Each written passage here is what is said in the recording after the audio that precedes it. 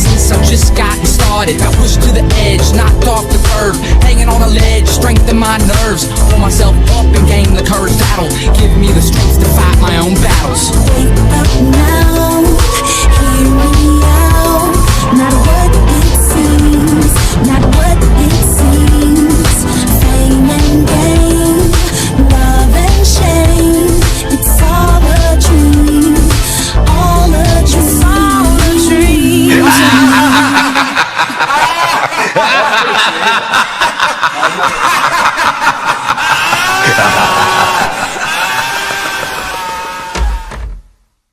What is happening, Waffle family, Waffle universe?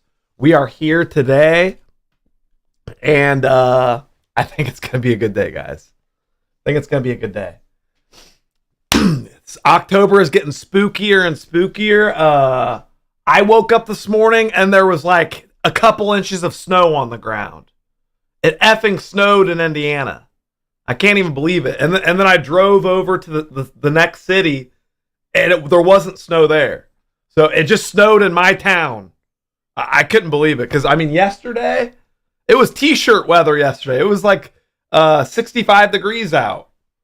I don't know how it snowed. I literally slept with my window open. It's not even like cold enough to snow. It's some weird nightmare fairy magic spawned the snow on the ground. I don't know. But it is good to see all you guys in the chat regardless. I love the snow because I want to shred that butter and go snowboarding, man. But Timothy, Joe Man, Sammy Ray, Captain Kiera, Spooky Dooby Doo, Garrett S, Stickspell, Jared Williams, Edwin T, John 3275, Andrew, Maria Alyssa, Facility West, Tim Leonard, Friendly Mushroom, Juice, Tom Fanto, RZ3, Josh Calderon, Francisco Diaz, Dottie, Johnny Allen, That Green Alien, Majin Trev, Sir Monster, Lauren Stennett, Shab, Francisco Diaz, Hook Slogan, Mark's Bowling Tour, Paradigm Prophecy, Billy Baggins, Johnny Allen, Asa Flores, Nightbot, Adriel Pringle, Seth Ishkinsky, Mr. Cholinator, Spino Dragon Productions, Death Akarna, Anthony Stein, Travis Harper, Galaxy Pizza, Victor Lagina, Gino, So Abrasive, Andy Animosity, Steve G, Red Hot. I pretty much said everybody in the chat. What is going on, everybody? Hell yeah! It is good to see you too, Lieutenant Buttfingers. Now I feel like I said so many people in the chat. I like the people who weren't said are going to be left out. And y'all are making fun of me for saying Victor Lagina. I clarify. I've asked this man. I'm like, look, is it Lagina? Is it Lagina? I'm giving you the benefit of the doubt here. And he said, Jack, it's Lagina. It's Lagina. You got it right. So his last name is Lagina. What a last name. I got it correct. Not vagina, Lagina. Wow. Andy Animosity. Finally getting her blue waffle as deserved. Now that's justice. Justice for Andy has finally been served in the chat today. She said, I got my blue waffle. I'm so happy, Mew. You know what? We're happy for you, Andy. We're happy for you. And it's going to be a really special day when you get your purple waffle. Because, I mean, that's your color, Andy. Whenever I think of Andy Animosity, I think of the color purple. So, yeah, I'm very excited. Very excited. Amazing. God bless Andy and the waffle universe. Wait, Stickspell said it's my special day today, too. Wait, it's your birthday, Stickspell? Is it Stickspell's birthday? Oh, wait, you just got your purple waffle today? I didn't even notice. I thought you already had it. Well, congrats. Did I miss that? Did I miss it? Well, congrats, Stickspell, if you got the freaking purple waffle. My God. Wait, can I scroll up? Can I see your message or something? I don't know. I don't see it, but congrats. That is amazing. Stickspell, she is here I would say before I start the stream, there's usually 5 people in the chat who are just sitting here anxiously waiting for the music to start playing and the intro screen to pop up. Stickspell is one of those people.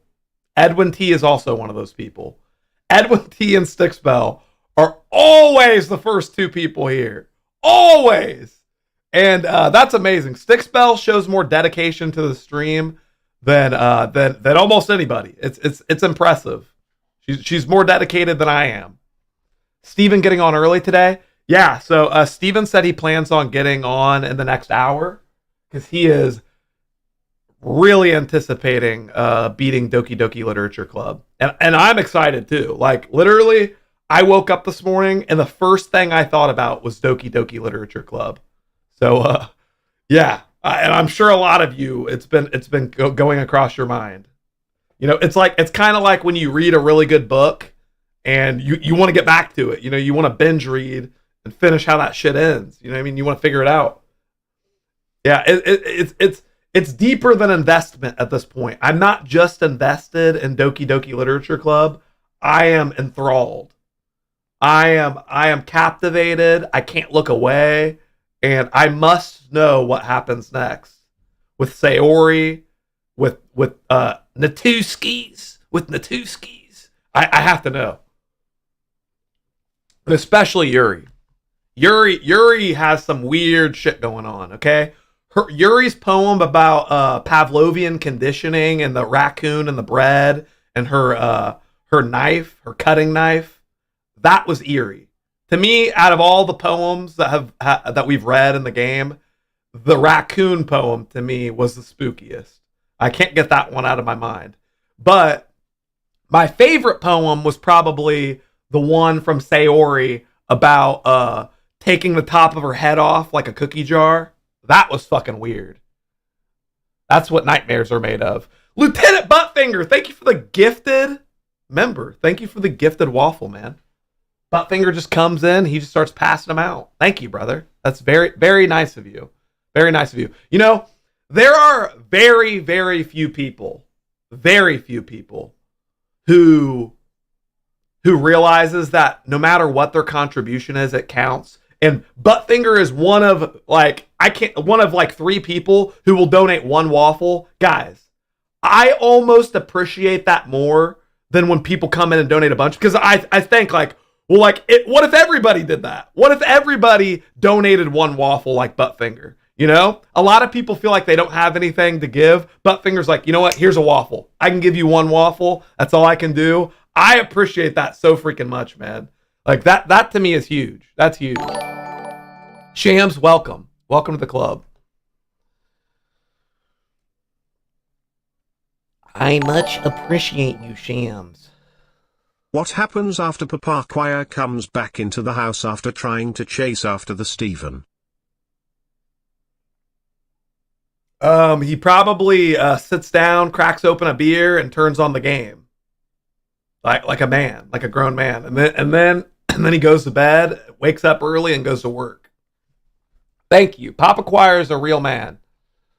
Appreciate it. Tom Fanto dropping the 5 gifted waffle memberships. That is amazing. The chat is not happy with with 988. So guys, please turn on your gifts. Go to your settings or whatever you have to do. Type it in on Google. Accept your gifted member today so that we can reach 1,000. We can reach 1,000. I mean, in my heart, we've already been at 1,000 because people just need to accept the gifts. But hey, it is what it is.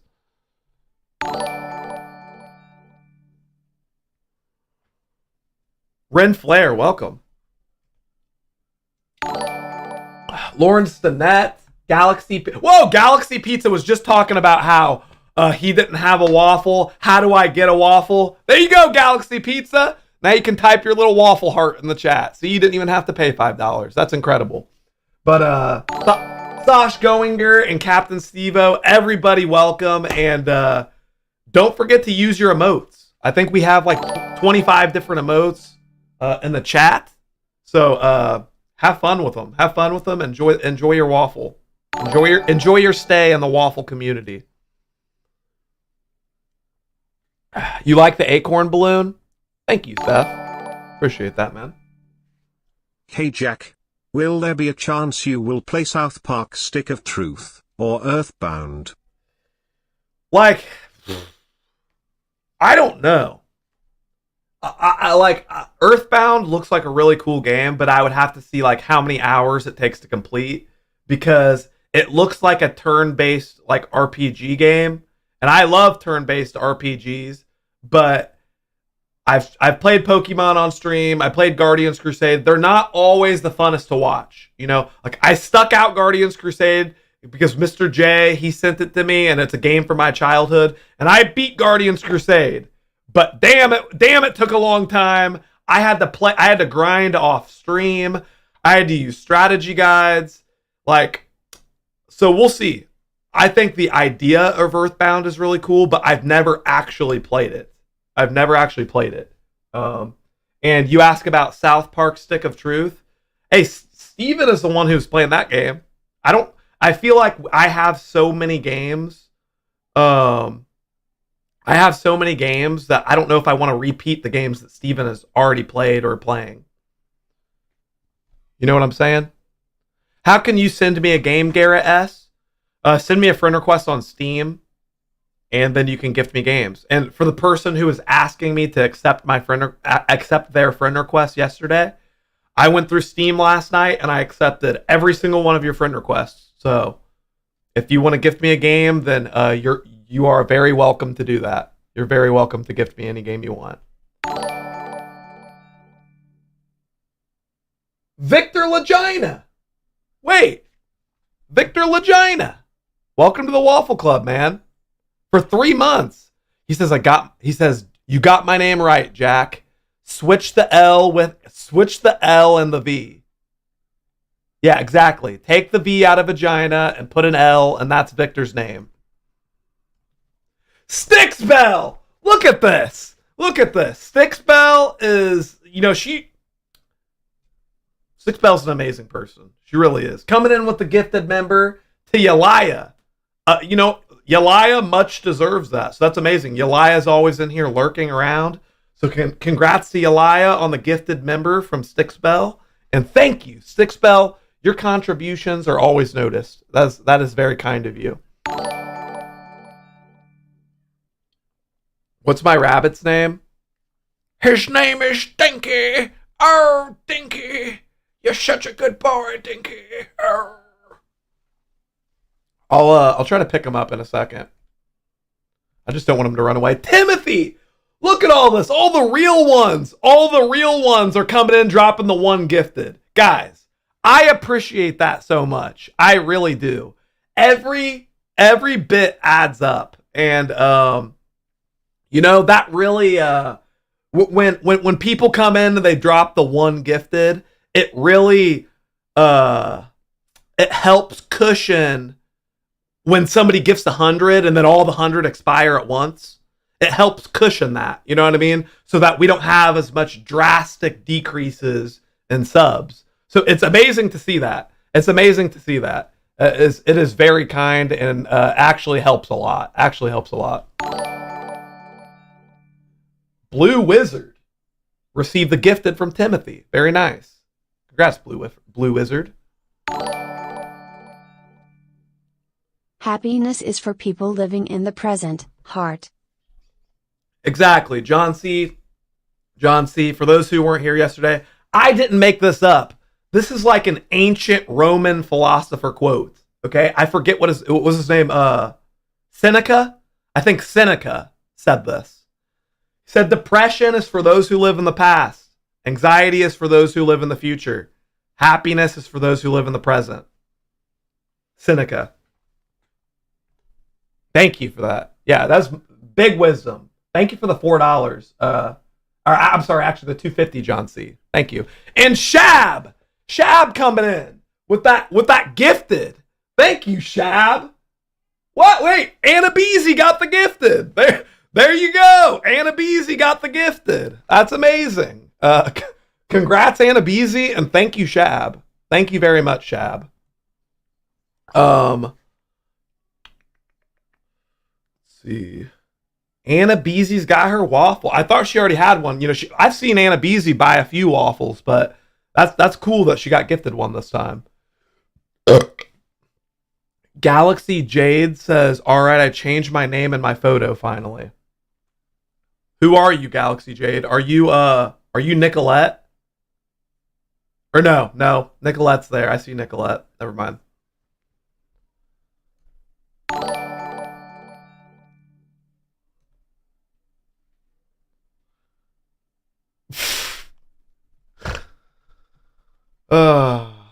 All right. Well, we just got a gifted game from Tim Leonard. I think Tim Leonard might have been the one who wanted me to accept his gift. He gifted us a game called Kingdom Come Deliverance, Royal Edition. Okay. Thrust into a raging civil war, you watch helplessly as invaders storm your village and slaughter your friends and family. He said, Jack and Steven, hey guys, I hope you give this game a shot. Enjoy. Well, thank you. Thank you very much. That sounds extremely interesting. I've never heard of Kingdom Come Deliverance. I haven't seen any gameplay, but maybe I'll have to watch a trailer or something. Joe Man says he can taste the waffles. You know, it's nothing better than the smell of a freshly cooked waffle. You walk in, that grass-fed butter melting over the top, the syrup, maybe there's some coffee in there. Wow. You know, I'm not a huge fan of like eating American breakfast, but the smell of American breakfast is just next level. I think we have the best smelling breakfast. They really gonna be Doki's son? What? Are you asking if we're gonna play Doki? Yeah, Steven's gonna finish Doki today. Do you do peanut butter on waffles? No. I know so many people who put peanut butter on their waffles, but to me, that's criminal. I think if you put peanut butter on your waffles, you should be like psychologically evaluated.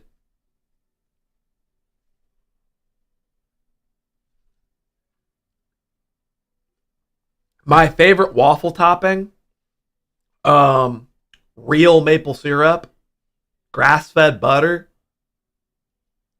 you know, maybe a little bit of fruit, maybe some pomegranate Oreos, maybe some sliced strawberry, whipped cream is even good. You know, hey, a little bit of whipped cream, F it. This is something I really like to put on waffles and cereal and stuff. I take those pumpkin seeds, those little those green looking pumpkin seeds, pepitas, and I roast them in a pan until they like pop. It's almost like puffed rice. They pop out and they turn all brown. Dude, that shit is dope.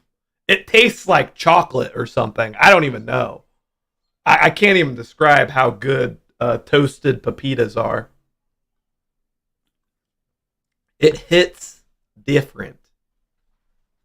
I swear, man. They're cheap too. I buy a big thing of those pepitas and they last me like 6 months. Daniel Ozark said, I've been busy and what did I miss from this month? What did you miss from this month?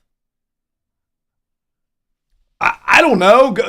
There's a playlist section where you can literally go back and watch all the streams. I don't know, man. I couldn't even tell you what happened yesterday. Timothy sent me a Discord. Timothy Wagner sent me a Discord message this morning, and he was like, he's like, dude, I just wanted to thank you for the relationship advice that you gave yesterday. It's already working, and it's really helped. And in my mind, I thought, what relationship advice? I literally don't even know what I said. So, you know, sometimes when you're live for 9 hours, so much is said. I just sit here and talk uninterrupted for so long. I don't even know what I said. But apparently it was helpful. Apparently it was good. But I highly recommend Daniel Ozark. If you weren't here yesterday was an amazing stream. And Friday's stream, oh my God. A lot of people said that Friday's stream, the drunk stream, it was a 12-hour drunk stream. And I was drunk for 12 hours. Oh, I was drunk for like 2 days. But people said that was one of the best streams we've ever done. So if you want to see a good stream, just 2 streams ago was really good. It was a great stream. But what else? Timothy literally agrees with everything you say. He doesn't send me a bunch of messages on Discord sucking up to me after every stream though. He literally, I barely talk to Timothy on Discord. He just randomly sent me a message. So I wouldn't doubt that Timothy was actually helped by something I said. He doesn't just spam messages on Discord. But wow, Lieutenant Buttfinger said that stream was straight butter. Straight butter. All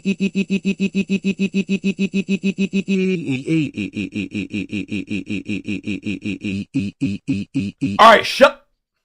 Shut up!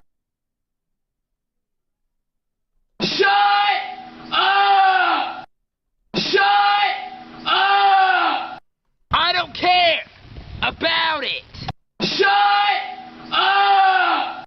Thank you, E-Man.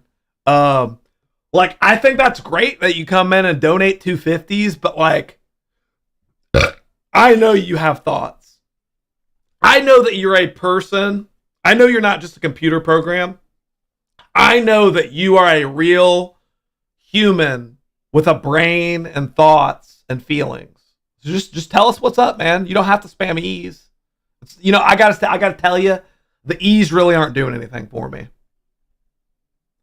Like, I think I laughed the first time and I said, nobody's ever spammed E's. And now you've done it like 12 times.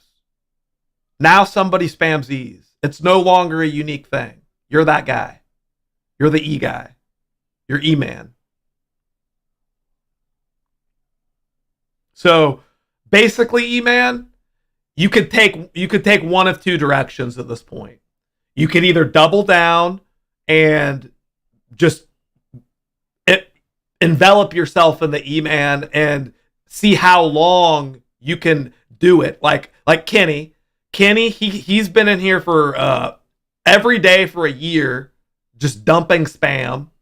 You can do that and you can be known for that. Or all of a sudden you can step out of the darkness and you can say, look, I'm E-Man and I'm clinically depressed. I've been going through a really rough time in my life. I just lost my cat. And I type E's in the chat to help me get through the darkness. We want to know what your story is. You know what I mean? Like, for me, the E's are just that.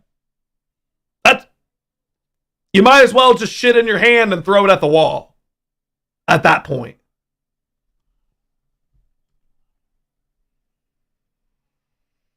The spam is just a mask. Yeah, spam is just a mask. But yeah, the spam is just a mask to escape from the pain. The E's help me escape from the pain of everyday life. Whoa, Friendly Mushroom he just sent me a game on Steam, I guess. It's called Iron Lung.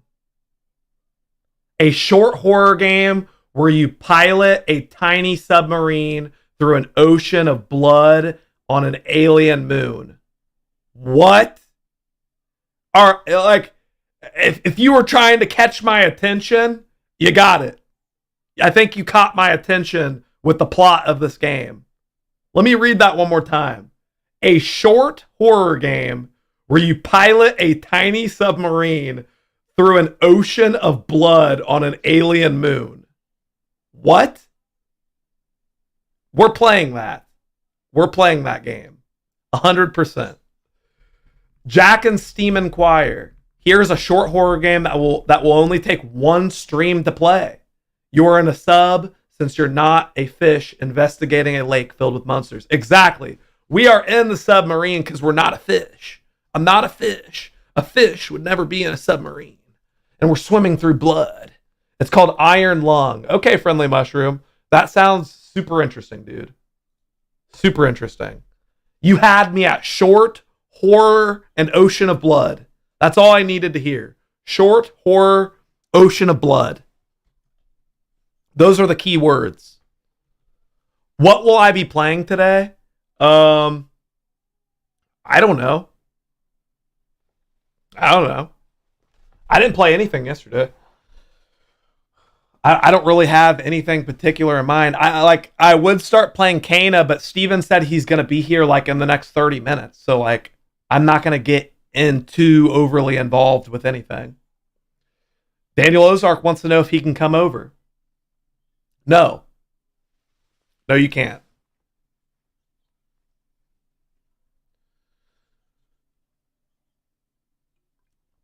Yesterday's stream was super chill. Well, I'm glad you enjoyed that, Six Bell. I thought so too. It's funny because, you know, the whole theme of the thumbnail and the title yesterday was like lo-fi beats. And then Steven comes on the stream and starts playing his lo-fi music and shit. I didn't even know that. I did not know Steven had lo-fi music prepared for the stream.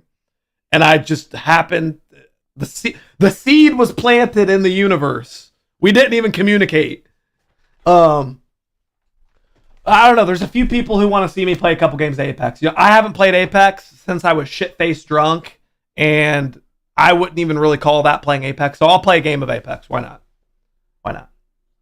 I have not really been playing it lately. Do I listen to Slipknot? Like I listened to Slipknot when I was in middle school. I push my fingers into my eyes. It's the only thing. Dude, I'll never forget when I was, what grade was I in? I think I was in 7th grade, and Slipknot dropped that song, or it was like a whole album. But the song Psychosocial, bruh, I will never forget when the song came out. Actually, you guys know who Kyle is. Kyle the Elk, who went to my school. Well, Kyle the Elk, he was in the computer lab, and I saw him with his headphones on, and he's like, listen to this song. Kyle the Elk put his headphones on. He had me listen to Psychosocial, and I was like, holy, what the hell? I was watching the video, all the dudes with the masks on.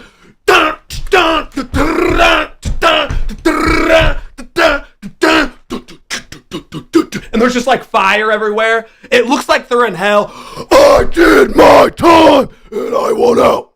So up your stuff. Dude, nothing was cooler in 7th grade. Like, what the hell? That song hit hard.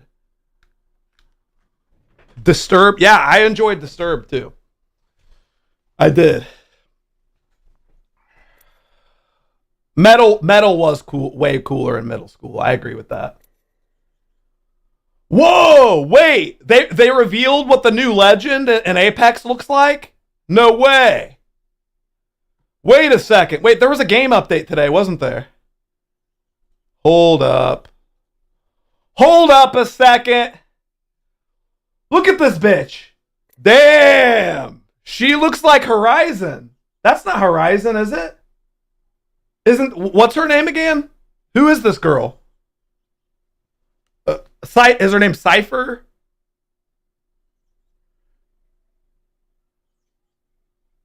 What's this girl's name? Damn, this bitch looks fucking evil. Cypher. Oh, man. Wait, what are her abilities again? Can't she just like create like this weird like cover? Like she just creates like these blocks and towers of shit. I don't even know what Cypher does, but she looks fucking cool, man. Hell yeah. Let's see. The store's still the same. Yeah.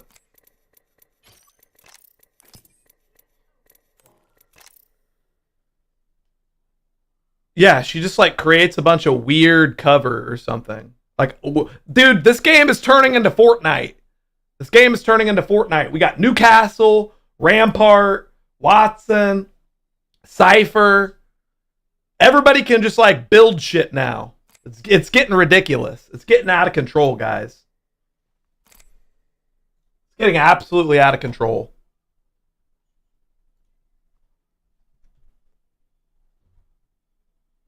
Let's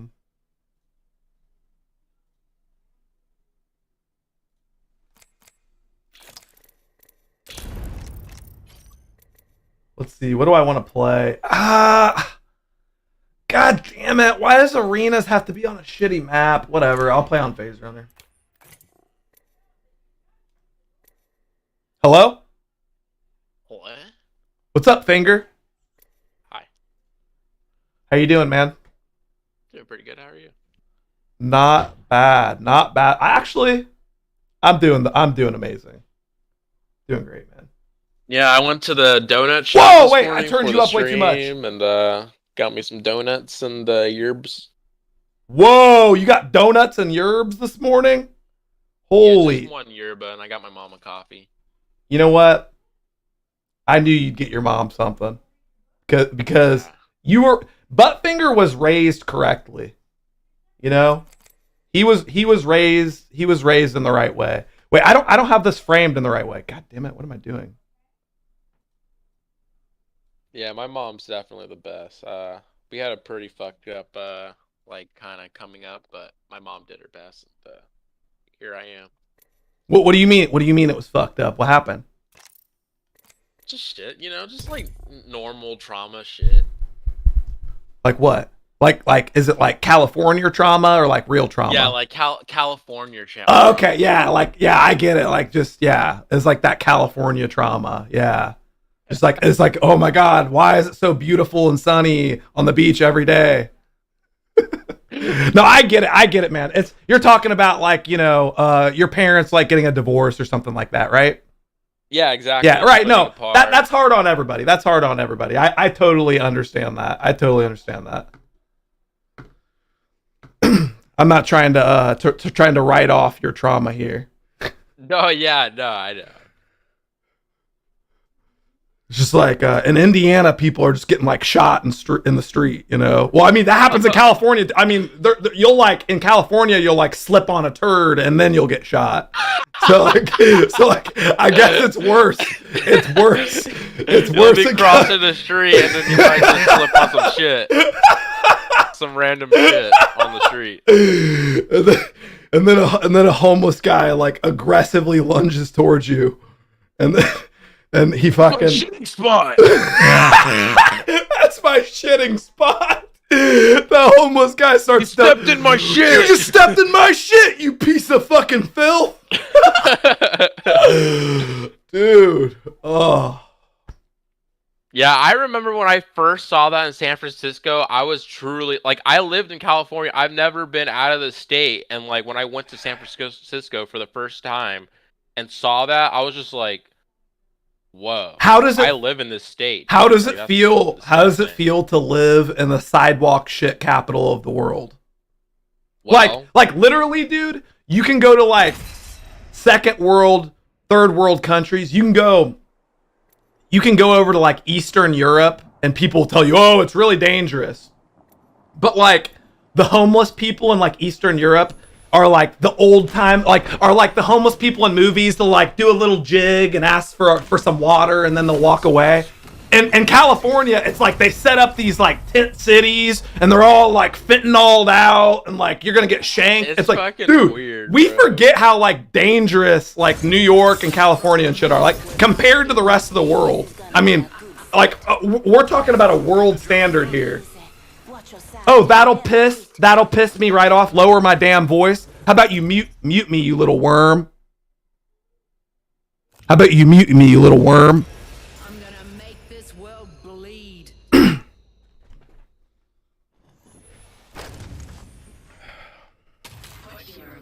I hate that. When people tell me I'm talking too loud, bro, you realize that you have an incoming chat volume bar, right? It's your responsibility to turn me down, dipshit. Also, you stop at the type. Oh, never mind. Also, speak with your voice. You know what I mean? Like your little chat. Like to me, that does nothing for me. You just when you start typing, you're instantly 10 years old for me.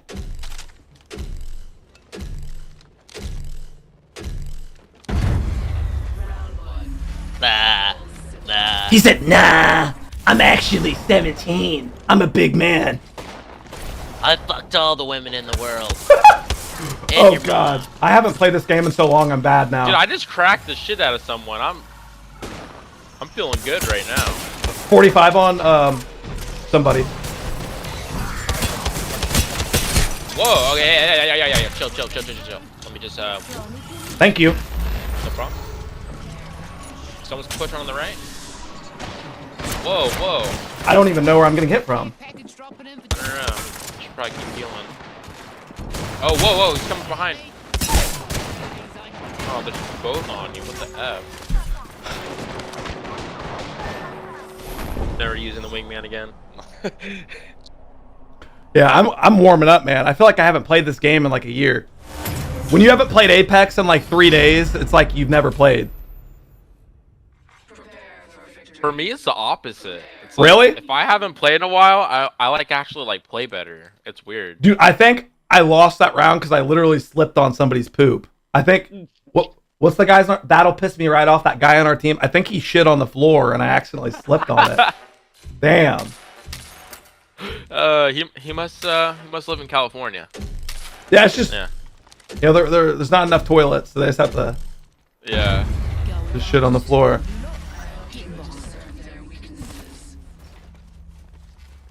Yeah. If I was homeless though, I definitely wouldn't be shitting on the street though. That's fucking weird.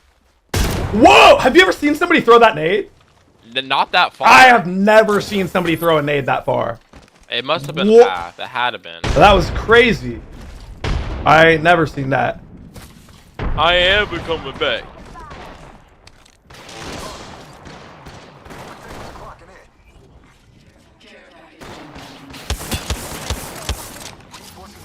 The Mozam meta in arenas is super weird. It is weird. I gotta.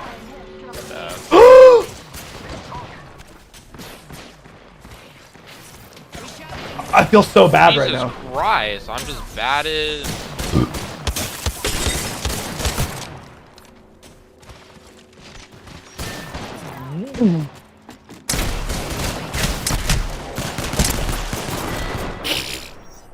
Imagine shooting somebody in the face with a shotgun and they're still just like completely fine.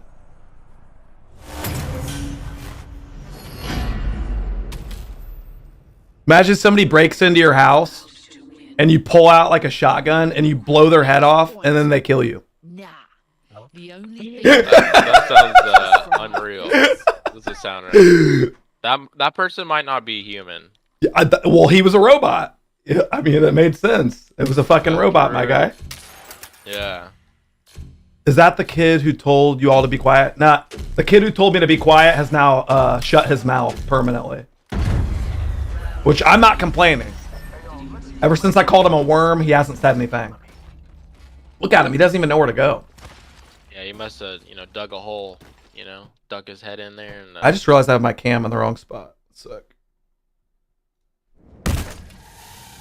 Don't you punch me. Don't you punch me, you little worm. Oh, God. 45 on Maggie.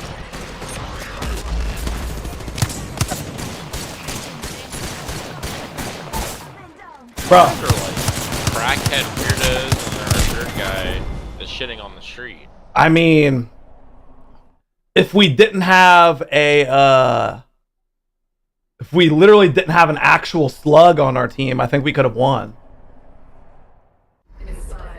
You know, there was a literal slug with a trail of slime behind him on our team.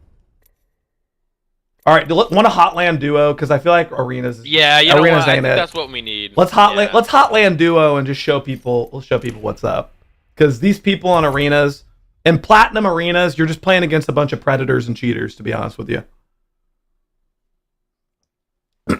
I would rather play against some children. Let's play against some children.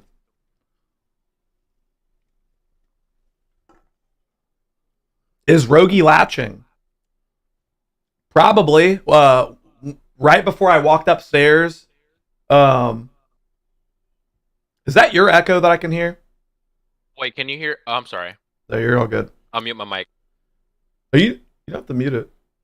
But I think if you just turn down the threshold or something. But Rogi was downstairs with Brianna, and they were watching this. This YouTube video, and it was teaching Rogi like baby sign language, and the girl was like, "This means milk," and I started dying laughing. She kept going, "Milk, milk, milk." But yeah, trying to teach Rogi how to squeeze titties already. It's amazing. It's a good thing. It's a good thing, I think. Do I think that the new legend in Apex is hot? Wait, how do I pull it up? Yeah, definitely hotter than Horizon, for sure. Why is it not? Yeah, she's hot. She's hot. Yeah, Horizon is too, like, motherly, right? Like, But she's still hot, though. No, okay, yeah. She's like a hot mom. I feel like Horizon is more badass than she is hot. You know what I mean? Like, I feel like Horizon, it's like she's just like, Horizon is like 500 years old, and she's just exactly. She's got a lot of experience.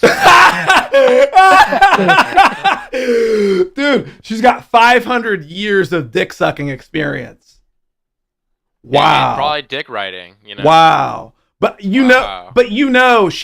Horizon, she's probably got, I have never read like the fan fiction and all the weird shit people put on forums, but I'm assuming Horizon is like a dom mommy. You know what I mean? Horizon doesn't seem like she wants to get dominated. She seems like a dominatrix or something.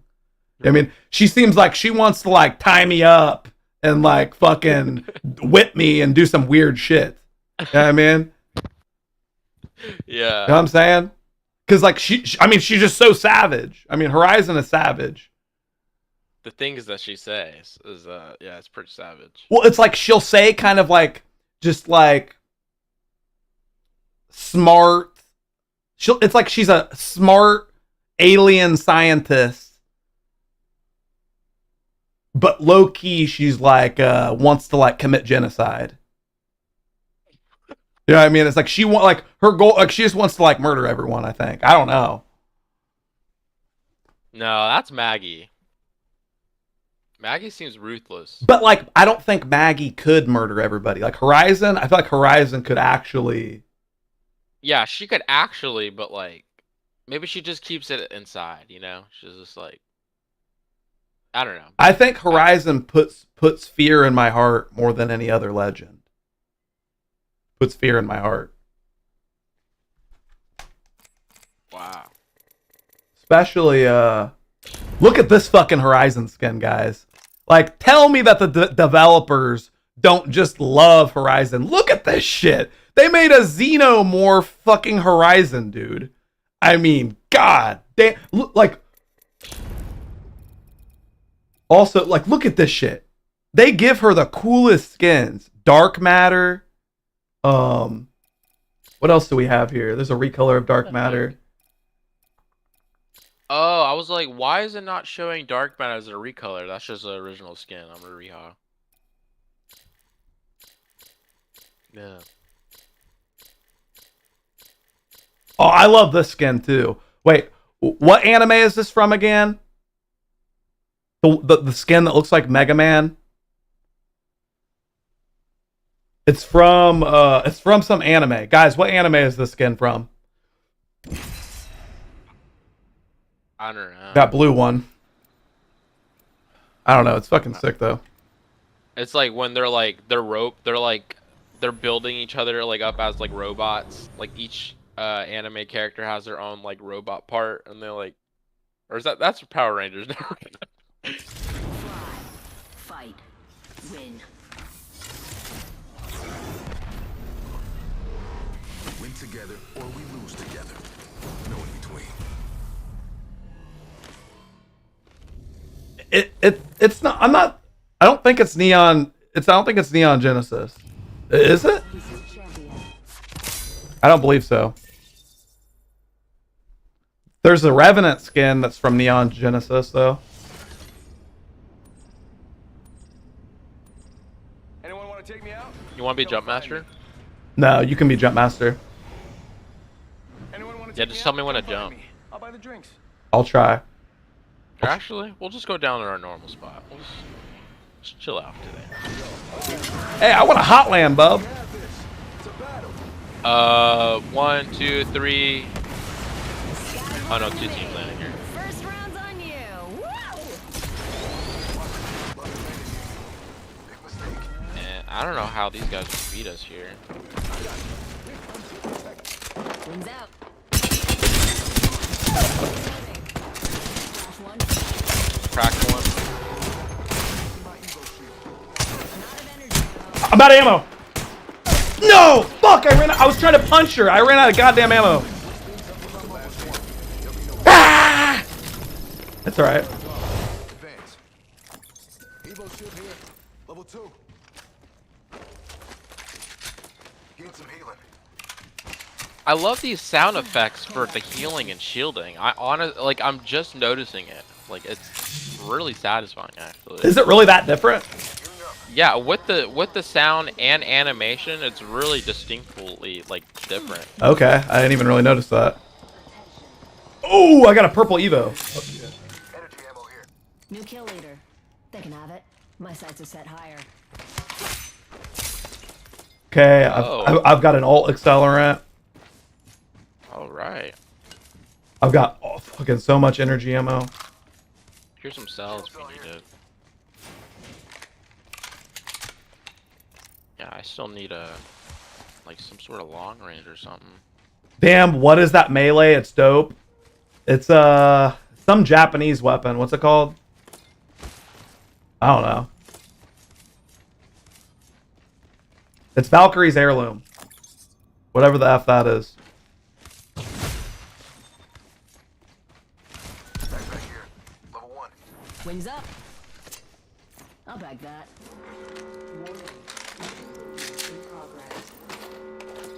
Rings closing and we're all Apex has some cool cosmetics. Yeah, it really does. It really does.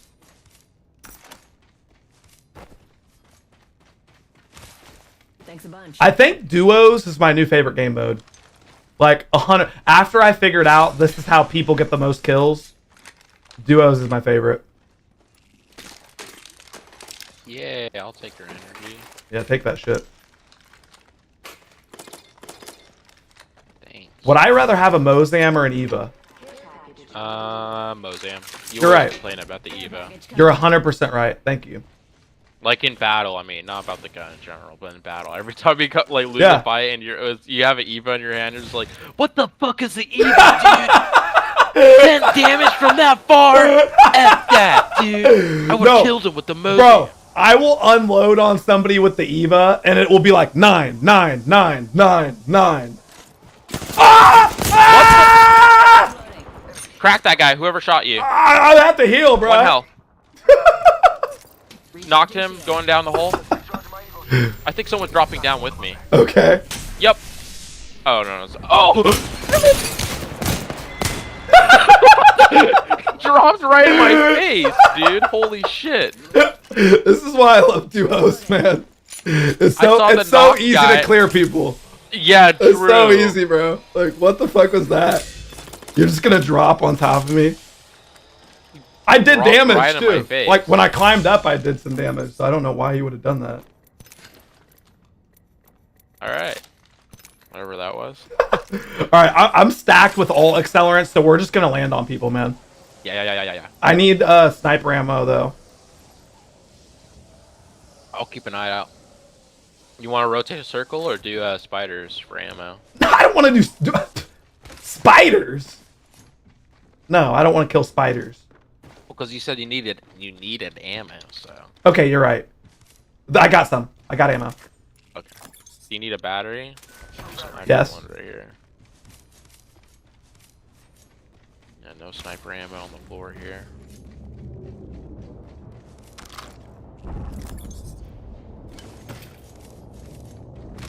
Thanks a bunch. Or do you want to take the grav lip or take your ult right here?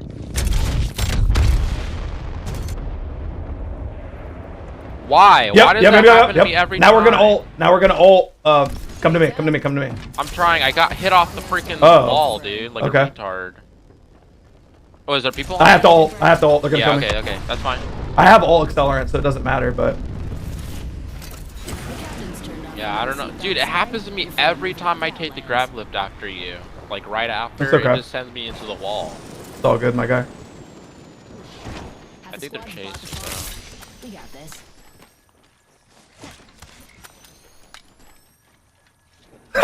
Panface Jaroon said this game is making him car sick. Well, you're lucky I'm playing on 90 FOV instead of 120 because you'd literally puke on 120 FOV.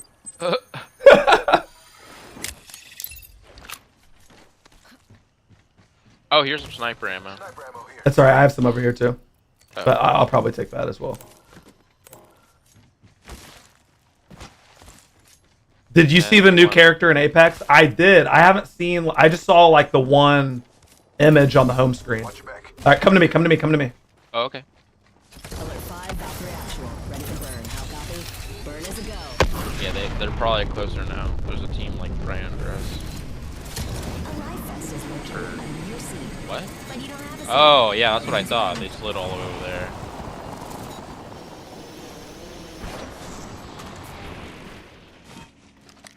Wings up.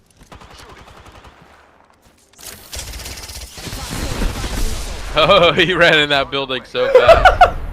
I'm gonna ult on the roof. Wings out. Eat an arc star. Okay, Bangalore is being thrown. I'm safe where I am. Yeah, me too. That was a fail, Bangalore. Huh. What a throw that was. Oops. My bad. Yeah, we could take roof control. I thought I could just get an angle. Oh, okay, coming to you. 90 on bang. I have the bat. Charging on my shield.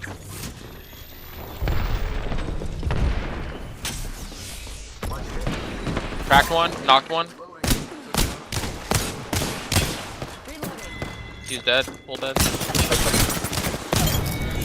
Nice. There's some sniper ammo needed. Whole squad crashed and burned. Ooh, gold bag? Fuck yeah. Gimme, gimme.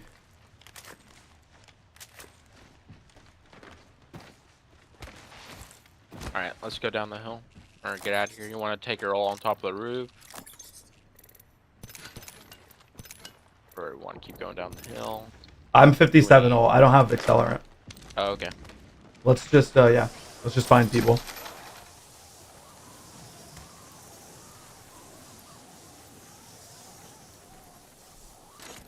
Oh, here's an alt selling. Wingmans everywhere.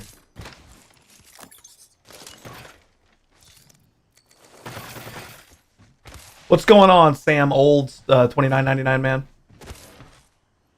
Did you know Jack is in Fortnite? People can low render so they can see people hide in bushes. Oh, that's fucked up. Fucking crazy. I didn't know that. I'm glad that kind of shit ain't in Apex, man. Oh, dude. But now I know why I play Apex. That sounds just stupid. Let's just start heading towards circle, and I'll have ult soon. I don't want to waste my only accelerant.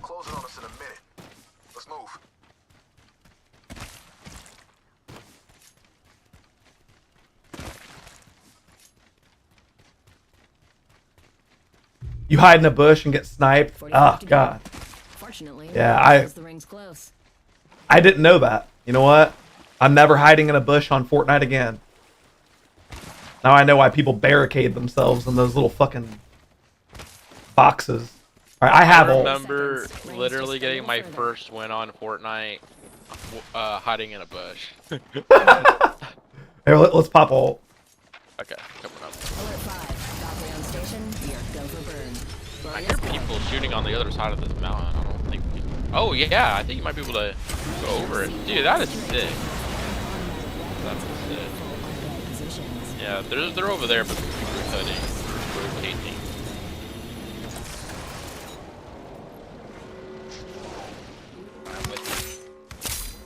We're outside the ring. Move. Got a visual on a bogey right here. Got a visual on a bogey right here. Guys, if you're feeling sick, just look at the center of the screen. I'm cracked. I'm popping a bat. Charging on my shields. I'm covering. Alright, let's go. I'll get an angle. Oh, they're moving. Yeah, I don't think they're trying to take this fight. Been running from They're them. pussies. They are a bunch of pussies. Alright, let's beat them to rotate though, because that's what they're looking to do. I'm doing good, Pro Alex. How about you? What the fuck You on see that? me? That's advantage. And she's trying to die. That's what she's trying to. She's trying to die. Yep, she did a good job. She did a really good job. Killer kill. Optics here. Close range. Oh, behind you, behind you. Shooting. Busted here. Running body busters. This might be the same team from earlier. There's two teams. There's two teams. Okay.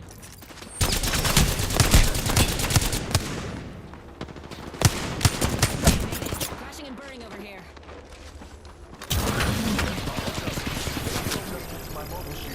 You're getting rezzed, buddy. You're getting fucking rezzed. I'll do it again. I don't give a fuck.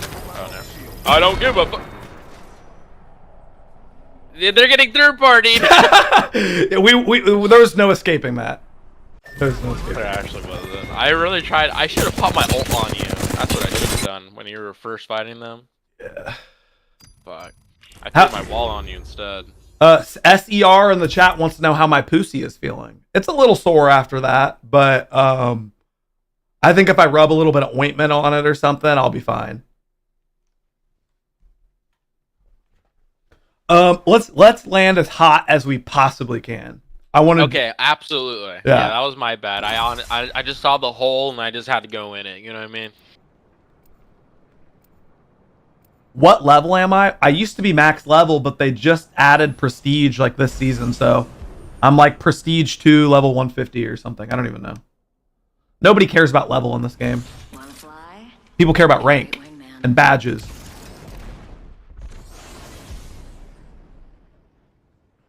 I used to be a level 1000 plus. Yeah, like you said, they removed it. Yeah, unfortunately, it just displayed that you're level 500 though. Had to like get on a third-party website. Yeah, just to see. Exactly. Really weird how that works. Okay, this is not a fucking not a bot lobby, but I don't care. I'm Jump Master. I'll take it from here. That means we'll get a better hotland. Jump master. Taking the flight. The new legend is trans? What? No, wait. Somebody just said that. I don't. Somebody just said that. I'm just reading the chat. I don't know if that's true. What? Stop, guys. Please Stop. tell me you're joking. Stop. Please. It wouldn't surprise me with respawn, but cringe. I just said that she was hot. Now you got the pronouns wrong, man. You assumed pronouns. How are you gonna assume Cypher's pronouns? Fuck. Guys belong to me. First round's on you. Woo! They should just do that with all the trans characters. Just like put masks on them so we can know that they're trans or something. Just like give them a mask. Head on the swivel. Bogey landing. I'm so dead. I'm so dead. Imagine passing out before even taking. Where are the guns? I don't know, bro. I have one gun. Here, I'll drop you mine. I'm running. Here.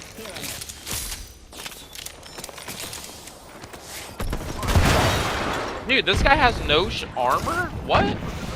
What the fuck is going on right now? There's nothing. There's nothing over here. This is all looted. It's close and it's Where's the loot? Where's the weapons? charging up. What the fuck? What is This is so fucked. some crackhead freak running to us? I have nothing. I literally have nothing. We're close. You're gonna have to distract him. Oh, yeah, this guy's a fucking loser, dude. What the hell? What the... Dude, what?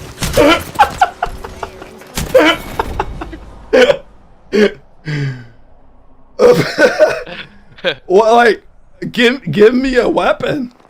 Like, spawn me with a P2020 and I could have killed somebody.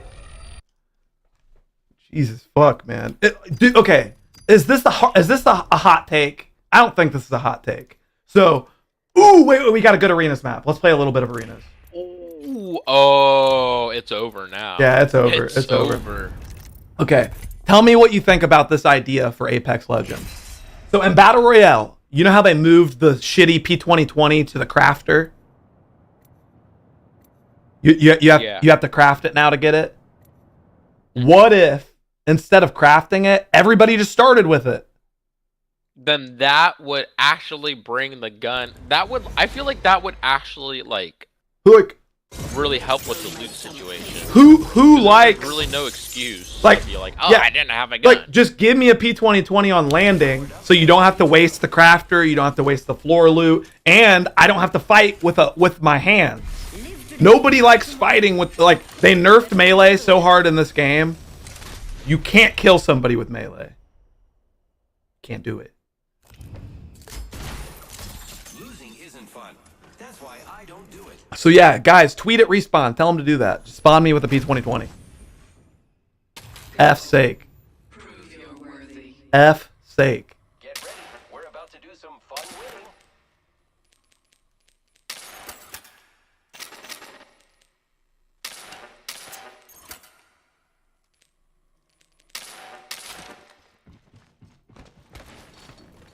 Yeah, exactly. Just give me one clip of ammo. That's all I need.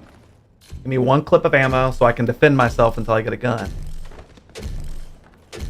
The clip of ammo? What with no gun? I thought about a drill. Wait, what? No, P2020 with one clip. Oh, okay, yeah, exactly. I thought I bought a ball, but I did not.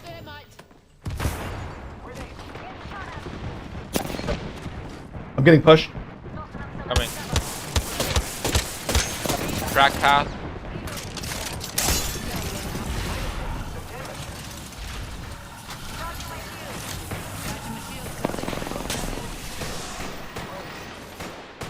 Reloading.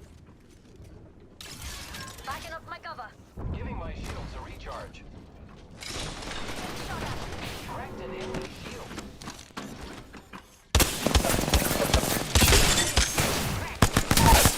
Reloaded. Munted an enemy. Far me.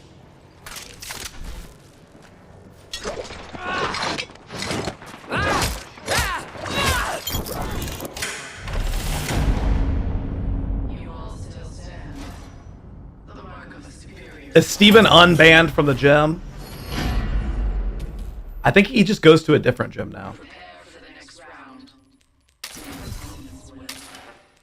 Wow, Matica said Maggie can slap me any day. Slap. You want to get slapped around with that whip, man?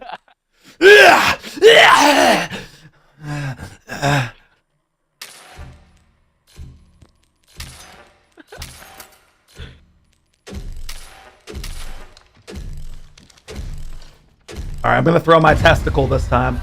Everybody knows I've got the biggest balls around here. Whoa, look at that giant nut just roll across the floor. That's a nut. Now that's a nut. I'm burning flesh. He's dead, dude. Path is fucking dead.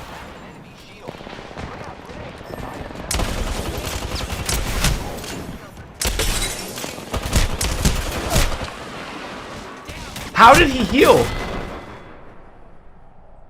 Huh? What the F? Teammate! Mike, why are you dead, Mike? Mike! Speak up, Mike! You're just barricaded? Oh my god. Buttfinger is such a freak. I know, Mike. I'm sorry. I'm sorry, Mike. I'm just kidding, Mike. No, he's rezzing? You ain't fighting shit, dude. I was right behind you. You were fighting too, and the other guy was on the front. I was fighting Path by myself. This guy's a liar. I know. I'm giving him the benefit of the doubt. Fucking liar. Yeah, you probably cracked him, but you weren't fighting three. That's all I know. Oh. Fuck. How about you said worry about fighting all three, you just like survive and kill I think every Pathfinder who plays this game should just be focused on not getting downed first, because when I'm sorry, but Pathfinder is the most common pick, and that's just what Pathfinder does. He goes in, he gets knocked, and like I'm not even mad at the people who play Path because he's fun to play, but people just need to be aware of like what his limits are and what his weaknesses are.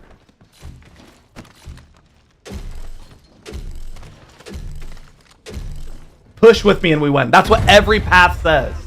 Push with me and we win, and then they die, and then they're like, why didn't you die with me? That's Pathfinder logic. Burning one, burning Path.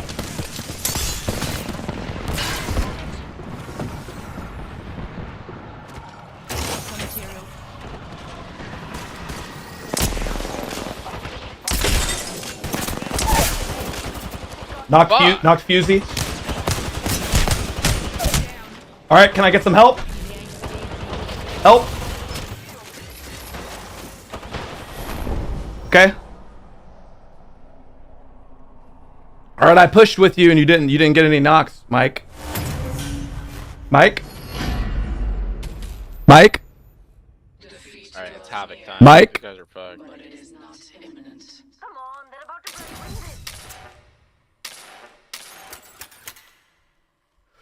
Mike! Mike! Mike!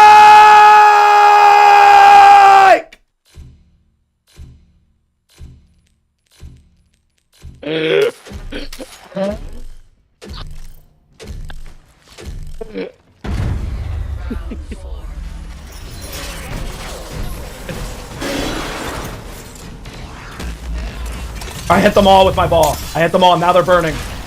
Dude, they're so dead. Just push. Why am I... Where's... He's one. Path is one. Path knocked. I'm dead. There's a guy behind you.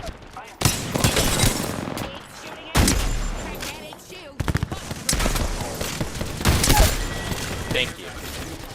Wow, I suck. Good job, Mike Wazowski. Mike Wazowski, my guy. There's always a Mike Wazowski on my team. There's always a Mike Wazowski. Oh, man.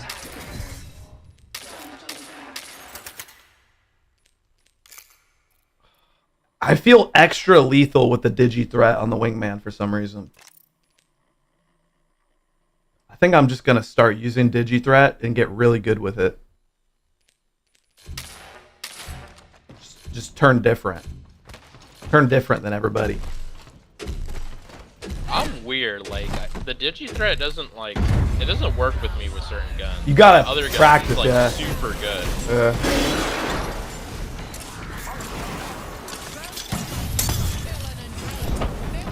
Oh, run back!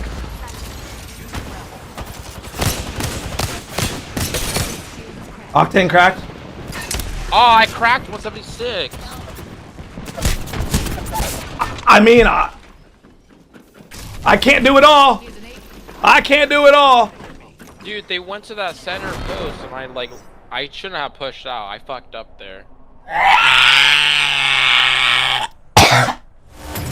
They're just gonna full send that center part. We can't just... Yeah, I'm not gonna full send like that. Do not surrender. Our other friends are about to... Don't wake up Rogies. Don't wake up the Rogies.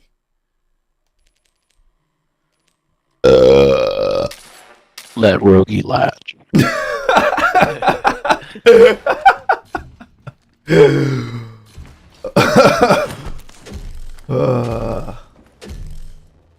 Let Rogie latch. Let Rogie latch, Mike. Mike, let Rogie latch.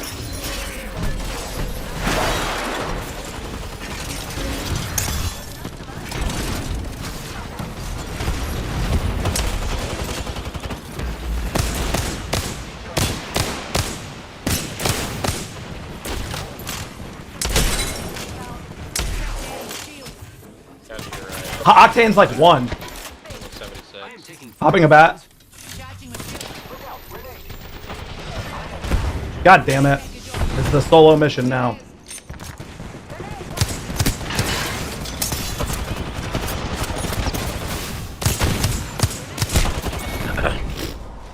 I tried to 1v1 that path, and he's just... I don't know what Mike said. Mike typed something super passive aggressive, but I left so fast that he didn't even get a word in. Yo, yo, yo, yo, yo! Oh, Steven's here. All right, looks like we're gonna play some Doki Doki, but Okie dokie, artichoke. Time to play Doki Doki on the low key, my guy. Let's do it. See you later. All right, Sinta Manate, Tortuga.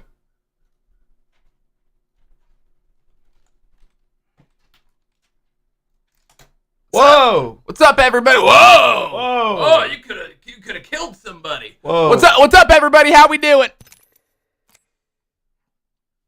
So for those of you who hated the Doki Doki gameplay, you might want to leave, because I'm finishing what I started yesterday. I'm finishing. I woke up, when I got off stream, I was like, man, I want to continue. Did you see like Yuri in your dreams saying, Big Steve? I know, I had weird-ass dreams, but nothing about Doki Doki. Nothing about Doki Doki, but I did have some weird-ass dreams. But, let's do it. Steven touched himself after playing that game. Yeah, but the two had nothing to do with each other.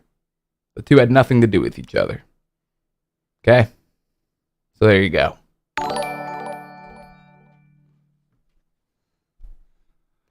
Oh, stick spell with the purple waffle. Wait, that finally came. Dude, that was like so delayed. She's had the purple waffle the entire stream, and it finally. Hey, it's new to me. It's new to me. Wow. She said, "This is how we do purple waffle, baby. This is how we do."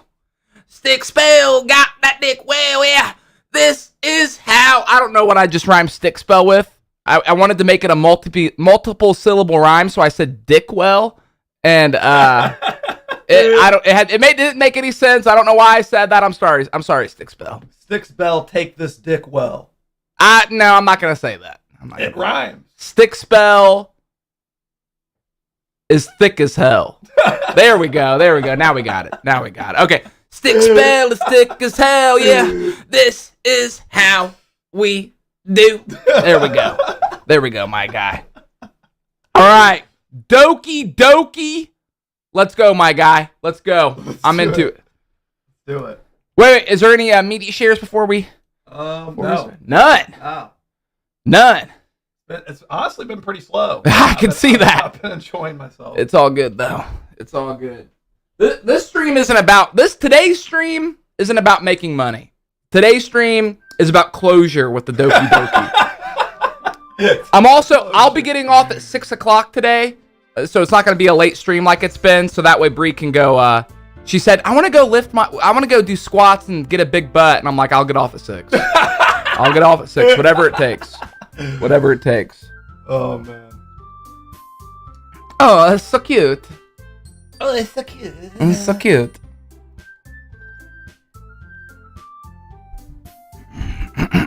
Oh, feels good to be back. Like, why am I so comforted by the sight of Doki Doki?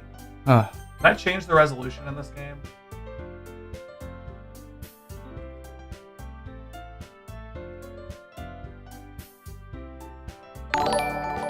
What up, Timothy? Stephen Ray Choir. First of his name. Slayer of the monsters. Protector of the rogues. 8x5 of the peens. Rapper of the raps. Squasher of the trolls. Yes. Gamer of the Two's sequels. Yes. Welcome, Stephen. Sorry I had my date yesterday, couldn't be here for you. Hey, it's all good, Timothy. That's not a bad reason, my guy. And if you missed yesterday's stream, you might be very, very confused by what's about to happen. In fact, you are going to be very confused if you weren't here for yesterday's stream. But just stick with us. Stick with us for a minute, because I just need to finish this game. I need to finish this game. I made that...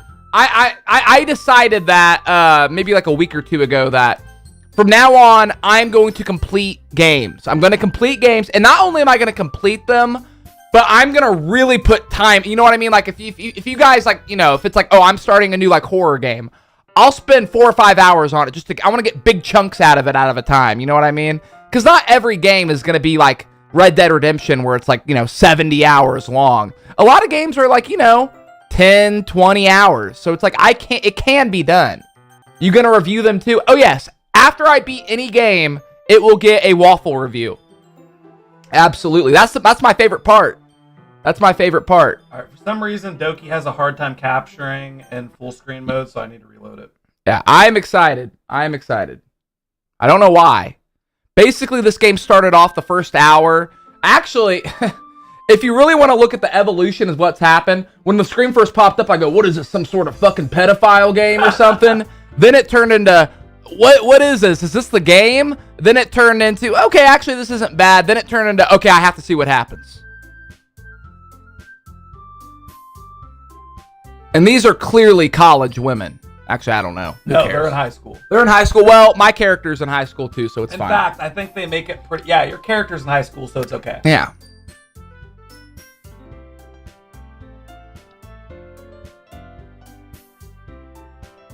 And I'm pretty sure they even make it pretty clear that Natuski is a freshman in high school.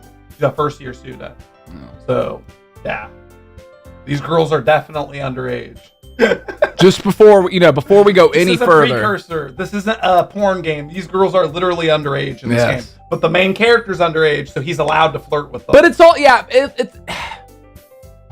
it doesn't get too creepy with it. It doesn't. It doesn't get too creepy. The creepy it gets is like the girl's like talking about how she has back problems because her boobs. Yeah, if the game was just, if that's all the game was and it was just so creepy, I wouldn't be playing it. Even on stream, I'd be like, all right, this is just weird. You know what I mean? But it's fine. It's fine.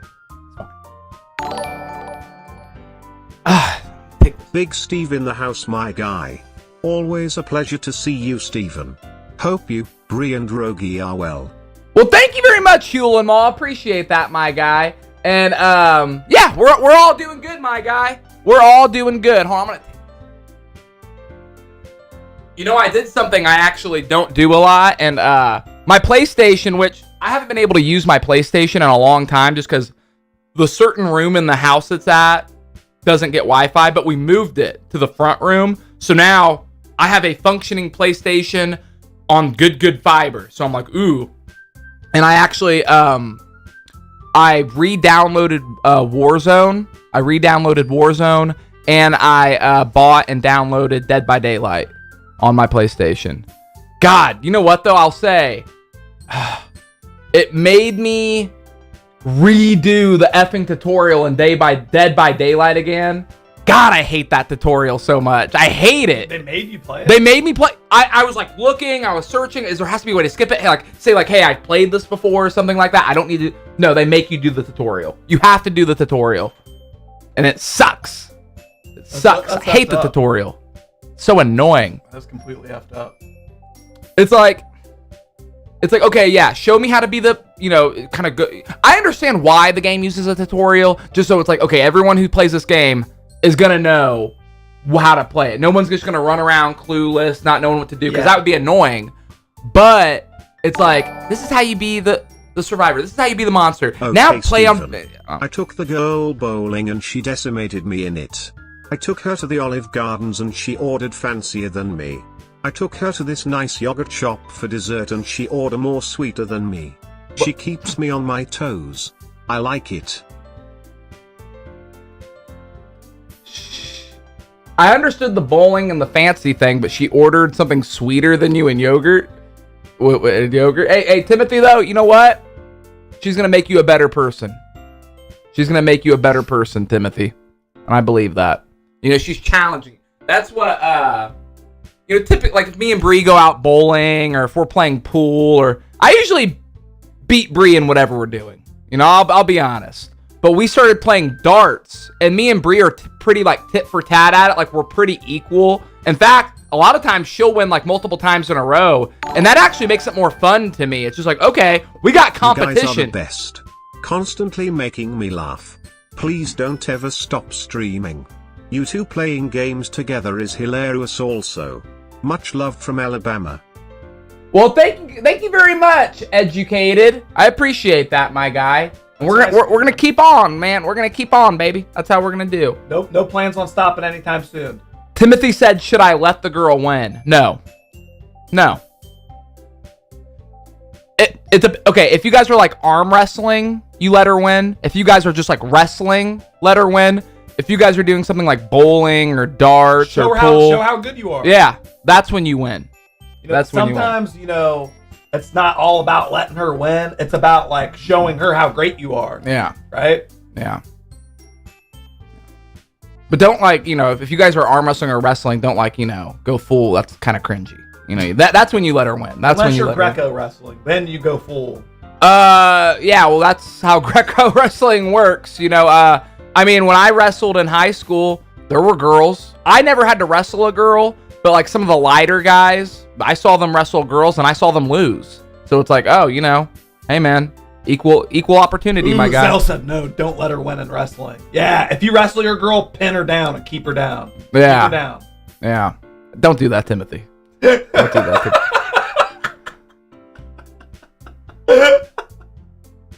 I feel like Timothy would like get her in a headlock and like, well, Jack and Steven said like Timothy knocks her unconscious and then he's kind of just like, he's like, oh. Yeah. Just let her win, Timothy. Just let her win.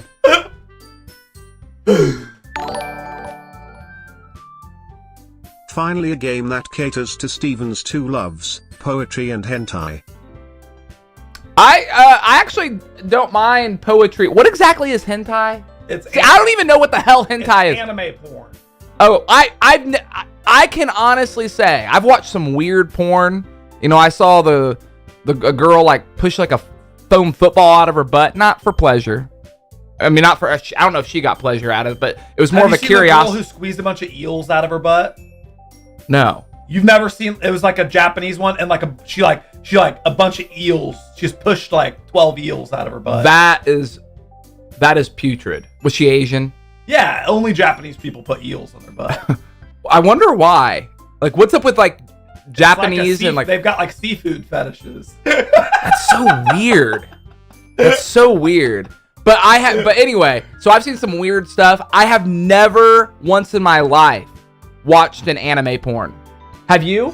No. I've never watched. It's just not. The fact that it's animated automatically makes me not interested in it.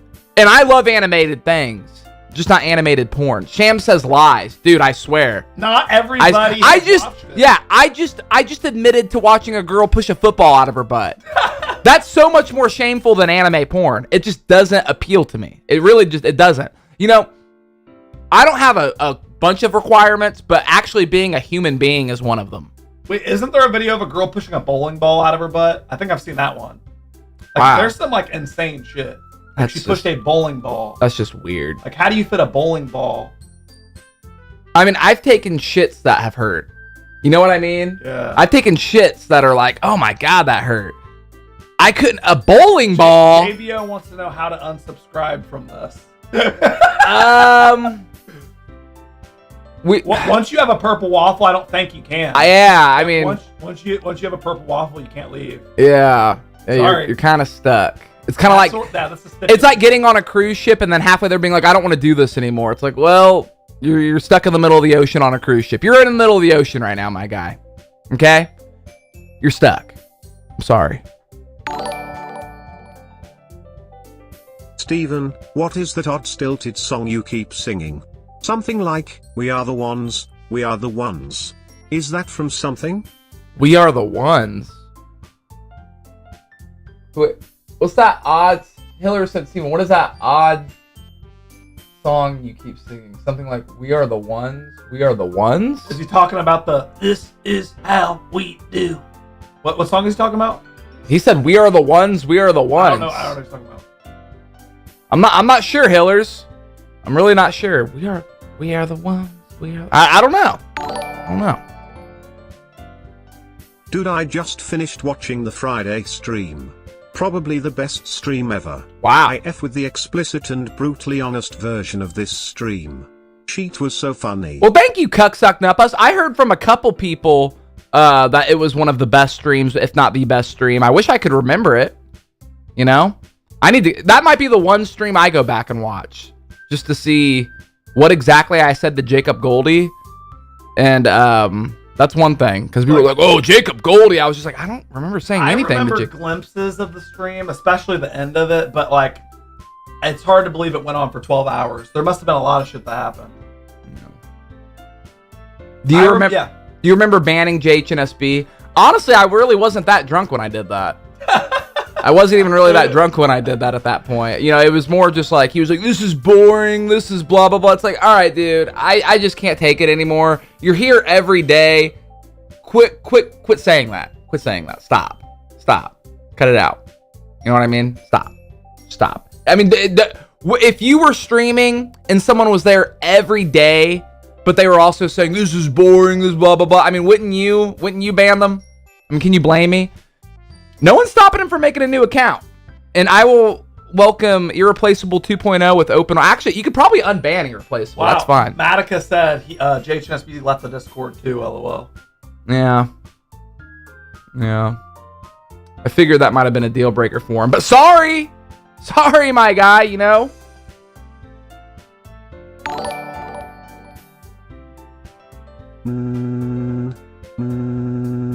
Incoming call from David Quire. Message, boy, get your butt in the bathroom right freaking now. I just found several DirecTV remotes hiding in the cabinet and you left a big mess with your pee. Do I always have to clean up? I don't care about it. Leave me alone. Bye. You're not really my dad. Not really my dad, so that really doesn't mean much to me. So bye. See ya. Hasta luegos. Byes. I'm on that doki wavelength now, my guy. You can't hurt me no more, baby. How's it going by EX Steve? Watched the end of the stream late last night and couldn't stop laughing. Hype for this stream. Hope you both are having a good day, and Steven, hope you had a good morning gym sesh. Shout out to Natureski. Well, thank you very much, RZ3. Appreciate that, my guy. And, you know, technically today is tier list Tuesday. I don't really have a tier. I'm not really feeling a tier list today. I just don't feel the need to do a tier list. I want to do the Doki Doki. Okay, I just want to do my Doki Doki, and then fill whatever time is left until 6 o'clock. Because like I said, I'm getting off at 6 with some other game or something. And Mortuary Assistant. Yeah, I'll play some Mortuary Assistant. Well, no, I want to save that for when I know Mr. J's on, and when I have a little bit more time. But what I want next week's tier list, because I was sitting there thinking, I feel like I've ran out of Halloween themed tier lists. Like, I mean, I feel like we've done just about every. And then I realized Stephen King movie tier list. That man has made so many effing movies. So next Tuesday is going to be a Stephen King movie tier list. And I'm going to need to catch up on some because there's a couple Stephen King movies I haven't seen. Well, actually, there's a bunch I haven't seen because he's made a million of them. But I'm definitely going to make sure to get the main ones in. But, so yeah, this weekend and even like today and tomorrow, and I'm going to get in as much Stephen King movies that I haven't seen as I can. I mean, I've seen like a big chunk of them, like It, the new It, Pet Sematary, Shawshank Redemption, Cujo, The Shining. I mean, I've seen like mostly all the big ones, but there are a couple other ones that I want to check out, so that way I can, you know, just a more fulfilled tier list. So yeah, next week, Stephen King tier list. I went to, I visited Maine like a year ago, and I showed up to Stephen King's house. Nice. And it's all gated off and shit, but he lives in the creepiest neighborhood you could possibly fucking imagine, dude. Like, I swear that makes sense. It's like a bunch of like giant, old-looking houses that are all the same color. They're all white, and then Stephen King's house is red. Everybody's house looks the same except Stephen King's. Wow. It's so weird. It's eerie. And then I swear to God, sitting on the sidewalk right outside of his house, there was like this old-looking kettle. And I saw it, and I took a picture of it, and I was like, I guarantee you, if I like picked that up, it would like put some kind of hex on me. Yeah, I would not touch that kettle. I was like, I ain't touching that fucking kettle. No. I was like, fuck that. Yeah. Yeah, I would not touch that kettle. Yes. That's the one I was talking about. This is how we do. In the Club by 50 Cent. Is that from something? No, that's not In the Club by 50 Cent. That's How We Do by The Game. This is how we do. Okay. Yeah, it's a song by The Game. But Oh, well, what were you saying? You were saying, we are the ones, we are the ones. No, yeah, this is how we do by the game. Thank you, Hillers. Thank you. Ooh, Pet Cemetery. I grew up watching Pet Cemetery. Yeah. It's not a trouble down that ride. I don't want to give away because the tier list is next week, but definitely have seen Pet Cemetery. They remade it too, maybe like a year or two ago, but I never saw that. I was like, that's not one I think needs remade. You know, my grandma showed me that movie when I was like little. My grandma showed me some of the scariest movies I had ever seen when I was a kid. Jacob's Ladder, Thinner. Jacob's Ladder? That you saw that at Grandma's? Grandma showed me Jacob's Ladder, Wow. Thinner, and the other one. Dude, she took us to see The Ring in theaters. Yeah, like she showed me all this shit when I was like 8 years old. Yeah. Shout out to Grandma. Yeah. I love The Grudge. John Zierli, I never really cared for that one. Yeah, Grandma is cool as shit. Grandma is cool as shit. No. Enver said must have been. No, she's still here. She's still alive. She's actually here right now. Oh, is she? Mm-hmm. Big Steve, I got my first tattoo appointment tomorrow since I was 18 and it's a big one. Any advice to mentally prepare? Thank you for the 5 spooky dooby doo. Yeah, just make sure you eat. You know, sometimes people will get so nervous that they don't want to eat before they go in, and not eating, especially before a big tattoo, is not a good idea. You might pass out if you make sure you get plenty of food. Maybe even bring a snack if it's like a 4, 5, 6, 7 hour tattoo. And just, I guess I'd like to know where you're getting it, but find your happy space, my guy. Find your happy space. I don't know why I just had like a mini stroke there for a second, but find your happy space, my guy. Steven, you got any more tattoos planned? Yes. I would like to get, by the same guy who's done everything on me, I'd like to fill this next arm up and get a great horned owl. Just like a realistic Are you kidding? picture of a great horned owl. No. Have you not seen their haunting gaze? Have you not seen their haunting gaze? What, do you have a problem with great horned owls or something? I think that's weird. No, I want it to be all black and gray, and then kind of give it those like greenish yellow eyes, make them pop. But yeah, great. Why a horn? Pan-faced Tarun said a great horned owl with Rogi's face. Oh my god. Ugh. Bro, please. Give the owl a baby head. I was gonna say I wouldn't do Rogi's face just because it's really hard doing. Have you ever seen even a great tattoo artist attempt a baby's face, like a real life baby, and they're like, I want my baby tattooed on my arm. Even a amazing tattoo artist, a baby face is so easy to mess up, it's not even funny.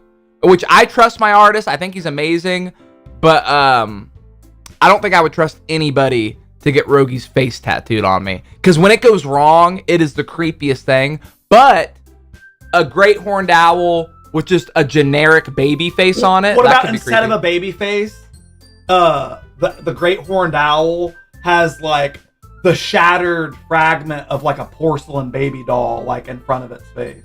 I just picture that being an ugly tattoo. I just picture the owl not fitting with your sort of dark theme of tattoos. Have you not seen a great horned owl, dude? They're the ones with the two things, and they always have an angry look. I feel like that the owl needs something more sinister. Like what if the owl, like those spurs that they put on like cockfighting roosters? Yeah. What if your great horned owl had like cockfighting spurs on? The only problem with that is, so the head is going to be up here, and that's going to be the main focus. The main focus you want on an owl is obviously the face, the head, the eyes. The spurs would be such a tiny little thing at the bottom of the arm, which is the smaller part of the arm. What if it wouldn't even really be... What if you got an owl? What if you got an owl like in the fucking attack stance, when they're about to fucking grab something? Then I would have to get it probably somewhere else. I'd have to get somewhere else. It's weird. Or you could condense it. You could make it more like square instead of rectangle, and then you'd have room for other things. Yeah. You know what? I'm not an artist like that, so it's hard for me to say, but it is amazing because when I first got my first tattoo and I went to them, and it's amazing, you know, the ideas you have, and then they'll explain to you, like, that's not going to work. And then they'll explain it. It's like, wow. It's like, my mind does not work like that. But yeah, you go to a good tattoo artist, and they'll stop you. You go to a bad artist, they'll be like, okay, let's do it. And, you know, a good tattoo artist will explain to you why that won't look right and what you should do instead. That's why I like going and having more of a general, just give me the best owl you can do. I think on you my should arm. have a squirrel that's like a actual squirrel that's holding like an actual gun. Like the gun is like as big as the squirrel. A squirrel holding a gun? A squirrel holding like an actual like pistol. I would want it to hold like an Uzi. Like a squirrel holding an Uzi. See, that's possible. That would actually be possible. I'd probably get it on like my stomach though.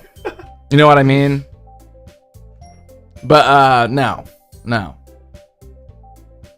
That would have to. Yeah, like the game. Oh my god, I forgot about that game. Yeah, squirrel.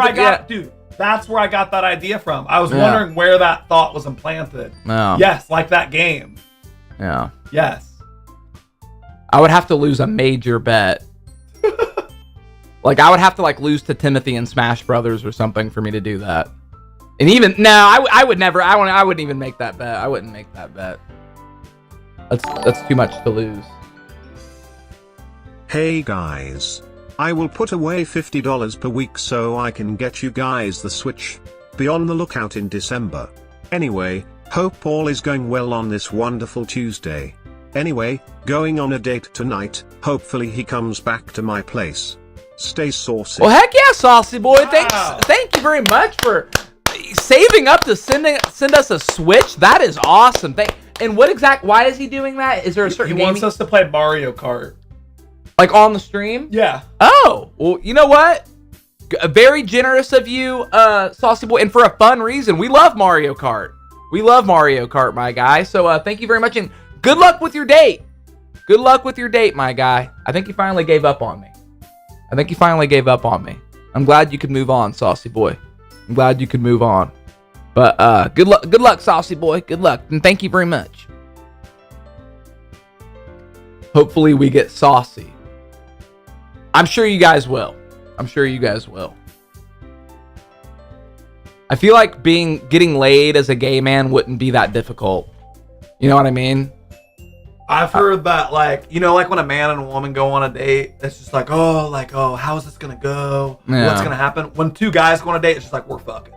Yeah, I mean, literally though. Which that totally makes sense because it's like, yeah, it's two dudes, it's two guys. You know, the way a guy's mind works is, you know, that's why they're going on a date most of the time. It's just like, yeah, I'm trying to get laid. So when you get two guys, it's just like, yeah. And it's like the opposite with lesbians. When lesbians get together, oh god, they probably take it ridiculously slow. When lesbians get together, it's like they've known each other their entire life, and they're like hyper monogamous. Like lesbians are like hyper monogamous. Zell said unless they fem ASF. Yeah, unless it's like a super femme gay guy that, you know, wants to really be like treated, you know what I mean? And like, hey, you have to earn this butthole. You know what I mean? Like, you have to earn this. Like, I ain't just, yeah, I could see that. More of like the more macho gay guys are probably just like, come on, brother. Let's do it. My guy. I've been waiting for LOL OK to interject and put us in our place. Be like, actually. But no, I don't picture us being wrong about that one. And that sounds, you know. Earn the boosie. Yes, earn that boosie. Absolutely.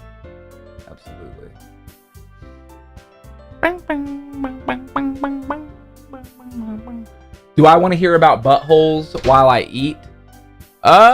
Wes? You know, you're asking me. I should be asking you that, you know? You know what it is? I've realized that certain people have certain things. Like, you know, we all have a limit of how far a discussion can go while we eat. Or, you know what I mean? Like Bree's family, they can talk about anything while they eat. They'll they can, which it doesn't really bother me that much. But I would say I have a little bit less of a tolerance for I don't want people to talk about shitting while I eat. You know what I mean? Yeah. Because I feel like that's directly related with I'm eating, and yeah, this is gonna turn into shit. I don't want to hear about shit while the food is still in its good form. But other people, it's like, they can't, like Bree's mom can't watch a horror movie while she eats. Like a real gory movie where people are getting decapitated. It's a to me, I like eating while watching stuff like that. That doesn't bother me at all. I can watch the most terrible, gory, brutal murder movie while eating, and that does not bother me at all. But as soon as shit gets involved, that's when I'm just I'm eating over here. We all have that I'm eating over here limit. What's yours? Spiders. Jack, if someone's talking about spiders, Jack can't eat. Go on. Yeah, I think the whole when you get into pooping and that kind of stuff, that's where it's I think bodily functions is when I it's just hey, I'm eating, man. I mean, I still can eat. It doesn't completely ruin it, but Brad M73, I knew a girl who used to eat spiders, LOL. Brad M73 has a check next to his name. Is he a very important person? Is he? How many subs does he have? How many subs do you have, Brad? Let's just guessing. Whoever's closer, who can be closer without going over? I think Brad has 168,000 subs. I think he has 1 sub.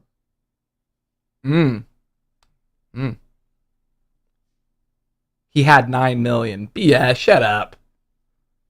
He has 109. You win. You were the closest without going over.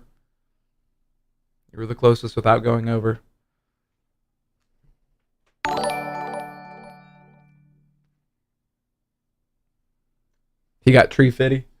Welcome back. Congrats on your blue freaking waffle, Shab. That's amazing. He says, I've ascended to the blue waffle, but my climb continues to the pimping purple waffle. Yep. Heck yeah, my guy. Heck yeah. You'll be pimping them around. You're almost there, brother. And just know, Brad, I didn't say 1 because I thought you were a nobody. I said 1 because that was a strategic Price is Right move. I mean, anybody dude, who's watched Price is Right knows that was the right bid. I mean, Brad, you're not you have 109,000 people who are subscribed to you, my guy. I mean, that sounds like a lot to me. Imagine if they were all in one room, my guy. Imagine all those people. It's that's Inverse said, how come y'all don't have a check? You guys have been here for 13 years. We do have a check. Yeah. Look, I'll type in the chat. See the check next to my name? We got a check. I have a check. He has a lot of subs. He's more valuable than us peasants. Yes, Evan. Exactly. 109,000 people in the room would be a sausage party, LOL. Yeah. Women don't subscribe. Or maybe you just put out really manly content. I don't know.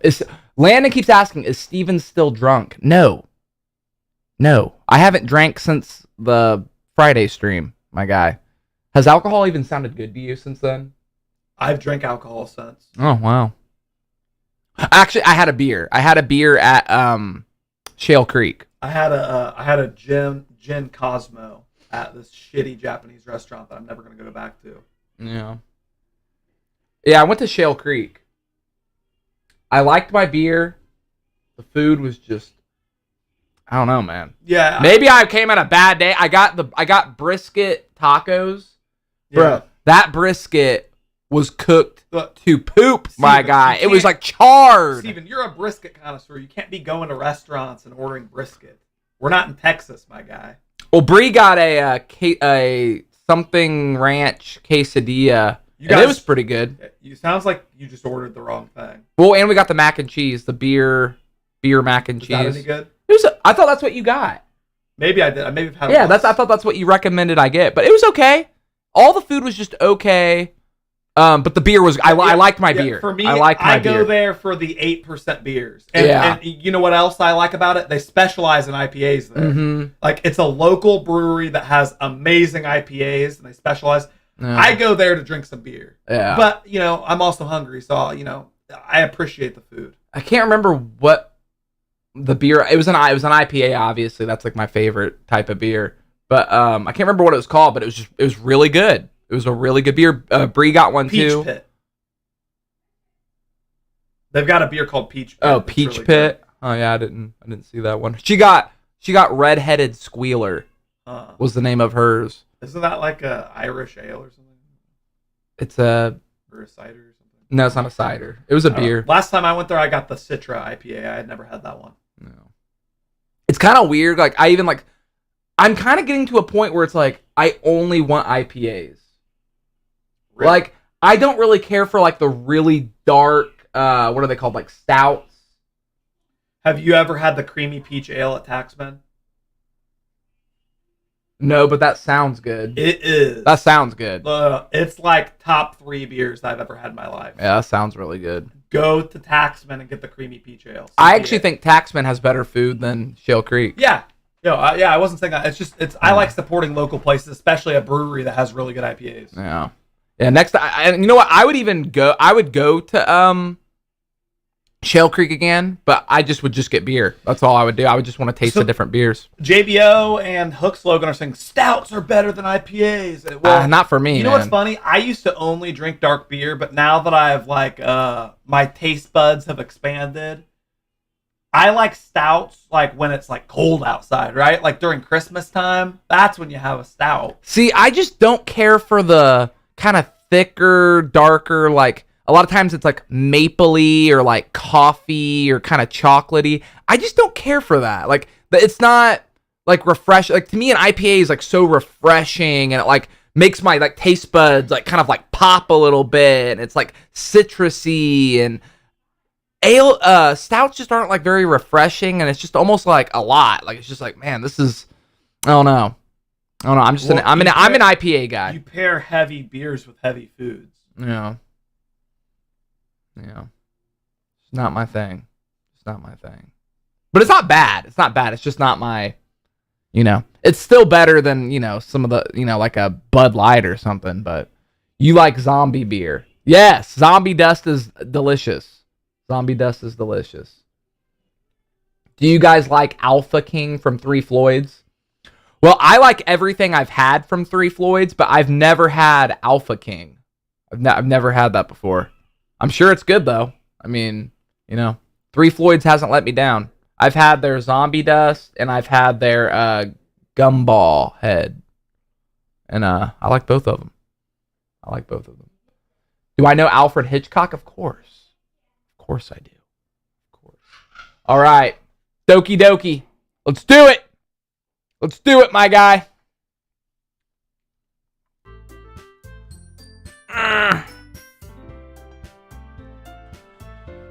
Okay. Was I using like I think I was using the controller, wasn't I? All right. Should I give you my phone number? I think that would be the best way, yes. All right, then. Yuri and I exchanged phone numbers. Okay. Then I'll be stopping by your house on Sunday. My house? Is that a problem? No, not at all. I just thought that I would be going along. I just thought I would be the one going to your house, since I'm the one helping you. Oh, I suppose that makes sense. But if you don't mind, I think I would prefer going to your house. All right. Damn, and she that, wants you to be in control. Oh, man, yeah, that's getting wild. She wants you to be in control, man. It's wild. In that case, it won't be a problem. Did you like Soul Sold Separate? Yes! Yeah, the new Freddie Gibbs. I did enjoy it. I did enjoy the new Freddie Gibbs. I did. He hasn't really missed to me. Thank you very much, JBO. My favorite song on the album, Gold Rings featuring Pusha T. Woo! Banger, baby. I decided not to press Yuri for a reason. It's not like it should matter much either way, so I'll just need to make sure my room is clean. I hope I managed to make myself useful in some way. I'm not nearly as creative as you are. Don't underestimate yourself, Big Steve. I think that we'll make a very productive team, even if you only chose me because you felt bad or something. Wait, you don't actually think that, do you? I don't know. It's difficult to come up with any other reason you may have chosen me. You're forgetting the one reason with the most common sense. You have giant double D titties. Let's be real, that's what he's really thinking. I chose to help you because that's what I want to do. But Yuri thinks to herself with an extremely tense expression. Yuri, you're overthinking this. You wanted me to point out when you were overthinking, right? I didn't realize. I'm telling you, I want to. That's all there is to it. Do you believe me? Yuri thinks really hard again. She looks straight into my eyes for a long while. I believe you. As if it took her tremendous effort, Yuri finally says that and relaxes her expression. And I'm really looking forward to Sunday. Yeah, I am too. After that exchange, I make my way out the door and Yuri follows. I can't believe this. Yuri's going to be coming to my house on Sunday. My anxiety shoots through the roof. Even though I've gotten pretty used to handling her at this point, there is no telling what might end up happening when we're outside of school. More than that, she told me that she was looking forward to it. Is this a chance I have to make something happen between us? Or is it too early for that? Only time will tell. But until then, I won't be able to take my mind off of it. I seriously cannot wait. Which girl reminds you the most of Brianna?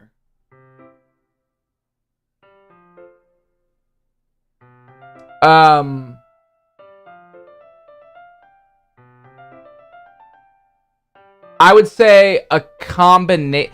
Honestly, none of them. But maybe if you took a combination of Yuri and what's the one that I used to walk home with all the time? Sayori. Sayori and Yuri. Maybe like a combination of those two. You know what I mean?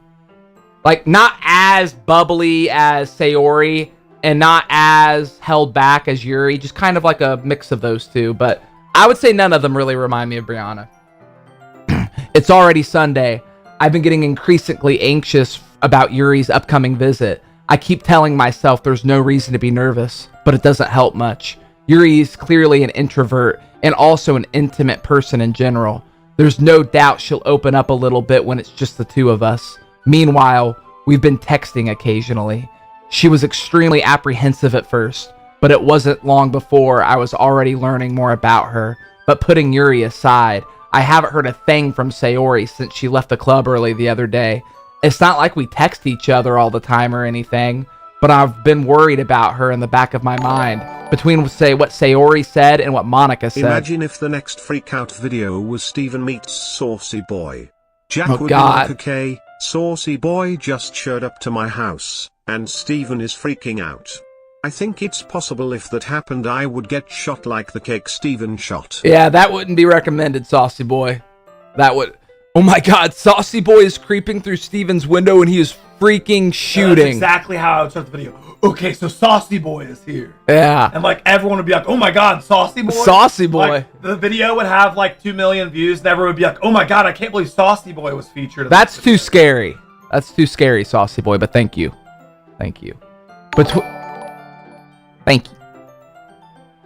Is it really okay for me to put Sayori's feelings aside when she might need me? And don't be a dick, go to Sayori's house. I decided to visit Sayori before Yuri comes over. Rather than asking, I simply tell her I'm coming over, much like we've done in the past. Once I reach Sayori's house, I knock at the door before entering it myself. Again, we used to play so often that we've made it a habit of simply entering each other's houses like we were family. The house is quiet. Sayori isn't anywhere on the first floor, so I assume she's up in her room. It's already strange of her not to run down and greet me. I head up to her bedroom where I finally find her. Sayori? I'm glad Sayori's okay. Yeah. Like, I gotta say, like, my heart was kind of weighing heavy. Yeah. Hi, Big Steve. I sit down in her room. Sayori forces a smile, but it's easy to tell she's different. Is she wearing, like, underwear? Yeah, like Or no, those are shorts. yeah, they're like, I mean, yeah. There's there's a minute of silence between us. You haven't come over like this in a long time, have you? I guess you're right. It has been a long time. Not much has really changed, has it? Sayori's room is as messy as it's always been. It's not that messy, bruh. I also recognize the same stuffed animals and wall decorations that she's had for years now. If you came over more often, it wouldn't be such a mess. That's because I end up cleaning it for you. Her room looks like a freaking corporate office. How come you suddenly wanted to come over today? Aren't you supposed to see Yuri today? Yeah, but wait, how did you know about that? Sayori had already left by the time we decided that last meeting. Monica told me. It's only natural for her to keep me informed about the festival preparations, right? Ah, that's true. But what about you? Aren't you going to be helping Monica today? Of course! But I'm just helping her online. We didn't plan to meet up or anything. Ah, so it's just me and Yuri then. Yep. There's more silence between us. Sayori stares in a random direction. Everything about her behavior is really uncharacteristic. I finally get to the point. I just wanted to see how you were doing after you left on Friday. When something's wrong, you can't hide it from me. I know you too well. So, Sayori smiles, shaking her head. That's no good, Big Steve. No, Zell, this is not the girl with the country voice. That's Natuski. Yeah. This is Sayori. This is a different girl. Yeah, they look alike, though. Yeah, they do look It took similar. me a second to, yeah. You can really tell the difference. Natuski, the girl with the country accent, she has a little clip right here. Yeah. In the middle of her forehead, she has a hair clip. Yeah. Why can't it just be like it's always been? This is all my fault. If I didn't get so weak and accidentally express my feelings, if I didn't make that stupid mistake, then you wouldn't have been worried about me at all. You wouldn't have come here. You wouldn't have been thinking about me right now. But this is just my punishment, isn't it? I'm getting punished for being so selfish. I think that's why the world decided to have you come over I think that's why the world decided to have you come over today. It just wants to torture me. Sayori! I grab Sayori by the shoulders. What on earth are you saying? Are you listening to yourself right now? I know something happened to you. There's no other explanation for you to be like this. Wait, what did Sayori say to you? Sorry, I was reading some asshole in the chat. She was saying how the world is punishing her by me coming over, which I'm not sure exactly what she means by that, but so tell me already.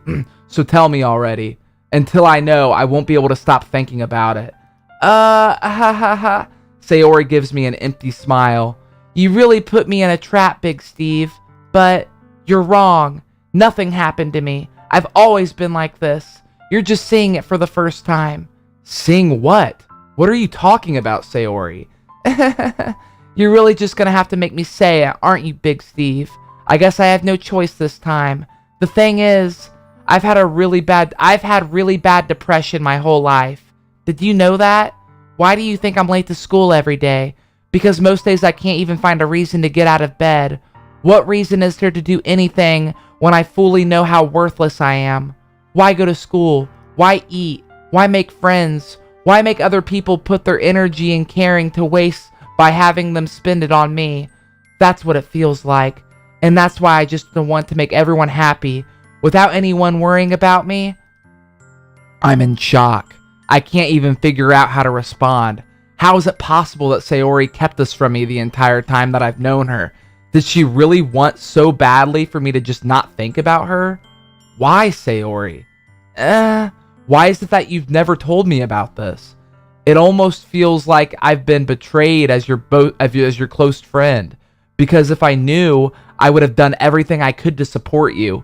Even if there's only so much that I could do, I would have tried a little bit harder to make every day a little better for you. That's why I'm your friend. All you had to do was tell me. You don't understand. You don't understand me at all, Big Steve. Why do you think I didn't tell you? Because if I told you, then you would have to waste effort caring about me instead of doing important things. I don't want to be cared about. Yo brothers. I've been diving into Eminem's Relapse album to get in the Halloween spirit, and this album is so underrated. The twisted horrorcore concept goes so hard. Honest opinion on this project.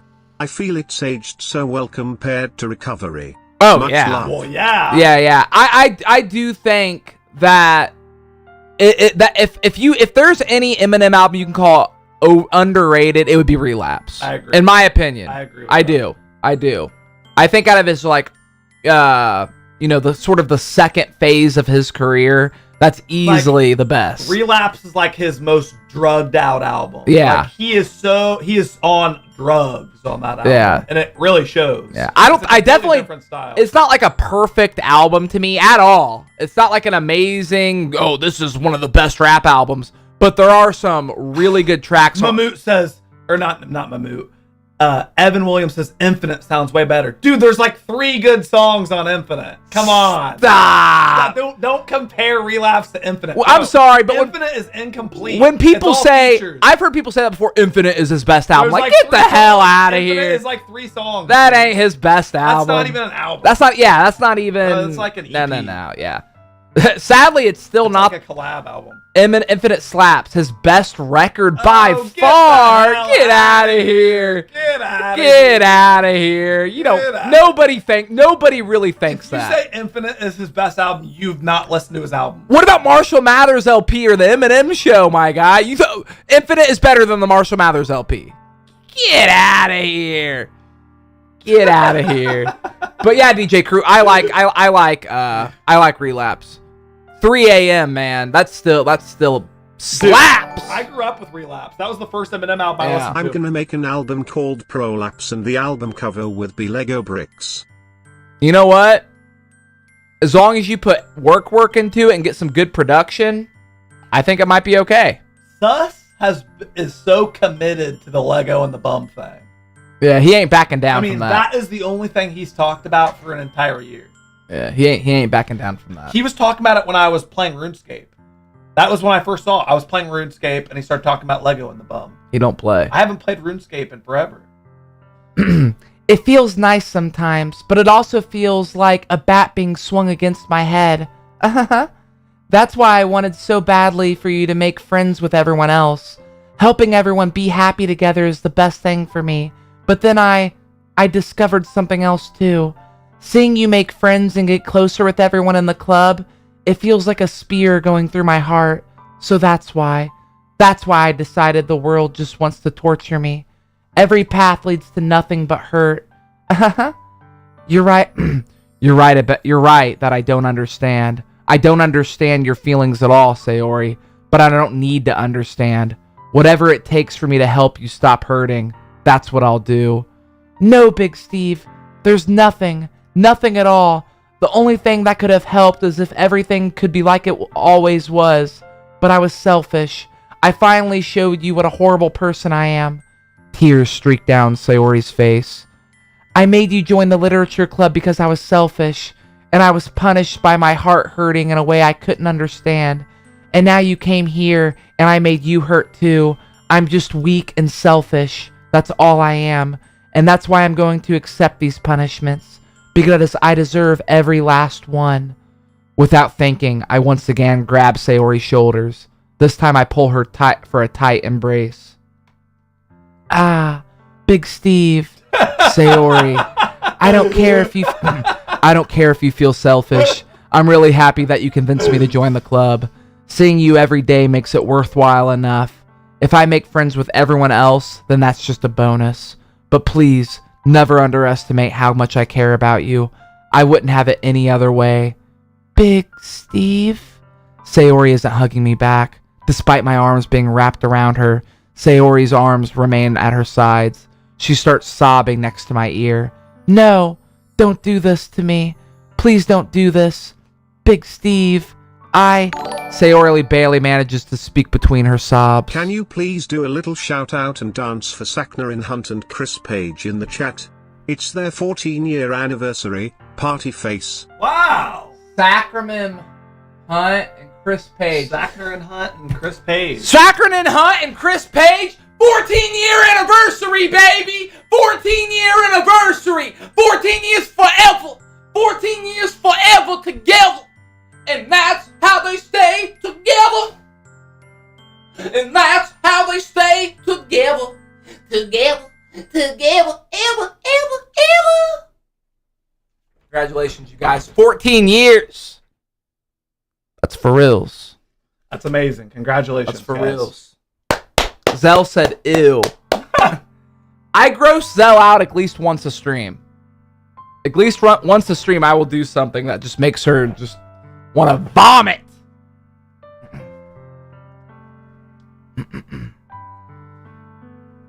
I don't know if I'm doing the right thing, but all I want is her to know that I care. If you have it in you to call yourself selfish, then you have to let me be selfish too. No matter what it takes, I'll figure out what needs to change. I'll make these feelings go away. And if there's anything you need me to do, then you'd better tell me. I'll get mad if you don't. I don't know. I don't Your know. lack of testosterone really helps with your voicing of Sayori. I closed my eyes and genuinely think it's a petite Asian maiden speaking. Yeah, you probably pull your pud to it too, freak. You probably pull your pud. Sayori's going through a lot right now, my guy. She has demons. She may smile, but there's sadness behind it. F off, Hillers. I don't know. I don't know. Gently, Sayori finally puts her arms around me in return. I don't know anything. It's all really scary. I don't understand any of my feelings, Big Steve. The only time I'm not feeling nothing is when I'm feeling pain. But your hugs... Benny said she smiles and then doesn't. Your hugs are so warm, and that's really scary too. Sayori lets me go, and she does so. I let her go as well. The festival is tomorrow. Yeah, it's going to be fun, right? Yeah. How would you like for me to spend it all with you? That's what I want. I promise. I think that would be nice then. Yeah. Sayori wipes her eyes. If I could spend the whole day here, I would. Of all days, this has to be the one where I have other plans. But maybe I can't. No, don't. Please don't. If you did that, then I really wouldn't forgive you. But it's almost time for Yuri to meet me at my house. At the very least, do you want to come along and help out? It would be fun. To my surprise, Sayori shakes her head. I'm sorry. I don't know if that would be a very good for me today. You understand, right? It's kind of hard for me to fully understand, but I'm trying my hardest. It's okay. Don't worry too much about it. I'll see you tomorrow, okay? Alright. I look forward to it. I say goodbye to Sayori and exit her house. On the way home, I find myself still feeling uneasy, but it's hard for me to keep thinking about it when Yuri is about to come over too. I think Sayori is right. I shouldn't be worrying too much, and we're definitely going to have a great time tomorrow. I should just focus on what's ahead of me. As I approach my house, I see something that makes me feel a moment of panic. Yuri? Thank goodness. You're a little early. I'm sorry I wasn't home yet. Were you waiting for a long time? No, I just got here.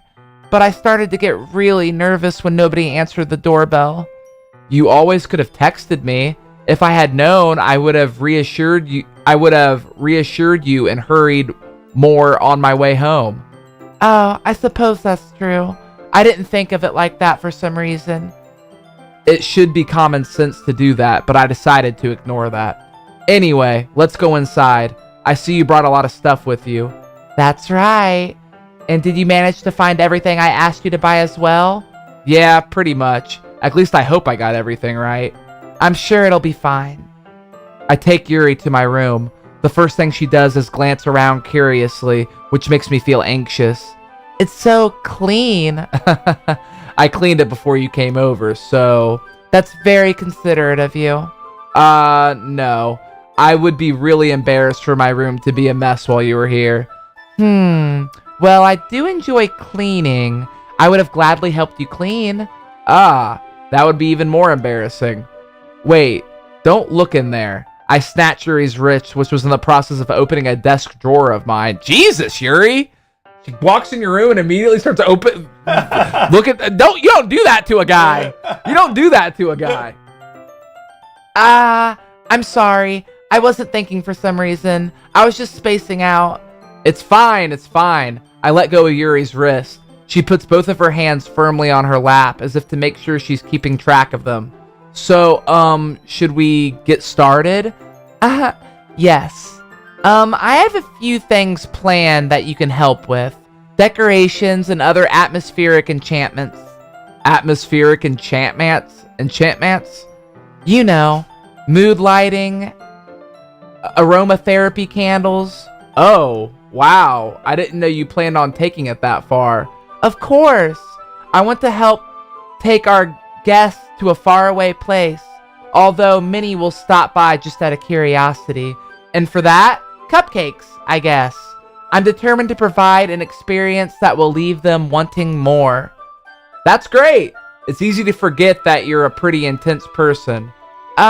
Intense? I guess that's the best way to put it. Is that a bad Narration thing? 10/10. What? He said narration 10 out of 10. Well, thank you, idiotic 6000. I'm trying. I'm trying, my guy. I appreciate that. Is that a bad thing? No, not at all. It's something that I really like about you, actually. Is that so? Yeah, that makes me feel relieved and kind of happy. Yeah, no need to be so anxious. You can relax a little. Relax. I brought some things for the relaxation. I was going to use them during the poetry event. Oh yeah? Like what? Let's see. Yuri rummages through her bag. She pulls out a few candles in a wooden cylinder-shaped object. Whoa. Whoa. Candles in a cylinder-shaped object. Oh, all right, let's do it, my guy. Whew. All right, hold on. Okay. Ooh, I'm getting nervous. I did some shopping on the way here, so I happened to have these in my bag. I plan to cover the windows in black paper and use the candles to light the room. I think that would be amazing, don't you? Yeah, that would be really neat. That'd be really neat. What's that wood thing for? Oh, this? It's a diffuser for essential oils. How familiar are you with aromatherapy? Not familiar at all. Oh, is that so? It's one of my favorite contributors to a positive atmosphere. Depending on the oils or herbs you choose, you can change the mood of the air itself. You can even feel it permeate through your body. Relaxation, positive energy, romance, reflection. It's almost like magic. Yuri takes the cylinder and pushes a switch on the bottom. In just a moment, a thin ray of vapor begins to spout through a small hole on the top. Wow, that smells... Can you turn the music down just a little? Yes. Just like a pinch. There we go. What kind of mood is that one for? This is a jasmine essential oil. It smells a little sweet and flowery, right? Yeah, that's a good way to describe it. I chose jasmine for the event because it provides a more relaxation. Jasmine enhances your emotions and helps you feel it flow through your body. You feel warmer. Your heart pounds more heavily. Don't you think that would be perfect for sharing our poems?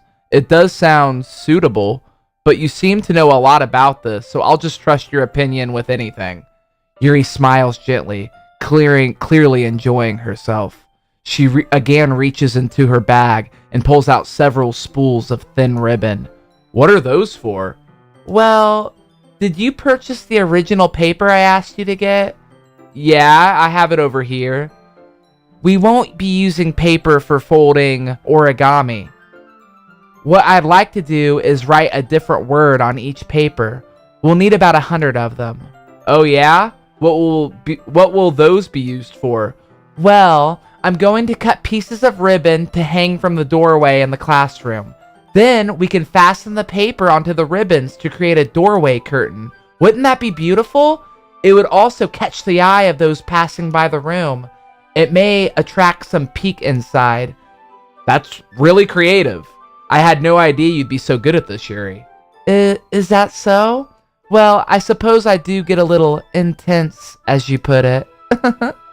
Yuri giggles with red cheeks. Is it just me, or is she more relaxed than when it's just the two of us? Or maybe it's just the excitement she feels from sharing something that she enjoys. Here's a marker, Big Steve. You can write any characters you want. I'll help with the ones I finish cutting the ribbons. Oh, all right. Sitting on the floor together, the two of us get to work. I carefully draw a different character on each piece of paper, doing my best to manage with my bad handwriting. Yuri unravels a long strand of red ribbon to her desired length. Then she reaches into her bag once more and pulls out a pocket knife. The knife is strangely beautiful. The silver handle has an intricate pattern of waves etched into it. The blade itself is gently tinted blue. That's no ordinary pocket knife. It looks really fancy. Well, embarrassed, Yuri looks away. What is it? You're going to think it's weird. Yuri, whatever it is, I have no reason to judge. To each their own, you know. If you promise you won't be weirded out. Yeah, I promise. All right. The thing is, I'm kind of into knives. Okay. They're just so pretty. I like knives too. I have a can't lot help of it. knives. You know what? I can relate.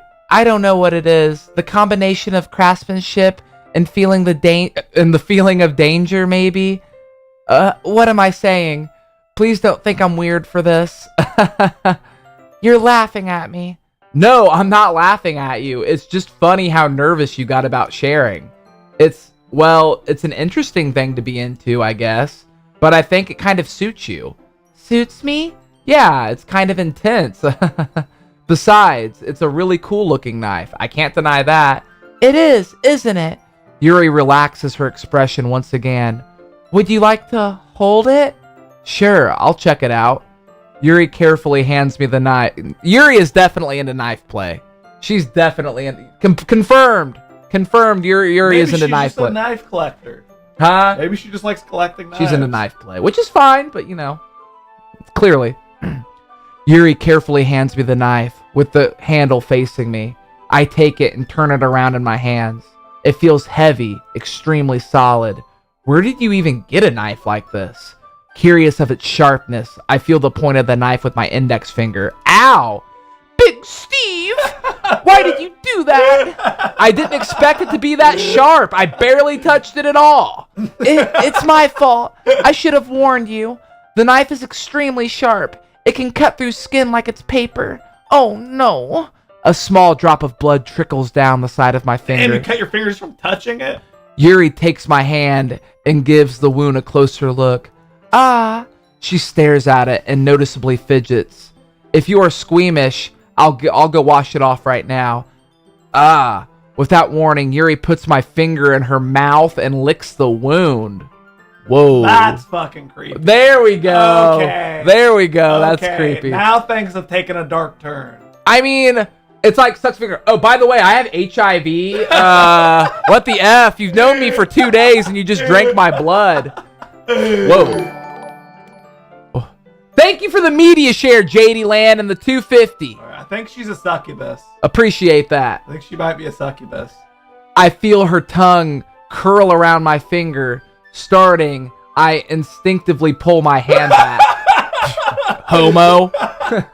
Oh, please forgive me. I wasn't thinking. Yuri lowers her head, her face burning up.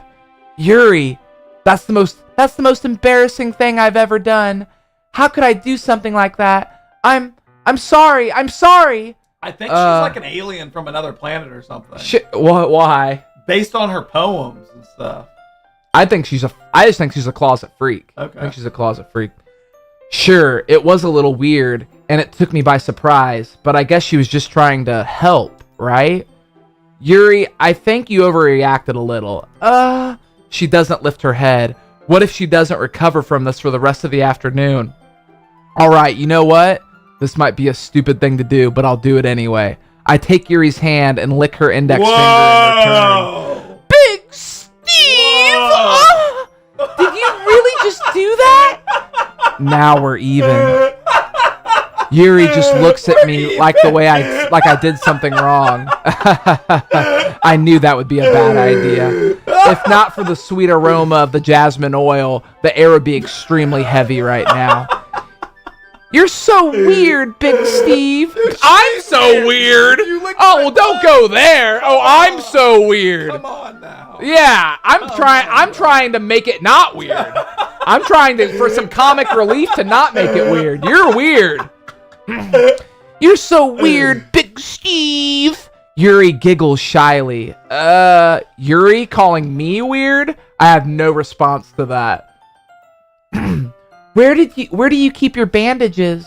I don't think I need one, actually. It was a tiny cut. Look, it already stopped bleeding. I see. That's relieving. The tension is quickly lifted. We each resume our respective activities. I watched Yuri's knife cut through the ribbon like it was nothing but air. Meanwhile, I continue to make progress on the paper. After we finish attaching the paper to the ribbons, we lay them all out side by side. It looks better than I expected and will be very effective as a door curtain. It looks great. Good thinking coming up with this, Yuri. Oh, thanks. It's just something I saw online, really. Are you ready to move on to the next task? Let's do it. What do you have in mind? I'd like to create a banner. That's why I asked you to buy the paint tablets. Now put this blindfold on. That's right. One of the items Yuri had asked me to buy was a kit of watercolor paint tablets. We need about 6 cups of water to put each one of the tablets in. Do you mind fetching those for us? Of course not. 6 cups of water. I'll be right back in a minute. Thank you very much. She's definitely going to poke through that door while I'm gone. She's like, all right, what the hell's in this? Oh, and just a little bit of water is okay. If you fill the cups up too much, it will be too diluted. Y'all are I'm just gonna say I'm trying to read the chat, but y'all are getting a little ridiculous. I mean, not like direct spoilers, but guys, chill out. Well, that's why I'm not looking at the chat. Just don't look at it. I know, I'm not. Just don't look at it. It's not. People are getting to the point. Fakubaka is saying stuff where it's like I don't even want to read the chat. Yeah, don't read. Well, don't. That's why I have not looked at. I haven't peeked at the chat once. Yeah, I mean, it's sad. It's sad because we've had like 4 hours of build up, and then people are just like. Taking Yuri's advice, I decided to use a small plastic bathroom cups rather than a full-size glasses. I put them on a plate to catch any paint that drips, then bring it back to my room. Yuri? Yes? I come in to see Yuri quickly unrolling her sleeve, pulling it back over her arm. Nothing. Your face is a little red. Is it too hot in here or anything? No, not at all. There's nothing wrong, so let me mix the paint. Yuri hurriedly dismisses me and takes it upon herself to unwrap the tablets, dropping them into the cups. So, I thought we would do something simple that would look very nice. I'd like to paint a gradient across the banner, starting with the colors for a sunrise, then daytime, then sunset, and then nighttime. Once it dries, I'll write an inspirational quote across the banner. We can hang it on the wall behind the podium at the front of the classroom. Oh, neat. What are you going to write? Well, it'll be more of a fun surprise for you. Yuri smiles at me. If you say so. After rolling out the banner, Yuri and I kneel on opposite sides so we don't get in the way of each other. Yuri uses a brush and adds a few dots of different colors across the banner to serve as a color guide when we paint. This kind of reminds me of elementary school. Painting on a banner with watercolors feels a lot like art class projects we had back then. It's relaxing. I'm sorry if this feels too childish. No, I don't mean it like that at all. It's kind of fun, you know? Yeah, it is fun. I'm glad you feel that way too. Yuri stops painting for a moment, thinking to herself. For me, I don't need to go out and do crazy things to have fun. In fact, I usually don't even want to. I just like it when I can spend time with one other person. Even if it's something simple like reading, it doesn't matter if we don't talk much. Just having a friend next to me make things a little bit nicer. I think that's all it takes for me to be happy. Is that so? Even if Yuri and I are quite different, I can understand where she's coming from. I feel that way about things like anime and games, or simply sharing the experience with someone can make me happy. I think I feel the same way. Yuri smiles gently. I knew you'd understand. Yuri leans over the banner to grab an unused paintbrush, but I move at the same time, causing my head to bump into hers. Kaya! Sorry. Yuri reels back, and I quickly lift my hands in surprise. Are you hurt? No, I'm not hurt. It just startled me a little. That's all. What? I don't know if that was supposed to be a Kaya! Sorry, I should have asked you to get it for me. It's not your fault. Ah, your face. There are droplets of paint on Yuri's face and neck. Is there something on my face? Yeah, I accidentally got paint on you. Sorry, it's totally my fault. I'll get a towel right away. I rush out and fetch a small towel and then dampen it with hot water. I return to my room and kneel back down in front of her. Whoa. A little detailed shot again. Here, I pat down Yuri's face and neck with the towel. Is something wrong? It's hot. I just didn't expect it. Sorry, I didn't want to use cold water. Having finished, I start to retract my hand, but Yuri suddenly holds my wrist. Wait, just for a little longer. It feels really nice. I keep my hand still against Yuri's neck. She looks into my eyes. It's an intense expression that I recognize when she reads her books, almost as if she's lost in a daze, enveloped by her own thoughts. She breathes gently, half through slightly parted lips. What is happening? Is this the aroma of jasmine oil giving me this dizzy feeling? Yuri's gentle fingers wrapped around my wrists send a tingle sensation through my arm, and suddenly her face seems to be much closer to mine than it was a moment ago. Yuri slowly pulls away. Sorry, I've been feeling a little lightheaded today. I didn't mean to space out. It's fine. The moment is over as soon as it began. Yuri picks up her brush again, but her movements seem clumsier, like she's unable to focus. I remain silent, forced to ignore the event that just transpired. I hesitantly retrieve my own brush and continue following Yuri's example.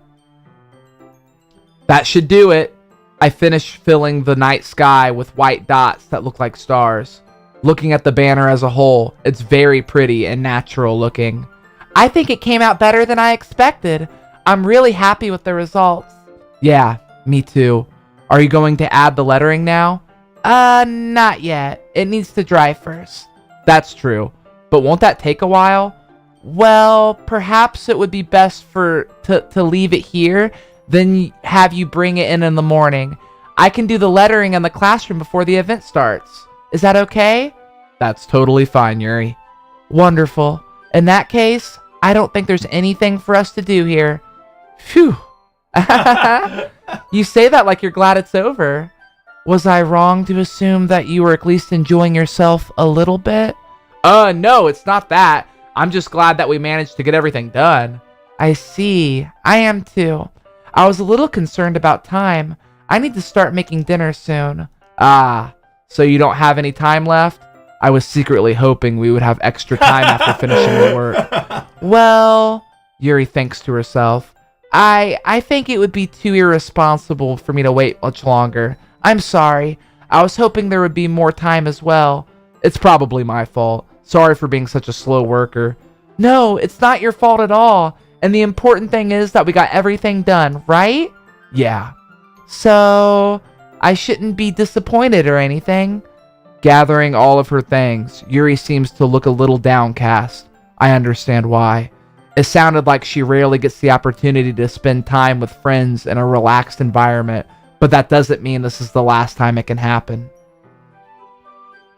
Once Yuri packs up, I walk her out the front door. Thank you very much for having me over today. No problem. I'm glad I was able to help. Just let me know if there's anything else you need me to bring tomorrow. I will. Well, then, Yuri fidgets. I guess I'll see you tomorrow? Wait. I kind of say that without thinking. About today. It's fine that we didn't have as much time as we wanted, because we can do this again. Whenever you want, you can come over, or we can go somewhere. I forgot you don't like going out much. As I stumble over my words, Yuri simply smiles bashfully.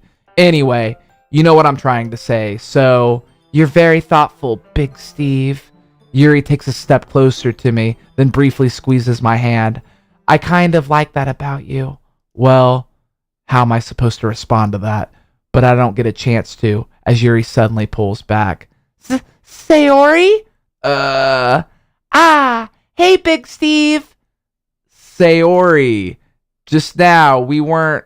It's okay, Big Steve. I just stopped by to say hi. Well, it's nice to see you. I'm sorry, but I'm already on my way to leave. Oh, really? That's too bad. I'm sorry, but we'll be able to hang out together at the festival tomorrow, so that's fine, right? Of course, Sayori beams. Yeah, so I'll see you tomorrow. Clearly embarrassed, Yuri hurries off. Sayori waves goodbye after her. Sayori, I thought you didn't want to come over today. Well, I tried sitting in my room, but my imagination was really being mean to me, so I had to come here and see it for myself. See what? What are you talking about? You know, how much fun you were having with Yuri, and how close you got to her. It makes me really happy that you've made such good friends. That's all that matters to me. Tears start to fall down Sayori's face. That's all that matters to me. Why am I feeling this way, Big Steve? I'm supposed to be happy for you. Why does it feel like my heart is splitting in half? It hurts so much. Everything hurts so much. This would be so much better if I could just disappear. Sayori, don't say that. It's true, Big Steve. If I wasn't here, then you wouldn't have to waste your sympathy on me. You wouldn't have to put up with me being selfish. Monica was right. I should just... Monica? Monica was right about what? Sayori, what I said before is true. I'm not going to let this continue. Caring about you like this isn't the burden your mind is making it out to be. It's something that makes me happy. It's something that I wouldn't trade anything else for. So even if it takes the entire lifetime, I'm going to be by your side until you don't feel any more pain. But, Sayori looks away. I put a hand on her shoulder to reassure her. I'm scared, Big Steve. I'm really scared. What are you scared of, Sayori?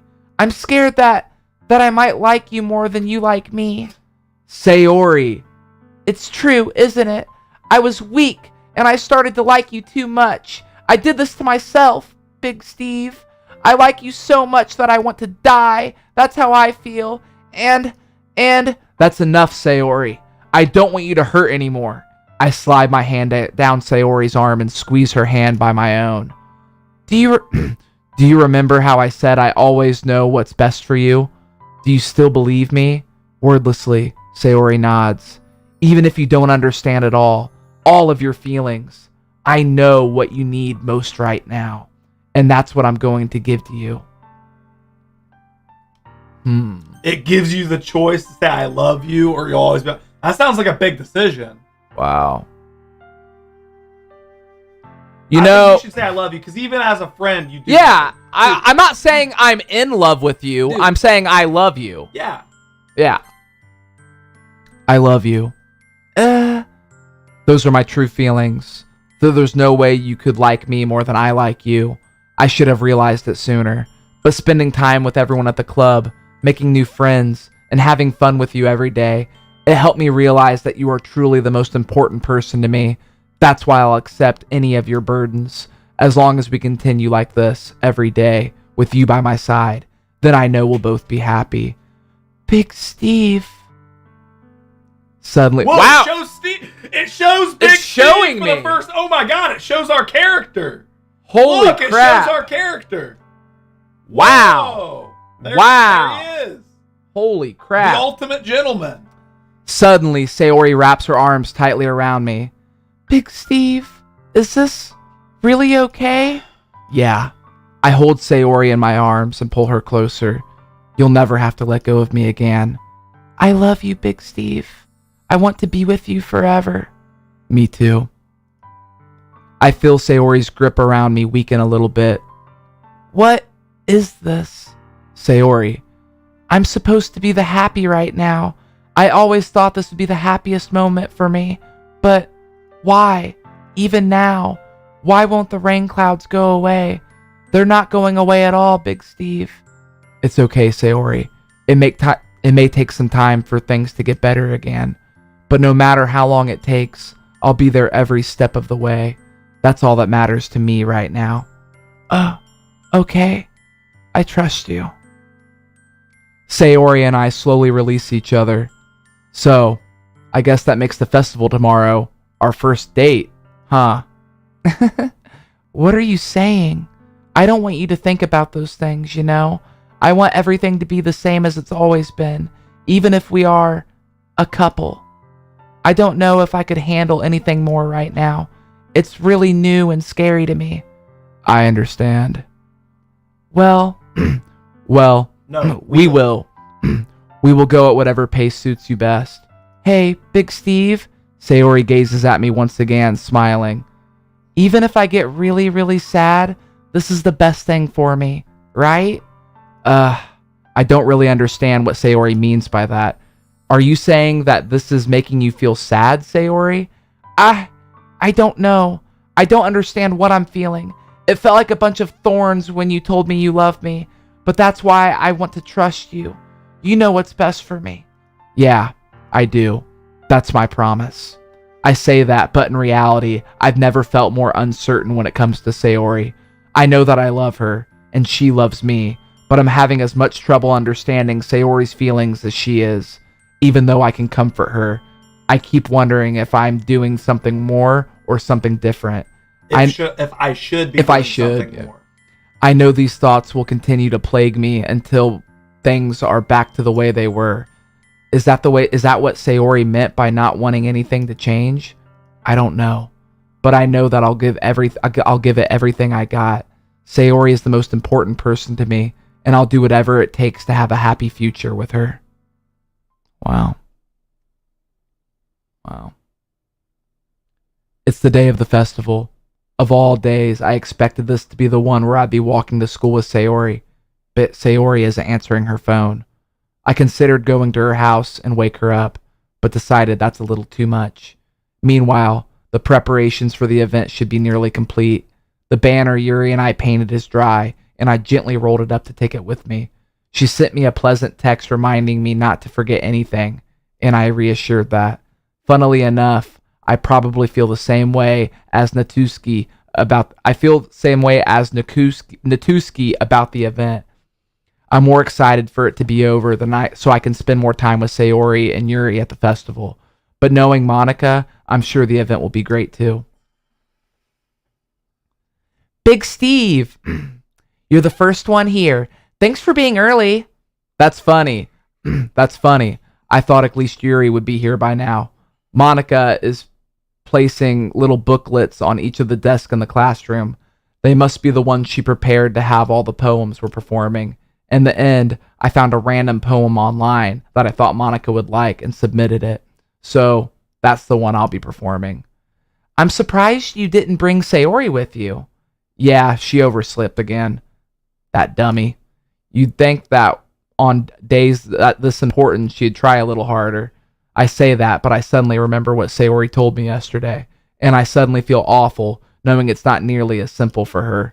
I only said it because it's the way I'm used to thinking, but maybe I should have gone to wake her up after all. You should take a little responsibility for her, Big Steve. I mean, especially after your exchange with her yesterday, you kind of left her hanging this morning, you know? Exchange? Monica, you know about that? Of course I do. I'm the club president after all. Does Monica just read our thoughts? Okay. But I stammer, embarrassed. Did Sayori really tell you about it that quickly? That we're a couple now? I didn't really plan on bringing it up with anyone yet. Jeez. You don't know the full story of it all, so don't worry. I probably know a lot more than you think. What? Monica is being as friendly as usual, but for some reason I felt a chill down my spine after hearing that. I felt a chill down my spine as you were reading. I got goose pimples on my arm again. I got what? goose pimple on my arm again. Say what? Hey, Do you want to check out the pamphlets? They came out really nice. Yeah, sure. I grabbed one of the pamphlets, lay it out on the desk. Oh, yeah, they really did. Something like this will definitely help people take the club more seriously. Yeah, I thought so too. I flipped through the pages. Each member's poem is neatly printed on its own page, giving it an almost professional feel. I recognized Natuski and Yuri's poems from the ones that they performed during our practice. What's this? I flipped to Sayori's poem. It's different than from the one she practiced. It's one that I haven't read before. Percent. The name of the poem is Percent. Get out of my head, get out of my head, get out of my head. Repeated like 100 times. Get out of my head. Get out of my head before I do I know what is best for you. Get out of my head before I listen to everything she said to me. Get out of my head before I show you how much I love you. Get out of my head before I finish writing this poem. But a poem is never actually finished. It just stops moving. Ooh. That one was creepy. That creeped me out. What is this? Reading the poem, I get a pit in my stomach. Big Steve? What's wrong? Nothing. This poem feels completely different from everything else Sayori has written, but more than that, I changed my mind. I'm going to go get Sayori, so, well, alright. Try not to take too long, okay? I quickly leave the classroom. Don't strain yourself. Monica calls that out after me. I quicken my pace. What was I thinking? Well, I need to ask Monica, but hey, Monica, do you not find this troubling? You're so good at interpreting poems and reading between the lines, and you know Sayori. It's like, you don't find this troubling at all? Monica knows something. Monica knows some shit. Monica needs to hear the song How to Save a Life. Like, Jesus, Monica. JD Land, thank you for the other media share. Appreciate that. I should have tried a little bit harder for Sayori. It's not a big deal to at least wait for her or to help her wake up. Even the simple gesture of walking her to school makes her really happy. Besides, I told her yesterday that things will be the same as they have always been. That's all she needs, and that's all I want to give her. I reached Sayori's house and knocked on the door. I don't expect an answer, since she's not picking up her phone either. Like yesterday, I opened the door and let myself in. Sayori? She really is a heavy sleeper.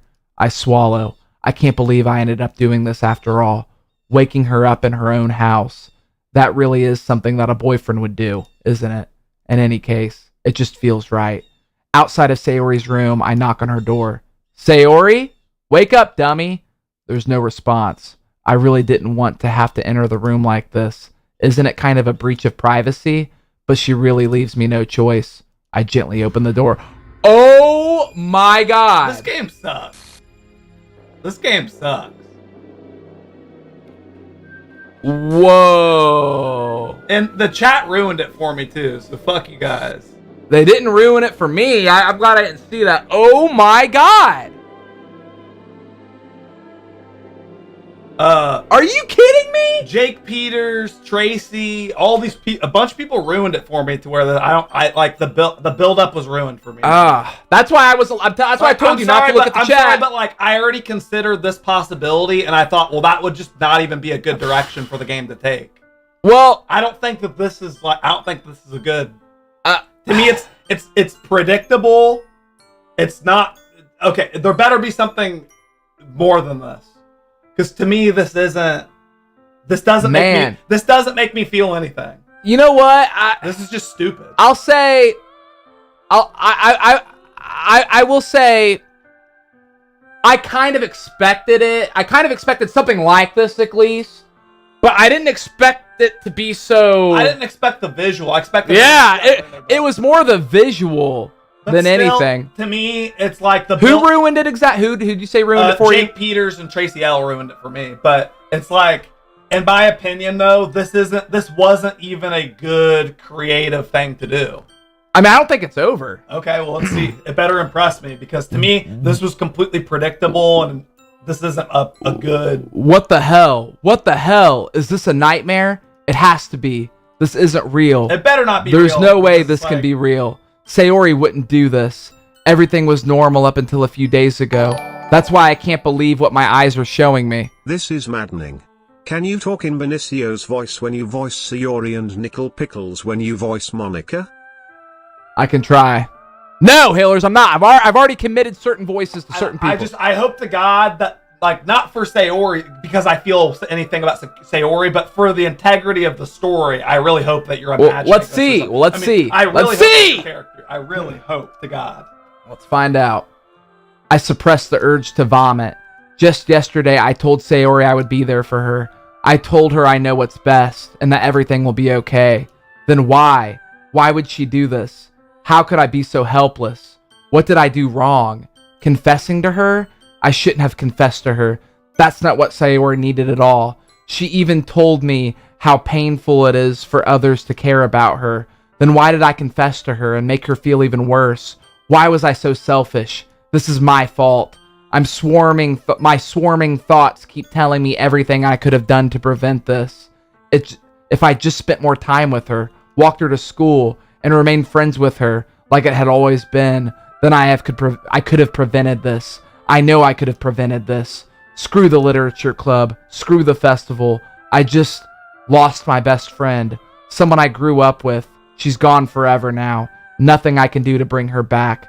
This isn't some game where I can reset and try something different.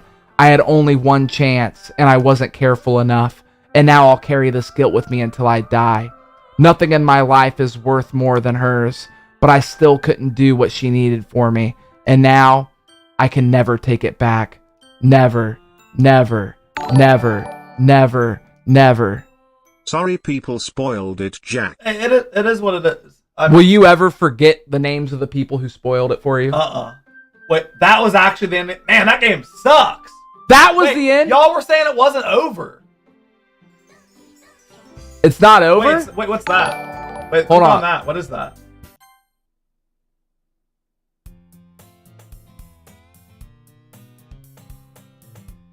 I see an annoying girl running towards me from the distance, waving her arms in the air like she's totally oblivious to any attention she might draw to herself. That girl... Thank you, Stinging Bandit, for the media share. Thank you, Stinging Bandit. That girl... Okay. I'll agree with you. If it would have ended right there, like I thought, the shittiest game. That would have been a terrible ending. So predictable, so unsatisfying. Yeah. There's nothing good about it. That would have been terrible. But it looks like they're doing something different. All right. I'm not looking at the chat. I wouldn't. I'm not, because y'all are terrible. Yeah, don't look at the chat. Y'all are terrible. Even when you're trying not to spoil, y'all are terrible. That girl is whatever. My neighbor and a good friend since we were children. You know, the kind of friend you'd never see yourself making today, but it just kind of works out because you've known each other for so long. Sayori's name was replaced with that. Yeah. We used to walk to school together on days like this, but starting around high school, she would oversleep more and more frequently, and I would get tired of waiting up. But if she's going to chase after me like this, I almost feel better off running away. However, I just sigh and idle in front of the crosswalk and let blank catch up to me.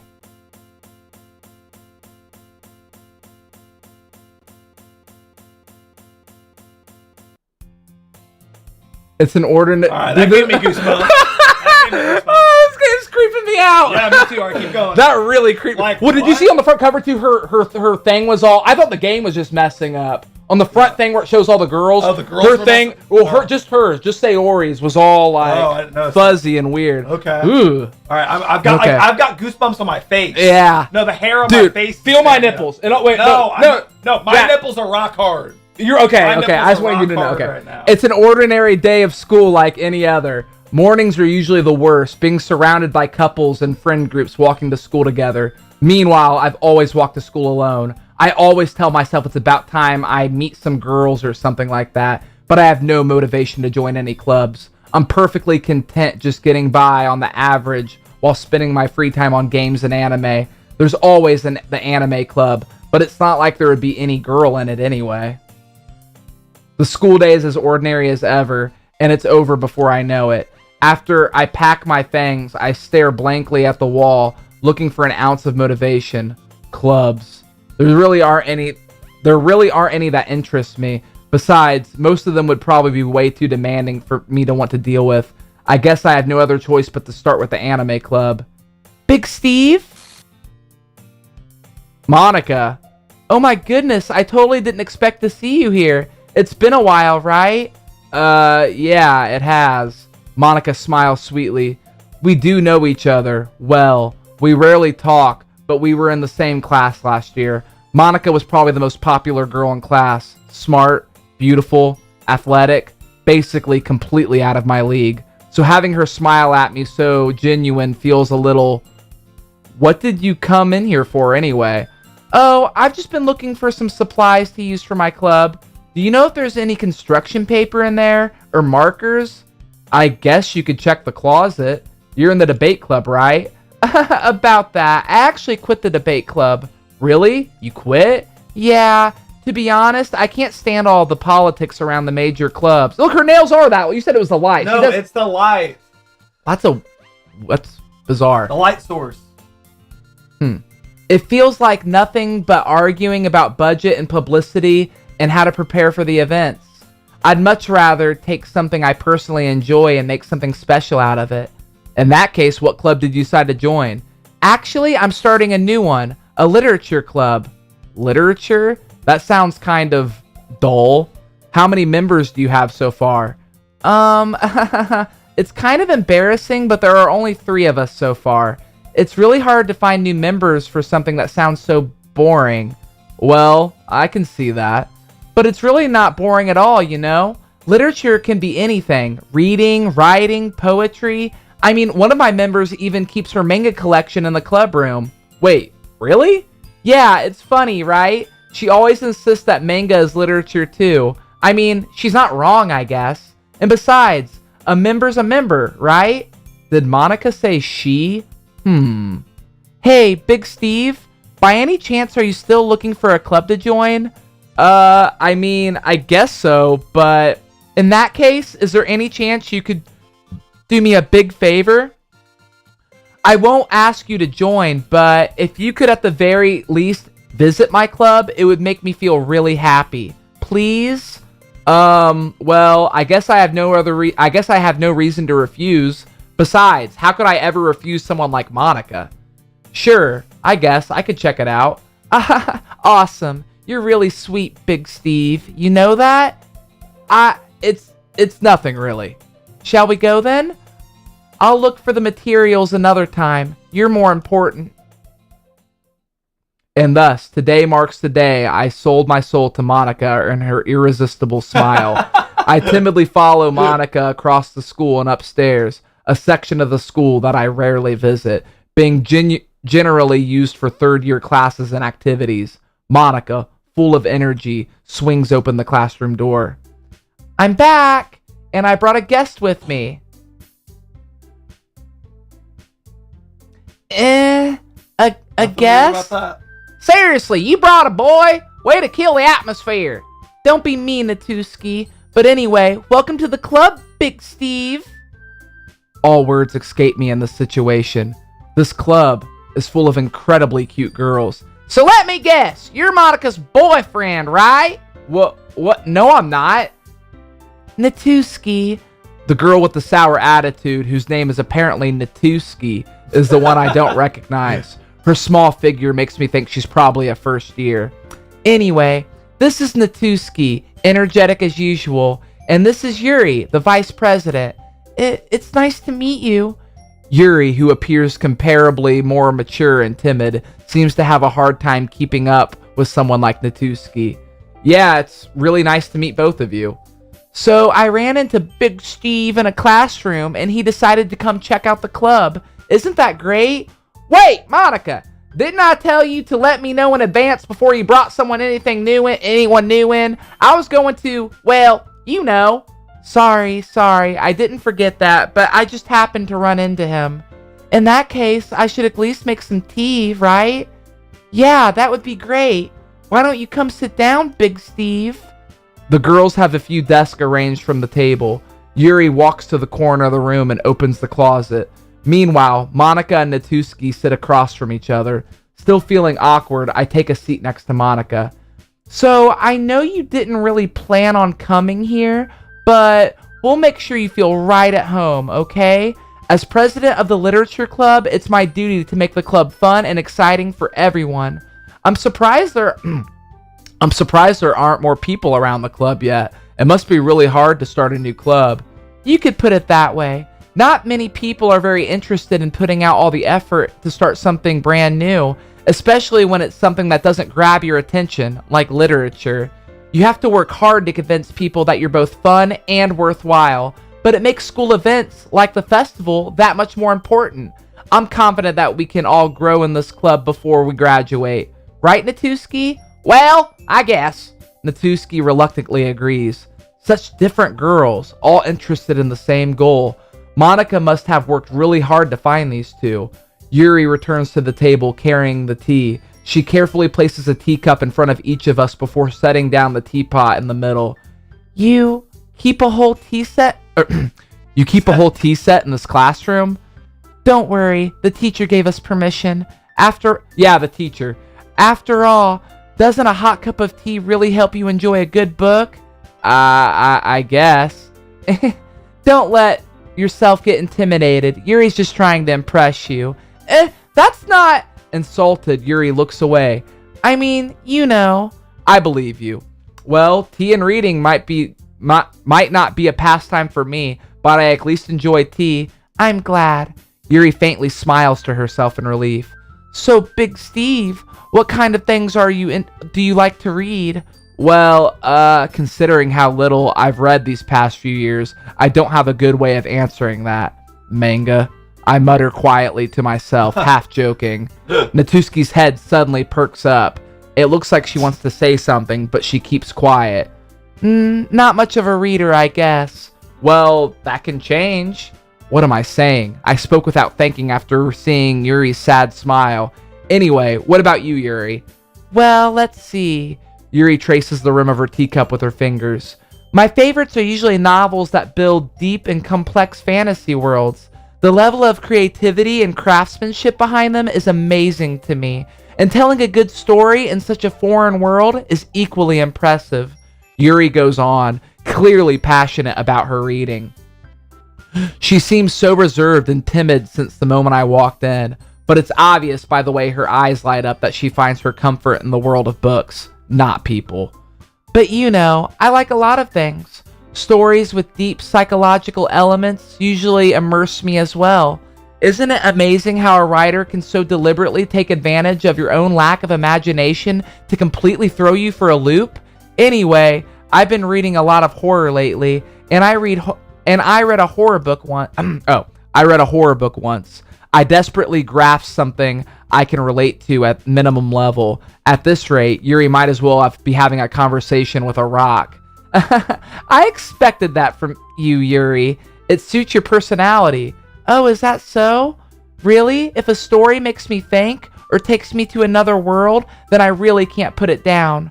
Surreal horror is often very successful at changing the way you look at the world, if only for a brief moment. Ugh. I hate horror. Oh, why's that? Well, Natuski's eyes dart over to me for a split second. Never mind. That's right, you usually like to write about cute things, don't you, Natuski? What? What gives you that idea? You left a piece of scrap paper behind last club meeting. It looked like you were working on a poem called... Don't say it out loud! And give me that back! Fine. Natuski, you write your own poems? Natuski wrote a poem called The Cat Jumped. And Alice likes to eat spiders. Well, I guess sometimes. Why do you care? I think that's impressive. Why don't you share them sometime? No! Natuski averts her eyes. You wouldn't like them.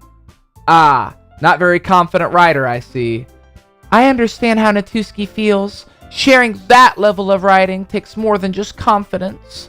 The truest form of writing is writing to oneself.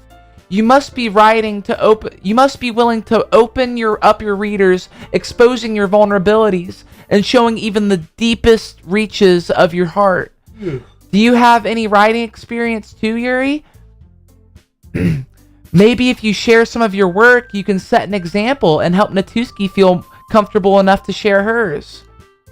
I guess it's the same for Yuri. Noah said, why are you playing, why a girls game? Dude, one of the girls just hung themselves. Like, fuck.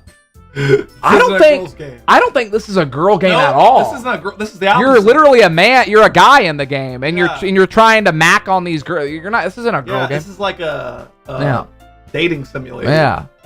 If anything, it's a desperate man game. Yeah. We all sit in silence for a moment.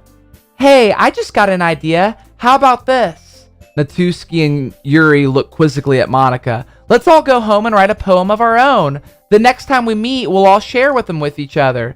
That way, everyone is even. I mean, I thought it was a good idea. Well, I think you're right, Monica. We should probably start finding activities for all of us to participate in together. I did decide to take on the responsibility of vice president after all. Oh, so now she's vice president instead of Sayori. Now Yuri's the vice president of the club. So based on just the beginning and the deja vu and all this, this is like, what if Sayori was never even born? Okay, right? I think so, but what's up with the weird little... And Monica keeps giving me weird thoughts. I mean, dude. Monica's like controlling the simulation. We're like in like a cryogenic tank, and Monica's like putting chemicals in our tank. Yeah. All right, continue. I need to do my best to nurture the club as well as its members. Besides, now that we have a new member, it seems like a good step for us to take. Do you agree as well, Big Steve? Hold on. There's still one problem. What's that? Now that we've reached the most important topic, I bluntly come forth with what's been on my mind the entire time. I never said I would join this club. Monica may have convinced me to stop by, but I never made any decision. I still have other clubs to look at, and, I lose my train of thought. All three girls stare back at me with dejected eyes. But, I'm sorry, I thought... The girls exchange glances before Monica turns back at me. I guess I need to tell you the truth, Big Steve. The thing is, we don't have enough members yet to form an official club. We need 4, and I've been trying really, really hard to find new members. And if we don't find one before the festival, I'm defenseless against these girls. How am I supposed to make a clear-headed decision when it's like this? I would feel terrible for letting everyone down in this situation. And besides, the club itself is pretty relaxed. So if writing poems is the price I need to pay in order to spend every day with these beautiful girls... What a sacrifice! Right. What a sacrifice. What a hero. He's a brave man. He's a brave man. What a valiant guy. Okay, I've decided then. I'll join the literature club. One by one, the girls' eyes light up. Oh my goodness, really? Do you really mean that, Big Steve? Yeah, it could be fun, right? You really did scare me for a moment. I mean, if you really just left after all this, I would be super pissed. Big Steve, I'm so happy. We can become an official club now. Thank you so much for this. You're really amazing. I'll do everything I can to give you a great time, okay? Thanks, I guess. Okay, everyone. I think with that, we can officially end today's meeting on a good note. Everyone remember tonight's assignment. Write a poem to bring into the next meeting so we can all share. Monica looks over at me once more. Big Steve, I look forward to seeing how you express yourself. The fact you gave this little Japanese girl a hard southern accent is rolling lamau. Bye, Steve. It fits her, though. It fits her. It does fit her personality, surprisingly. She's like a little angry Goomba. Big Steve, I look for... and thank you, Sammy with the jammy for the 250, my guy. Thank you. Big Steve, I look forward to seeing how you express yourself. Yeah. Can I really impress the class star Monica with my mediocre writing skills? I already feel the anxiety welling up inside me. Meanwhile, the girls continue to chit-chat as Yuri cleans the tea set. I guess I'll be on my way then. Okay, I'll see you tomorrow then. I can't wait. With that, I depart from the club room and make my way home. The whole way, my mind wanders back and forth between the three girls. Natuski, Yuri, and of course, Monica. Will I really be happy spending every day after school and literature club? Perhaps I'll have the chance to grow closer to one of these girls. All right, I'll just need to make the most of my circumstance. I'm sure good fortune will find me. And I guess that starts with writing a poem tonight. You have unlocked a special poem. What? Should I say no? No, I'm kidding. Yes, I would like to read the special poem. What? You have unlocked a special poem. Huh?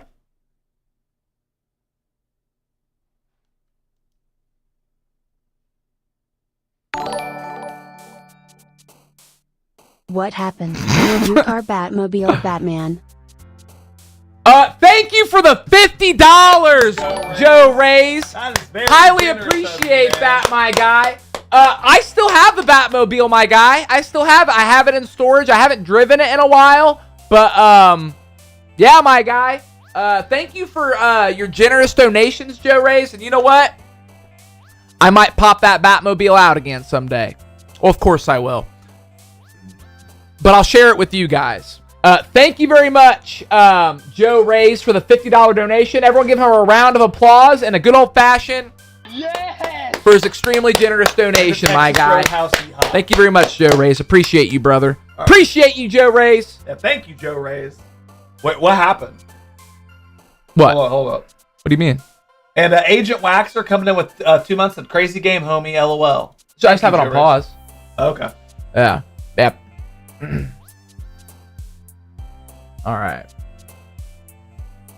But wait, when you clicked on save, there wasn't a save file. Save the game. Why is there no save file? I can't save it. Well, maybe do I have to? Okay. There we go.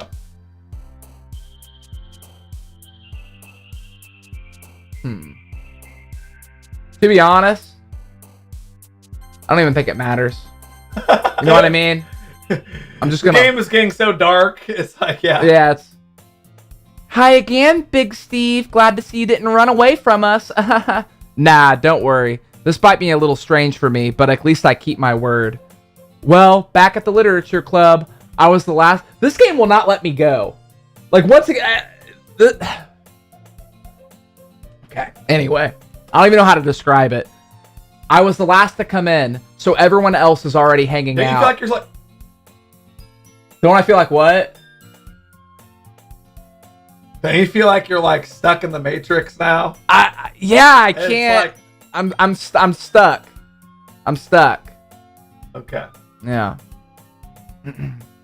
Thanks for keeping your promise, Big Steve. I hope this isn't too overwhelming of a commitment for you, making you dive headfirst into literature when you're not accustomed to it. What the fuck was that? Whoa. Whoa. Oh, shit. God damn it. I think you unintentionally picked a spooky game. Yeah. Like, I thought, we're only supposed to be playing spooky games. I thought we were just going to play a friendly anime. This game is really... This is getting really weird, I don't even know. It's getting out of control. Oh, come on. Like he deserves any slack. You already had to be dragged in here by Monica. I don't know if you plan to just come in here and hang out or what, but if you don't take us seriously, then you won't hear the end of it. Monica's on top of the dialogue. Monica's overlapped over the dialogue. And listen to what she says, too. Natuski, you certainly have a big mouth for someone who keeps her manga collection in the club room. Like, she's very, like... We kept saying that before, that she says things in a certain way. Yeah.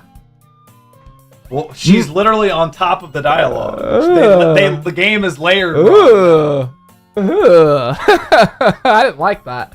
For some reason, I feel like I just took, like, 5 grams of mushrooms... And it's wait. Do you not feel like you just took 5 grams of mushrooms and it's like starting to like kick in? Yes. I feel like the mushrooms are starting to kick in, guys. Holy shit. Why was Monica being on top of the text creepier than any of the glitches so far? I don't know. Natuski finds herself stuck between saying Monica and manga. Yeah, wait, the screen is slowly tilting and zooming. Like, am I crazy? The screen is tilting and zooming. Yeah, it is. Is it not? Yeah, it is. It is. This is not a normal angle. No, the angle is not right. Steven, you did say you would always keep your wit. Show us what you're after. Just a little faster. Steven, you might have just found the perfect spooky game. I won't spoil it for you. Bro, Enjoy. look at the game. Thank you, Timothy. No, look at the game. Oh, I'm looking at it. It's moving. It's like it's alive. Yeah, it's making me very uncomfortable. The game is slowly zooming in, so slowly you almost don't even notice it. I'm uncomfortable. Holy shit. All right, keep playing. Manga's literature. Swiftly defeated, Natuski plops back into her seat. I'm sorry, Big Steve. We'll make sure to put your comfort first, okay? Yuri shoots Natuski with a disappointed glance. I'm starting to feel really uncomfortable. Anyway, yeah, I'm uncomfortable. Now that you're in the club after all, perhaps you might have an interest in picking up a book to read? Well, I can't really say no either way. Like you said, I'm in this club now, so it only feels right for me to do something like that, if you ask. Well, wait, I didn't mean it like that. If you don't really want to, then don't forget I said anything, I guess. Oh, no, it's not like that, Yuri. I want to try to be a part of this club. So even if I don't read often, I'd be happy to pick up a book if you wanted me to. What's the music doing? The music, like, sped up and went off key, and, like, it's really weird, bro. Are you sure? I just feel like, well, as vice president and all, that I should help you get started on something you might like. Yuri reaches into her bag and pulls out a book. I didn't want you to feel left out, so I picked out a book that I thought you might enjoy. It's a short read, so it should keep your attention, even if you don't usually read. And we could, discuss it if you wanted. This is it. How is this girl accidentally being so cute? She even picked out a book she thinks I'll like, despite me not reading much. Yuri, thank you. I'll definitely read this. I enthusiastically take the book. How is the game able to make you feel so uncomfortable, like in the weirdest moments? That's genius how the game does that. Like, remember the first time that Natuski stood up and the music cut out for the very first time? Yeah. Everybody got uncomfortable. Yeah. And that was like hours and hours ago. Well, you can read it at your own pace. I look forward to hearing what you think. Now that everyone's settled in, I expected Monica to kick off some scheduled activities for the club, but it doesn't seem to be the case. Yuri's face is already buried in a book. I can't help but notice the intense expression, like she's waiting for this chance. Meanwhile, Natuski is rummaging around in the closet. I'm really curious to talk to Yuri a little bit more, but at the same time, I would feel bad for distracting her from her reading. I catch a glimpse of the cover of the book. It looks like the same book that she lent to me. More than that, she seems to be on the first few pages. Crap. I think Wait, was the book part of Natuski's Pavlovian conditioning? Maybe she was trying to did something to your brain when you read that book. I don't know. Wait, man. Natuski what? I mean, Yuri gave you that horror book, and then she wrote a poem about Pavlovian conditioning. I don't know. And like she's reading the same book as you. It makes me think that she's like taking over your mind with it or something. I don't even know. I think she noticed me looking at her. She sneaks another glance at me, and our eyes meet for a split second. But that only makes her hide her face deeper in her book. Sorry, I was just spacing out. I mutter this, sensing I made her uncomfortable. Oh, it's fine. If I was focused, then I probably wouldn't have noticed in the first place. But I'm just rereading a bit of this, so... That's the book that you gave me, right? Mm-hmm. I wanted to reread some of it, not for any particular reason. Just curious, how come you have 2 copies of the same book? Well, when I stopped by the bookstore yesterday, that's not what I meant. I mean, I just happened to buy 2 of them. I see. I don't know if it's bullying or not, but occasionally the game files will end up talking to you. Why I say game files, not the save files, the game files. Huh. The game files will talk to you? That's very creepy, Dark and Death. Thank you for the 5, Dark and Death. Huh. Appreciate that, my guy. Appreciate that. There's somebody said to try saving in a different slot. There's something fairly obvious here that Yuri isn't telling me, but I decided to let it go. I'll definitely start reading it soon. I'm glad to hear. Once it starts to pick up, you might have a hard time putting it down. It's very engaging and relatable story. Is that so? What's the story about anyway? Well, I look at the cover of the book. The book is titled Portrait of Markov. There's an ominous looking eye symbol on the front cover. Basically, it's about this religious camp that was turned into human experiment prison, and the people trapped there have this trait that turns them into killing machines that lust for blood.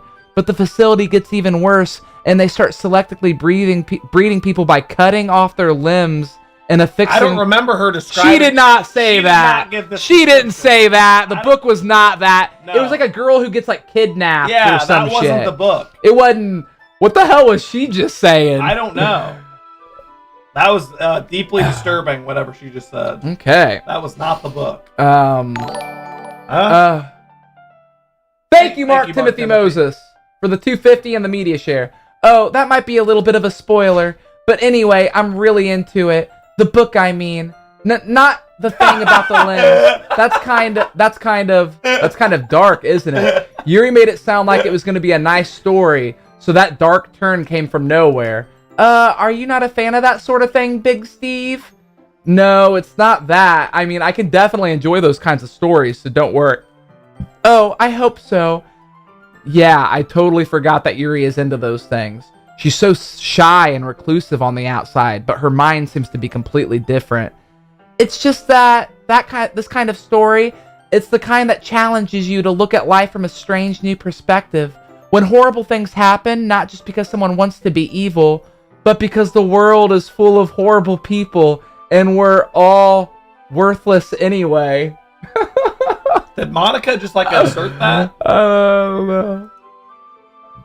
Then suddenly, I'm rambling, aren't I? What? Not again. I'm sorry. Hey, don't apologize. I haven't lost interest or anything. Well, I guess it's all right then. Tracy L like spoiled the game and he like wouldn't shut up about it earlier. Gone. Stop reading the comments! That's the exact same book, but the first time it was censored. Now you're starting to get the full story. Okay, Dark and Death, enough. Yeah, don't tell me. Thank you for the donations, but don't... Guys, enough. But Tracy L, you got timed out because you wouldn't stop talking about the game.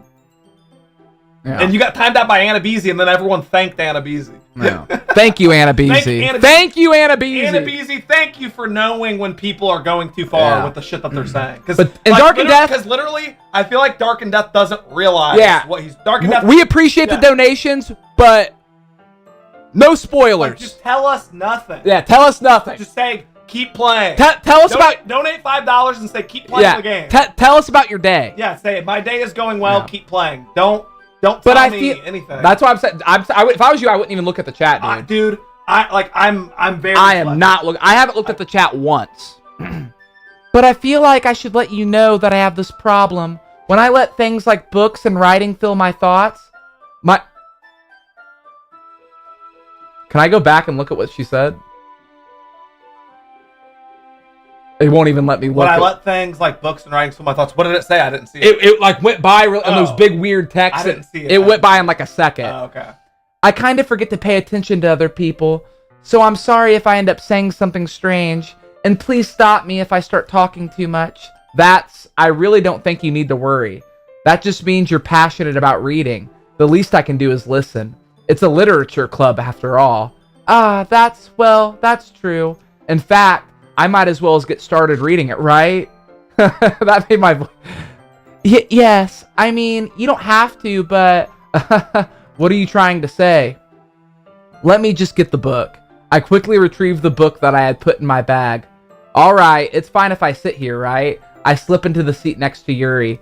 Yeah. Are you sure? You seem a little apprehensive. I'm sorry. It's not that I don't want you to. It's just something I'm not very used to. That is, reading in the company with someone. I see. Well, just tell me if I end up distracting you or anything. All right. I open the book and start the prologue. I soon understand what Yuri means about reading in company. It's as if I can feel her presence on my shoulders as I read. It's not a particularly bad thing. Maybe Jacob Goldie? Actually, 11 months. Jacob Goldie is 1 month away from his purple waffle. That's amazing, Jacob Goldie. He says, turn the monitor with the chat off. Only have your game open, and that's it. Happy 12 months, boys. Yeah, thank you, Jacob It's Goldie. actually, I think, 11 months. But yeah, happy 11 months to you, and I am not reading the chat. I'm really not. Maybe a little distracting, but the feeling is somewhat comforting. Yuri is in the corner of my eye. I realize that she's not actually looking at her own book. I glance over. It looks like she's reading from my book instead. Sorry, I was just bathing in the... What was the next word? Bathing in the what? Feeling, maybe? Okay, I didn't see Yeah. Yuri, you really apologize a lot, don't you? I do? I don't really mean to. Sorry. I mean... Here, this should work, right? I slide my desk until it's up against Yuri's, then hold my book more between the two of them. Ah, I suppose so. Yuri timidly closes her own book. Once we each lean in a little bit, our shoulders are almost touching. It feels like my left arm is in the way, so instead I use my right hand to hold the book open. Ah, I guess that makes it kind of difficult to turn pages. Here. Wow! DJ Crew! coming in with 11 months as well. DJ Crew and Jacob Goldie with the 11 months, my guy. You each have one more month. Waffle. Yes, my guys. Cheers. Hell yeah. Hell yeah, DJ Crew. Yuri takes her left arm and holds the left side of the book between her thumb and forefinger. Ah, I do the same with my right arm on the right side of the book. That way I turn the page and Yuri slides it under her thumb after it flips to her side. But in holding it like this, we huddled even closer together than before. It's actually kind of distracting me. It's as if I can feel the warmth of Yuri's face, and she's in the corner of my vision. Are you ready? To turn the page. Oh, sorry. I think I got a bit distracted for a second. I glance over at Yuri's face again, and our eyes meet. I don't know how I'll be able to keep up with her. That's okay. You're not as used to reading, right? I don't mind being patient if it takes you a bit longer. It's probably the least I can do, since you've been so patient with me. Yeah, thanks. We continue reading. Yuri no longer asks me if I'm ready to turn the page. Instead, I just assume that she finishes the page before me, so I turn it by my own volition. We continue the first chapter in silence. Even so, turning each page almost feels like an intimate exchange. My thumb gently letting go of the page, letting it flutter over her side as she catches it under her own thumb. Hey, Yuri, this might be a silly thought, but the main character kind of reminds me of you a little bit. No, I don't relate to that character at all. Definitely not. Really? I was just thinking the way she second guesses things that she says and all. Ah, that's what you were talking about. Sorry. I thought you meant something else about her.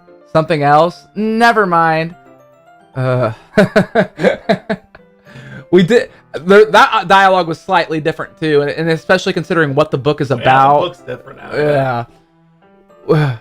We didn't even get that far yet, so I don't know why that came into my head. Yuri, are you feeling alright? Yuri's been a little fidgety ever since we started reading. You can rest if you're feeling sick or something. Your breathing is a little... My breathing? Yuri puts her hands on her chest as if to feel her heartbeat.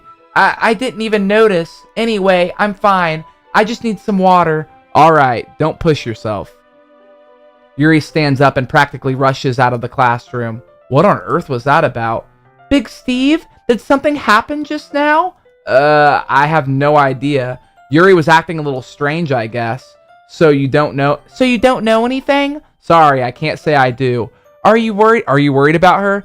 Oh, no, not really. I was just making sure that you didn't do anything to her. No, nothing. Don't worry, I believe you, silly. Yuri just does this sometimes, so it's nothing alarming. Alright, if you say so. Anyway, why don't we start with sharing our poems with each other? Shouldn't we wait for Yuri? Well, she might be a while, so I just figured we'd get started without her. Is that okay? Yeah, I was just asking. I stand up. I make a mental note of where I left in the book, then slip back into my bag. Let's start with Natuski. I told Natuski I was interested in her poems yesterday. It's probably only fair if I shared mine with her first. Well, it's about what I expected from someone like you. That's a little bit blunt. Well, excuse me. It's not like I said it was bad. It just didn't evoke any emotions. So basically, it's not cute enough for your taste. Do you want to get smacked? I'll pass. Well, anyway, I guess I need to show you mine. Not that you'll like it. Oh. She's got the same poem. Eagles can fly. Monkeys can climb. Crickets can leap. Horses can race. Owls can seek. Cheetahs can run. Eagles can fly. People can try. But that's about it. Yeah, same poem. Did you accidentally skip a text, or did that just fly through or something? Can you click on history? I didn't even see anything. Oh. That was weird. Just be honest. I am. Why are you so convinced that I wouldn't like it? Well, because everyone in high school thinks that my writing has to be all sophisticated and stuff, so people don't take my writing seriously. But isn't the point of poems for people to express themselves? Your writing style wouldn't make a message any less valid. Yes, exactly. I like it when it's easy to read, but it hits you hard. Like in this poem. Seeing everyone around you do great things can be really disheartening. So I decided to write about it. Yeah, I understand that. But the other nice thing about simple writing is that it puts more weight on the wordplay. Like I set up for a rhyme at the end, but then made it fall flat on purpose. It helps bring out the feeling in the last line. So you did. I guess more went into that than I realized. That's what it means to be a pro. I'm glad you learned something. Didn't expect that from the youngest one here, did you? Yeah, I guess not. I decided to humor her with that last comment. I don't really care how old everyone is, but if Natuski is feeling proud, then I won't take that away from her. Oh, let's read Monica's. Hi, Big Steve. Having a good time so far? Yeah. Good, glad to hear it. By the way, since you're new and everything, if you ever have any new suggestions for the club, like new activities or things we can do better, I'm always listening. Don't be afraid to bring things up, okay? Alright, I'll keep that in mind. Of course I'll be afraid to bring things up. I'm much better off just going with the flow until I'm more settled in. Anyway, want to share your poem with me? It's kind of embarrassing, but I guess I have to. Don't worry, Big Steve. We're all a little embarrassed today, you know? But it's that sort of barrier that we'll all learn to get past soon. Yeah, that's true. I hand Monica my poem. Great job, Big Steve. I was going, oh, in my head while reading it. It's really metaphorical. I'm not sure why, but I didn't expect you to go for something so Looks like deep. you consequentially wrote a poem that pleased Monica. Just because you chose all random stuff. But it must have been like no, Monica wasn't even an option. Oh, you're right. Yeah, Monica wasn't even an option. Yeah, it was just Yuri and Nasuki, you're right. I think she said this all last time. Oh, okay. I think she's said just this. being nice. Yeah. I guess I underestimated you. It's easiest for me to keep everyone's expectations low. That way it counts when I put in some effort. That's not very fair. Well, I guess it worked anyway. You know that Yuri likes this kind of writing, right? Writing that's full of imagery and symbolism. Sometimes I feel like Yuri's mind is just totally detached from reality. I don't mean that in like a bad thing, though. And I don't mean that's a bad thing, though. But sometimes I get the impression that she's totally given up on people. She spends so much time in her own head that it's probably a much more interesting place for her. But that's why she gets so happy when you treat her with a lot of kindness. I don't think she's used to being indulged like that. She must be really starved for social interaction. What's up, Pace? Pace said this is a great game. Sorry, I just glanced over and I saw all the dinkies in the chat. Did Dinky just like run across the floor, guys? Dinky must have ran it because I've seen him running around. What up, Pace? Dinky's on the run. What's up, Pace? She must be really I like her little... She must be really starved for social interaction. So don't blame her for coming on a little strongly. Like earlier, I think if she gets too stimulated, she ends up withdrawing and looking for alone time. You're such a good friend, Monica. Suddenly, the door closes. Yuri, I'm back. Did I miss anything? Not really. Well, we all started sharing our poems with each other. Already? I'm sorry for being late. No need to apologize. We still have plenty of time, so I'm more glad that you took the time. I'm sorry, you needed. wait. I just glanced over and saw the funniest comment in the chat. I'm going to stop reading the chat from this point You on. keep saying that. Plus, Sham said, this game made me realize y'all need to ban a lot of people. Nah. I was going to continue now. It's like when you watch a movie with someone that they've seen before, and after the end of it, you question your friendship with them.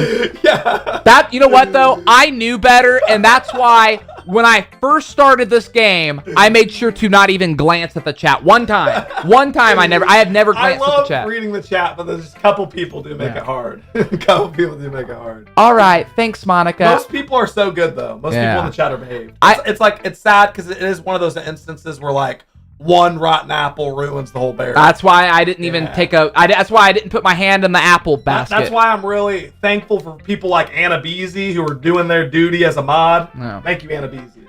I suppose I should get to my poem now. Anyway, do you want to read my poem now? Don't worry, I'm not very good. You sound pretty confident for someone who claims to not be very good. Well, that's because I have to sound confident. That doesn't mean I always feel that way, you know? I see. Well, let's read it then.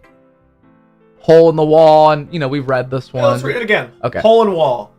But he wasn't looking at me. Confused, I frantically glanced at my surroundings, but my burned eyes could no longer see color. Are there others in this room? Are they talking? Or are they simply poems on flat sheets of paper? The sound of frantic scrawling plays tricks on my ears. The room begins to crinkle, closing in on me. The air I breathe dissipates before it reaches my lungs. I panic. There must be a way out. It's right there. He's right there. Swallowing my fears, I brandish my pen. That's a different poem. That's a different poem. She's talking about you. Yeah, that is not. Wait. That is not the same poem. Read it again. Hold up. That is not the same poem. But he wasn't looking. There's a hole in the wall, but he wasn't looking at me. Confused, I think she's talking about the glitch in the Matrix when she says the hole in the wall. Confused, I frantically glance at my surroundings, but my burned eyes can no longer see color. Are there others in this room? Are they talking? Or are they simply poems on flat sheets of paper? The sound of frantic scrawling playing tricks on my ears. The room begins to crinkle, closing in on me. The air I breathe dissipates before it reaches my lungs. I panic. There must be a way out. It's right there. He's right there. Swallowing my fears, I brandish my pen. Is this like... Don't ask questions, you'll get answers. Wait a second. I'm not reading the chat, but this is starting to feel like... What's the name of that Will Ferrell movie, the serious movie? I know what you're talking about. Stranger Than Fiction. It's starting to feel like Stranger Than Fiction. I'm gonna go pee really quick. I'll be right back. Maybe everything is just a figment of Monica's imagination.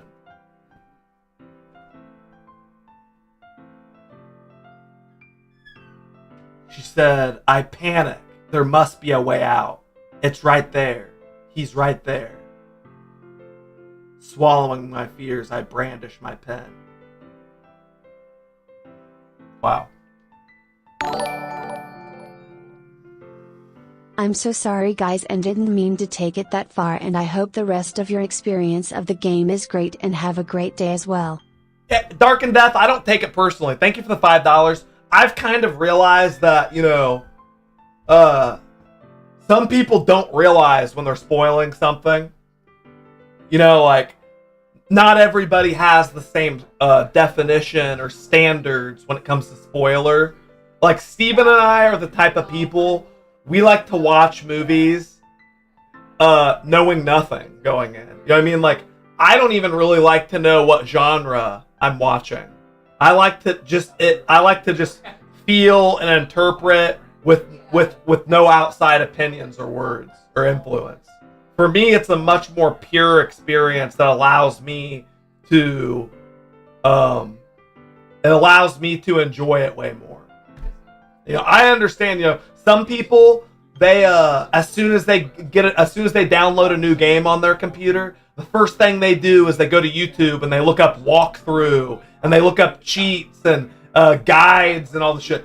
I like to just figure out things for myself. So just respect that. I'm not reading the chat anyways. Yeah. But thank you, Dark and Death. Dark and Death, you didn't ruin anything. No, we just felt it was going in that direction. Yeah, it was just going. And honestly, I kind of blanked out some of the stuff you said. Thank you for the $5. Yeah, thank you.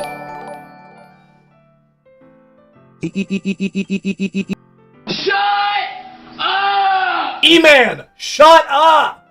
That's worse than a spoiler. No, it's not. Okay, it's not. Not even close. Yeah, keep spamming these. Not even close. So what do you think? It's very free form, if that's what you call it. Sorry, I'm not really the right person to ask for feedback. It's okay. Yeah, that kind of style has gotten pretty popular nowadays. That is, a lot of poems have been putting emphasis on timing between words and lines.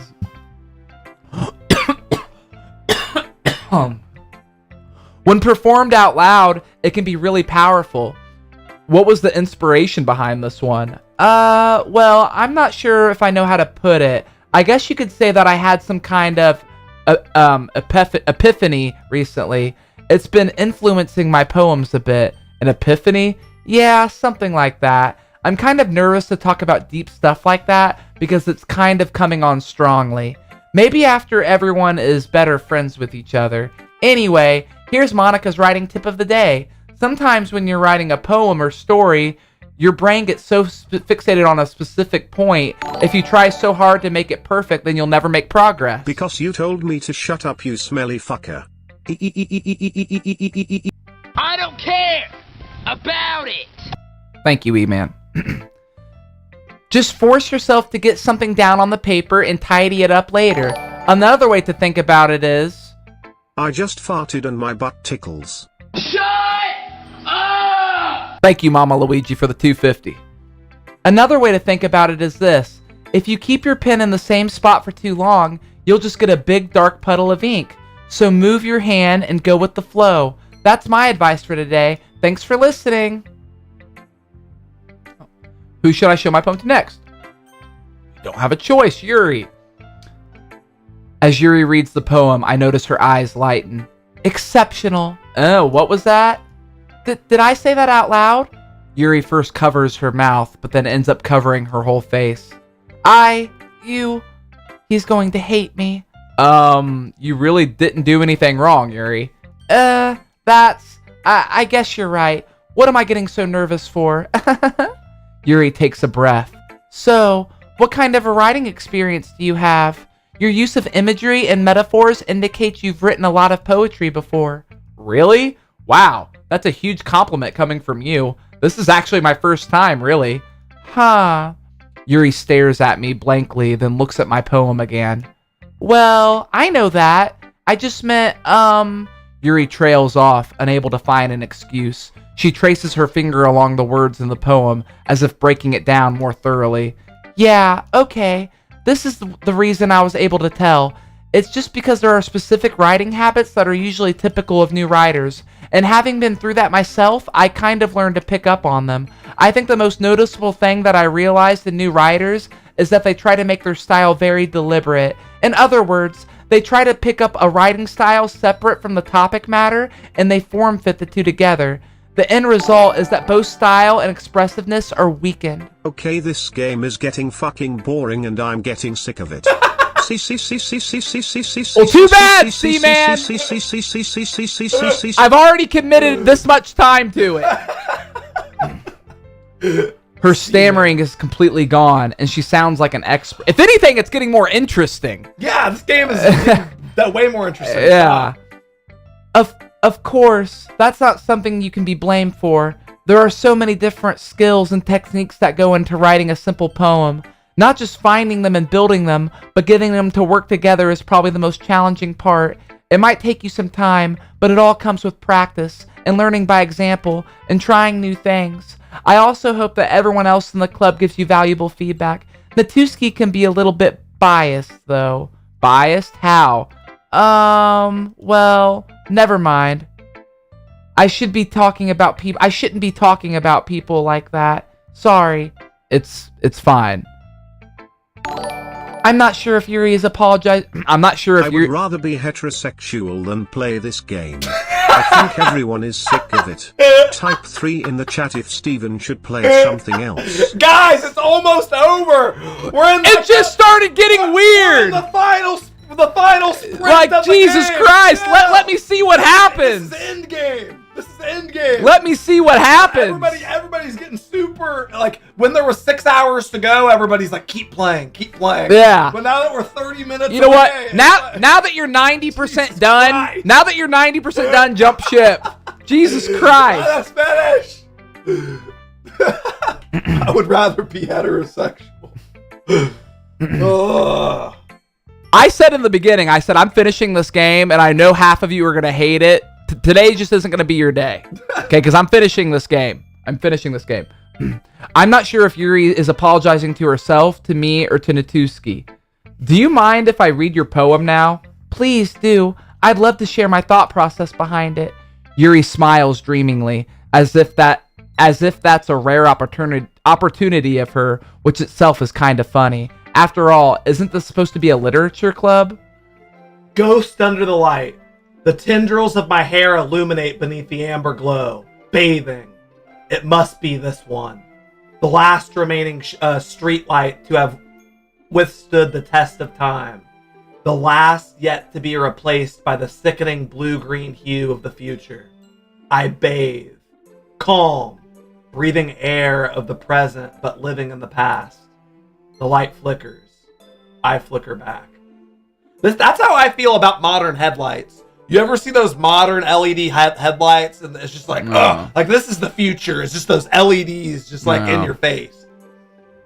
I like the old. So her poem wasn't any different. No, the only ones who same changed poem. was Monica. Yeah, that was the same poem. I'm sorry, I have such terrible handwriting. What? I wasn't thinking that at all.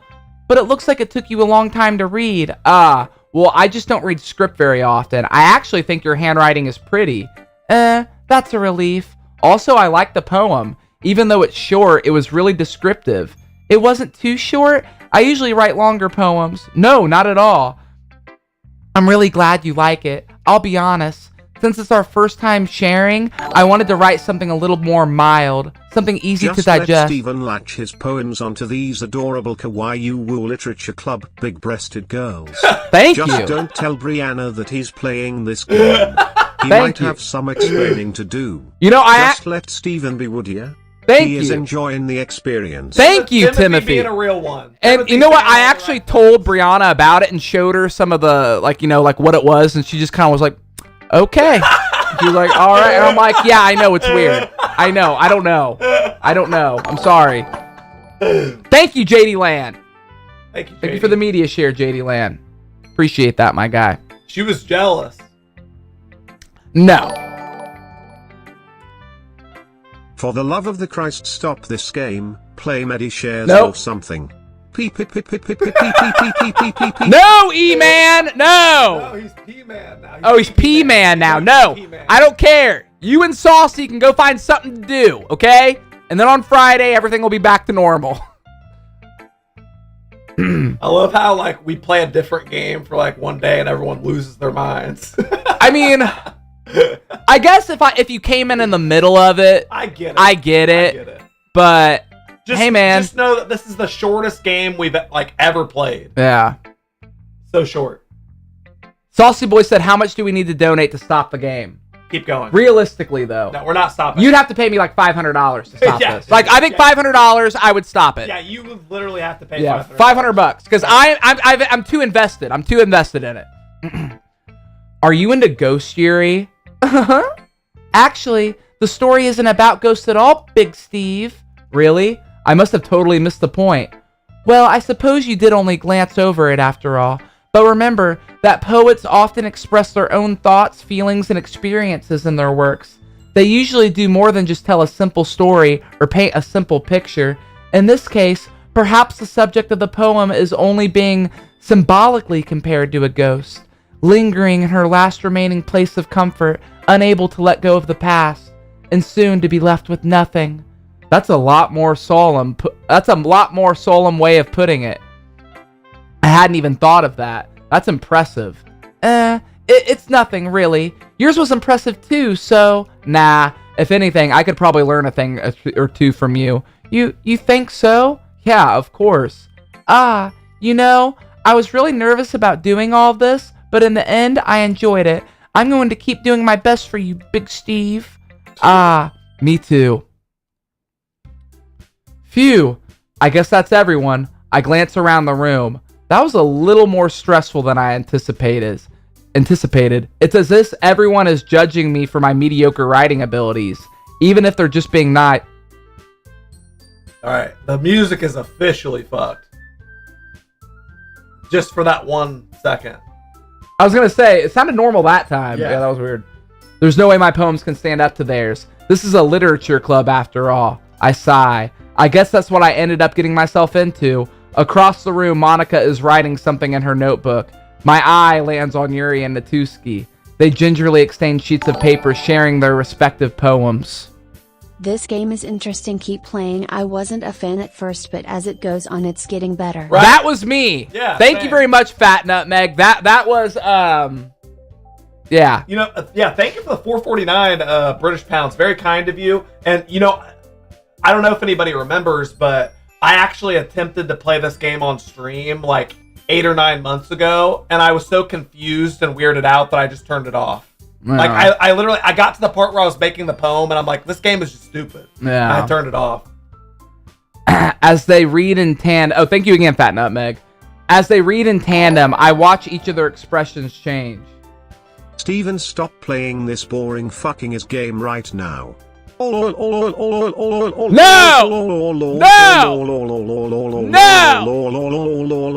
Bye! I am not stopping. I am finishing what I started.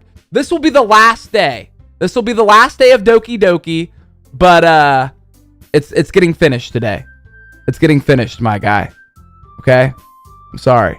Wait. I just want to clarify because Tracy, I don't think thinks that he knows like that he like spoiled anything. So this is what Tracy was doing. Like right before. Well, don't tell me. I didn't see what he said. I know it already happened.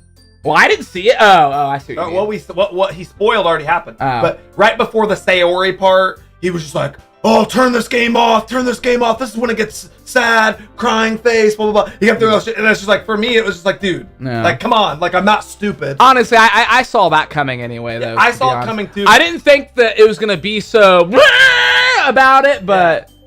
I didn't see the game like restarting and game being all weird. That I did not see coming. As they read in tandem, I watch each of their expressions. Natuski's eyebrows furrow in frustration. Meanwhile, Yuri smiles. What's with this language? Did you say something? Oh, it's nothing. Natuski dismissively Tracy, chill. Everything's gonna be alright. I think chat, just leave Tracy alone. I'm gonna lose it! Guys, I'm gonna lose it! Tracy, leave chat alone. Chat, leave Tracy alone. You guys can coexist, okay? Natuski dismissively returns the poem to the desk in hand. Everything will be okay. I guess you could say that it's fancy. Thanks. Yours is cute. Cute? Did you completely miss the symbolism or something? It's clearly about feeling of giving up. How can that be cute? I know that. I just meant the language, I guess. I was trying to say something nice. You mean you have to try hard to come up with something nice to say? Thanks, but it really didn't come out. That didn't come out nice at all. Hey guys, I'm trying to watch more horror movies for October, but I'm broke and can't afford streaming services or rental fees. Do you have any suggestions for websites that are, totally legal where I can download them from? You know what I mean. Oh, are you asking us how to pirate music or pirate movies on stream? Dude, just like Google it. This is a weird place to come and ask that. This is the wrong place. Like what? Why don't you go to like the police station and ask them if they know? Yeah, like what? Guys, I really want to get high and learn how to make meth, but my father never taught me. You should call 911 and say, "Do you guys know what the Pirate Bay is?" Yeah, I'm not sure, my guy. I don't pirate anything. Yeah, I don't know. I subscribe. I'm a subscriber. Yeah, but thank you. There's feds in the chat. Well, I do have a couple suggestions. If I was looking for suggestions, I would have asked someone who actually liked it, which people did, by the way. Monica liked it, and Big Steve did too. So based on that, I'll gladly give you some suggestions of my own. First of all, excuse me, I appreciate the offer. All my siblings have told you to stop this game, so listen right now. Stop it!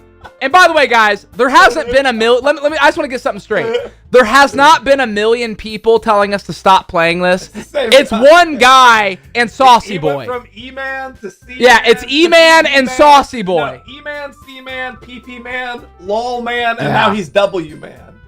I don't expect it to change anytime soon, unless of course I come across something particularly inspiring, which I haven't. And Big Steve liked my poem too, you know. He even told me he was impressed by it. Natuski suddenly stands up. Oh, I didn't realize you were so invested in trying to impress our new member, Yuri. That's not what you're just... Yuri stands up as well.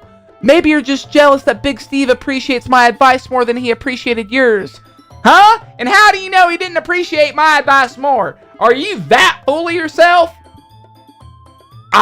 No, if I was full of myself, I would deliberately go out of my way to make everything I do overly cutesy. Well, you know what?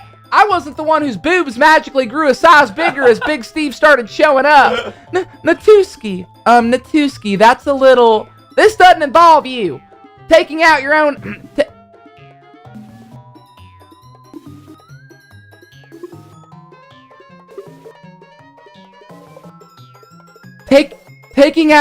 Taking out your own insecurities on others like that. You really act as if young as you look, Nakuski. Me? Look who's talking. You want to be edgy, bitch? Oh. Is a Pokemon battle about to start? I don't know. It's like a Mewtwo battle is about to start. Edgy? Sorry that my lifestyle is too much for someone of your mental age to comprehend. See? Just saying that proves my point. Most people learn to get over themselves after they graduate middle school, you know. If you want to prove anything, then stop harassing others with your sickening attitude. You think you can counterbalance your toxic personality just by dressing and acting cute? The one cute thing about you is how hard you try. Whoa, be careful or you might cut yourself with that edge, Yuri. Oh, my bad, you already do, don't you? You know, I thought that when Yuri had the scissors and she rolled her sleeve down when I came up that she was cutting herself with that knife in my room. Is that real? Yeah. That was weird. Did you just accuse me of cutting myself? What the fuck is wrong in your head? What? How this game can shock us just from cussing because of the build-up. You know what I mean? Because of the 4-hour build-up? Yeah. Yeah.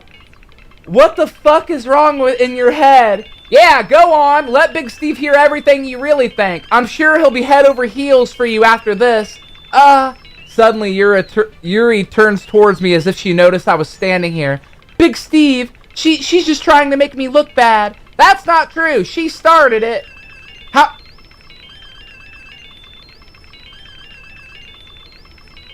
I think it's asking you who started it. I'll say should I just side with Natuski? I feel like they're about to like battle. There's about to be like a Pokemon battle. Whose side to take? You know what? I don't even. I clicked Yuri. It didn't like work.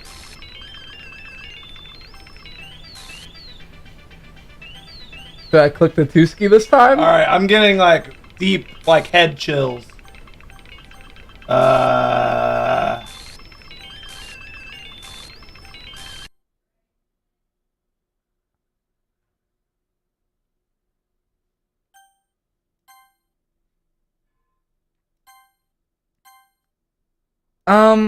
Hey Big Steve, why don't we step outside for a little bit? Okay? Sorry about that. They really shouldn't have tried to get you involved. It's probably better for us to stay out of this. Well, go back inside once they're done. We'll go back inside once they're done yelling. Ahaha. Some president I am, right? I can't even confront my own club members properly.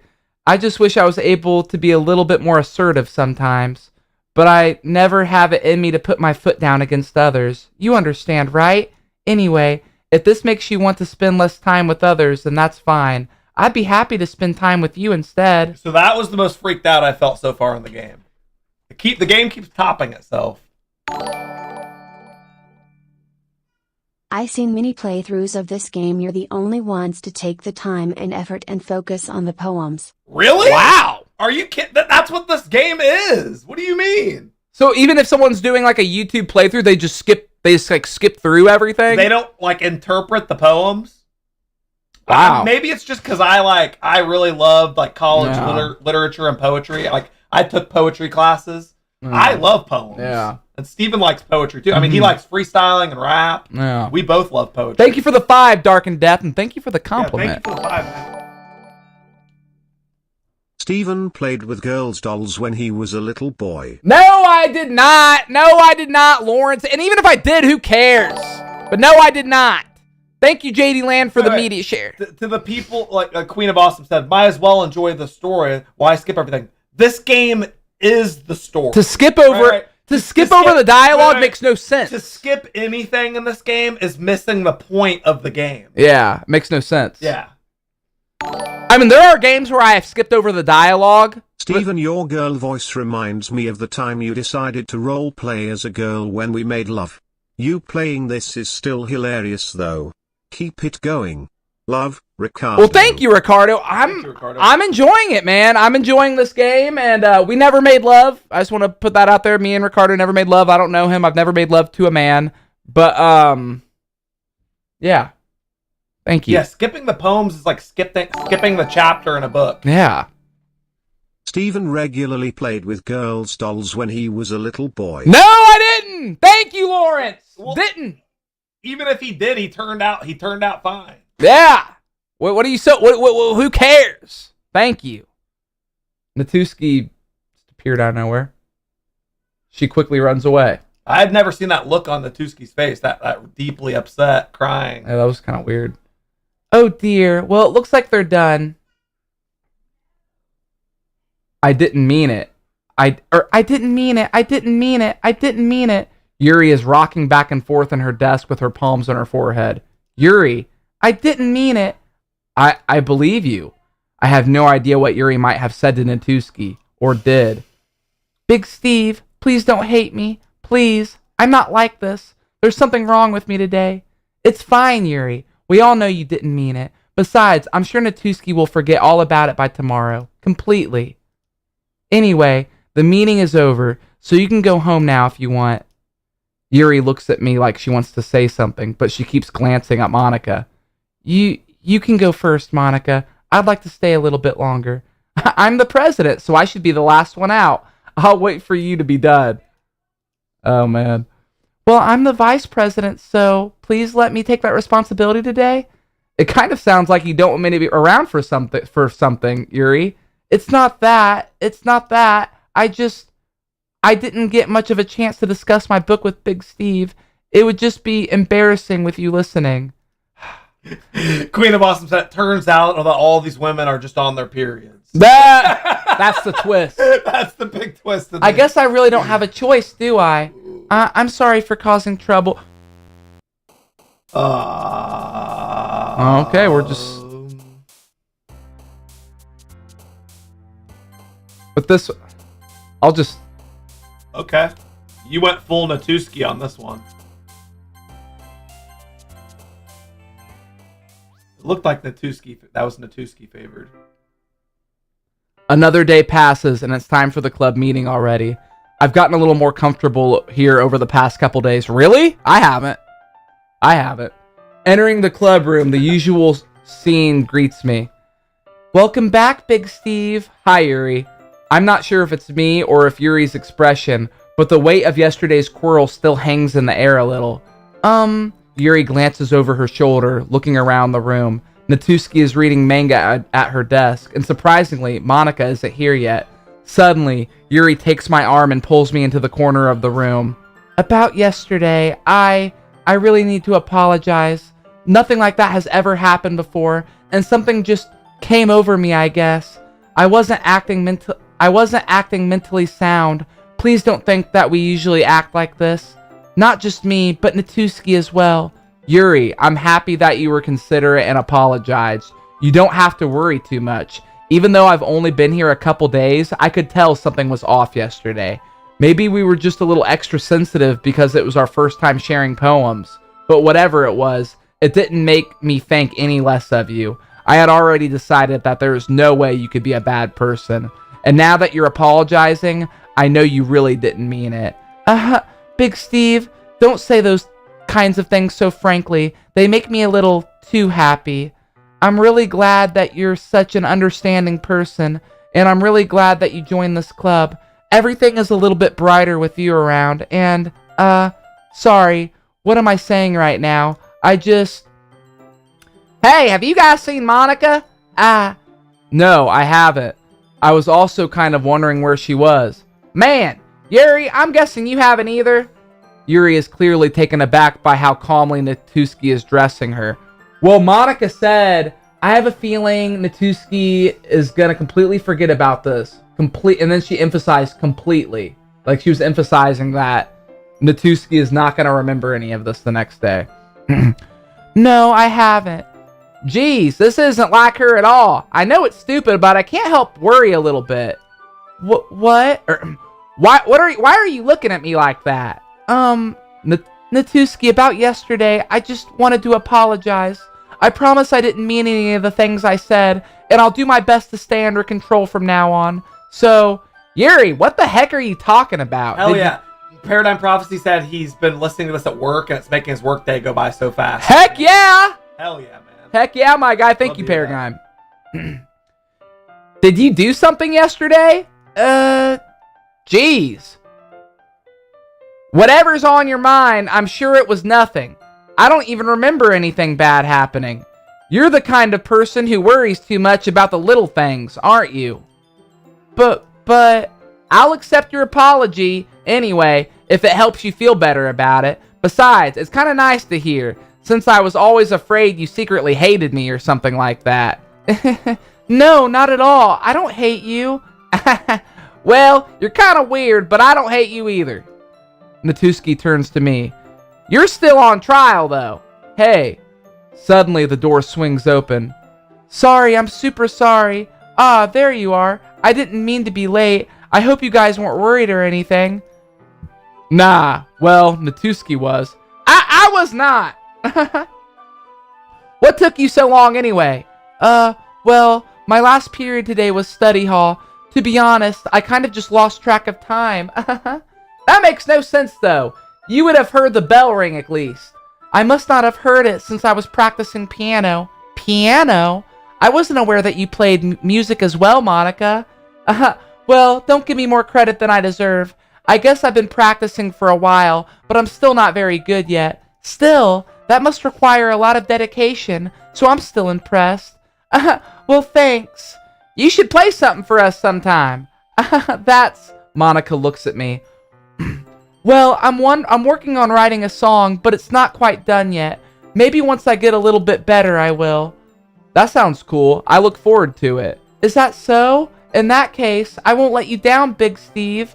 Monica smiles sweetly. I like how the other two girls just disappeared. I didn't mean any pressure or anything like that. Don't worry. I was hoping that I could share it with you anyway. I guess that's why I've been practicing so much recently. I see. I'm not sure if Monica was referring to the whole club or just me. In that case, best of luck. Thanks. So I didn't miss anything, did I? No, not really. I choose not to bring up anything that the three of us talked about. Besides, Natuski has already ran off in the closet. Big Steve, since your compliments put me in a good mood, I was wondering if you would like to spend some time together today. I mean, in the club. Yeah, definitely. I planned on it anyway.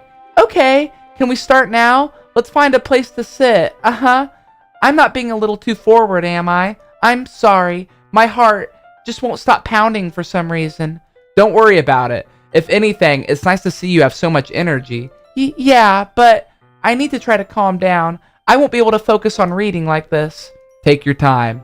Yuri takes a deep breath, then pulls a copy of the book out of her bag. Here's another 2.50. By the way, I did not spoil anything. Nobody accused you.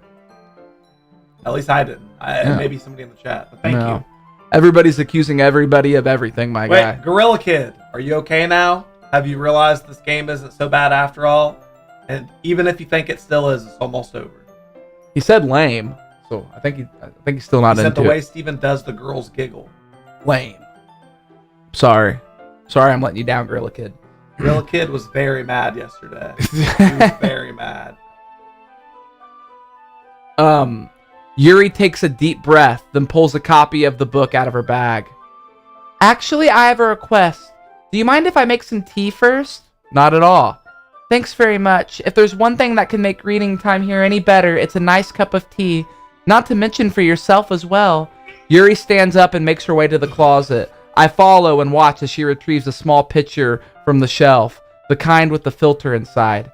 Can you hold this for a second? Sure. Yuri hands me the water pitcher and also fetches an electric kettle. I'm going to plug this into the teacher's desk, then I'll go get some water. She walks past me and sets the kettle down on the teacher's desk. I simply watch her movements. To my surprise, the way she moves really contrasts her speaking and mannerisms, especially because of her long legs. Yuri appears to be elegant and methodical. Okay, may I have the water pitcher?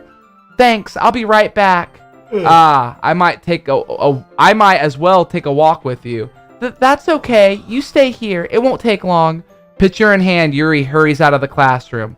Did Yuri leave you again? No, it's not like that at all this time. She's just filling up the water pitcher to make tea. Oh, okay. Sorry for misunderstanding. 10 minutes passed. Yuri said it wouldn't take long. Is something holding her up? I'm bored just waiting here, so I decide to go look for her. Let's see. The most logical place for Yuri to be would be the nearest water fountain. I start heading down the hallway. Ahaha! From a laugh. Ahaha from a mystery person. Ahaha! What's that noise? It's coming from around the corner. It sounds like breathing.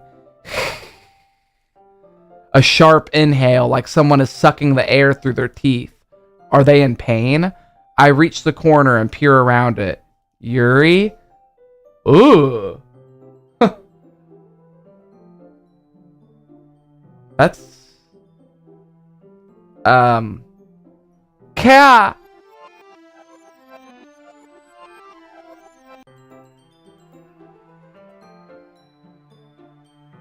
I'm back! Thanks for waiting patiently. Big Steve, do you like oolong tea? Yeah, anything is fine. Very well. Yuri sets the temperature on the kettle to 200 degrees. Now it's time to get the teapot. You really do this properly, don't you? Of course. I shouldn't do anything less when I'm making tea for others, even if I'm not an expert on tea or anything. In that case, you'll only be even more impressed. Perhaps I will. Yuri fetches the teapot and begins measuring the tea leaves. Oh, I'm sorry. People say funny shit in the chat during this game. Sticks87 said, I want to unstuff Yuri's bra and tell her I like the way God made her. That's what you have to say. You know what? I was all for that in the beginning, but what the hell? The fact that it was like all fresh looking wounds too, like she just like walked out of the room and began just like immediately like carving at herself. And that there was laughing. I heard laughing before I heard the... I don't think it was laughing. I think it was like a and then like a... Like, it was like her like moaning, you know, like... It wasn't like a ha-ha. To my surprise, she even starts humming to herself a little. You must be in a good mood now. Is that so? I was letting it show, and you noticed. I was doing a bit of thinking. I decided I would try expressing myself a little bit more. It turns out it's not very hard for me to do. When it's you who's around anyway. That's great, Yuri. Just don't push yourself too much. You're always worrying about me, Big Steve. It's very endearing. Yuri wasn't kidding. I don't even know if I can keep up with this. I watch Yuri pour a cup of tea for each of us. Big Steve, I have another request. Do you mind if we sit on the floor today? Oh, why's that? It's a little bit easier on my back. I can read with my back against the wall rather than bending over at my desk. Oh, sorry, I didn't realize. No worries. I just have back pain fairly regularly, so I do my best to manage it. Is that so? I wonder why that is. Her posture. Oh yeah. It's mostly likely because of your posture, right? Always hunched over like that while reading. Yes, I have terrible reading posture. Something tells me it's not gonna let this you feeding her chocolate part play out in a normal way. That's what I'm... Because there was so much feeling around that part of the game. Yeah. They changed scenes. They're not going to let this happen normally. Yeah. They are not going to let this happen normally. Yeah. All right. Fair enough. I'll go ahead and get the book. I retrieve the book from my bag. I have some chocolate as well. It's a small bag of chocolate candies. I take it, since it'll go well with the tea. Yuri and I sit against the wall, teacups at our side. As if in sync, we assume the same reading position as last time, each holding one half of the book. Except this time, our bodies are even closer together. I can't see too well. Yuri slides closer until our shoulders are touching. How am I supposed to focus on reading like this? How am I supposed to focus on reading like this? Yuri was always kind of cute, but when she's being less apprehensive, it's almost more than I can handle. Your teacup. Yuri hands me my teacup, holding it with the hand that's not holding the book. I end up in a position that makes it even harder to focus, because I now need to worry about making sure I don't accidentally touch her chest. Meanwhile, Yuri hasn't noticed a single thing. She wears her intense reading expression, and I can only presume the world around her has faded away. I use all of my willpower to focus on reading. After a few minutes, I finally manage to relax a little. I put the teacup between my legs and fumble with the chocolate wrapper. Sorry. I briefly let go of the book to finish opening my wrapper. You can have as much as you want. Oh, that's okay. I won't take any. Are you sure? Well, if I touch it, then it might get smudges on the pages. Oh, you're right. I didn't even think about that. My bad. No need to apologize. I'll hold the book, okay? Are you sure? Of course. Yuri opens the book with both hands. She holds it so I don't have to so I don't have any harder of a time reading from it. But as a result, her left arm is practically resting on top of my leg. I think this is my favorite frame of the game. Yeah. Like, that could be like a screensaver. Dude, I could set this as my desktop background or screensaver. I really like this picture of Yuri. I could picture that with like lo-fi hip hop in the background. Man, yeah, it's just like a soothing image. Yeah. Yuri is already totally focused on reading again. I take a chocolate candy and pop it into my mouth. Then I take another chocolate and I hold it up to Yuri. She doesn't even look away from the book. She simply parts her lips as if the situation was completely natural. But that means I can't stop here. I apprehensively place the chocolate in her mouth. Just like that, Yuri closes her lips. Yuri's expression suddenly changed. Did it do that before with the chocolate? I don't remember the chocolate. I don't remember that either. Maybe I just don't remember it. Yuri's like expression suddenly breaks. Did I just... Yuri looks at me like she needs to confirm what just happened. Maybe it Big did. Steve? I shouldn't notice. Yeah, it probably did. Yes. Sorry. I guess I shouldn't have done that. Yuri starts to breathe heavily. What? Whenever the music stops. I can't. Big Steve? Suddenly Yuri forcibly grabs my arm and jerks me to my feet. My teacup gets knocked over. Big Steve. My heart won't stop pounding, Big Steve. I can't calm down. I can't focus on anything anymore. Can you feel it, Big Steve? Yuri suddenly presses my hand against her chest. Why is this happening to me? I feel like I'm losing my mind. I can't make it stop. It even makes me not want to read. I just want to look at you. Ooh.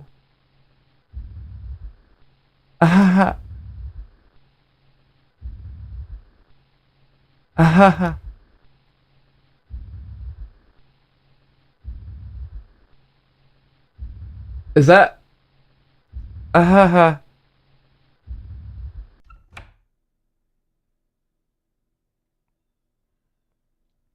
That I never want to see that look again. God damn. All right, I'm going after. What's the other chick's name? What's the other chick's name? Nasuki. Dude, Nasuki's the most normal bitch in this class. What? I made a big mistake. Nasuki, you know, they kind of make her the most undesirable, but it's like You call her Natuski. Natuski, man. Natuski. That's what I should have gone for. Yeah. Whoa. It's time to share poems. Oops. I'll save it. Save in a different slot. Somebody said something about that. I'm just curious. Okay. Wait. Go back to save. Why are there... What the fuck was that? Was that like Monica laying in blood? Yeah, there's like 9 pages. Why are there 9 pages?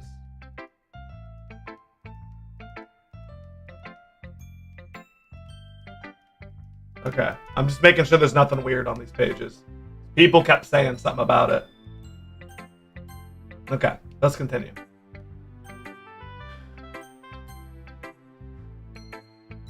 I've been waiting for this.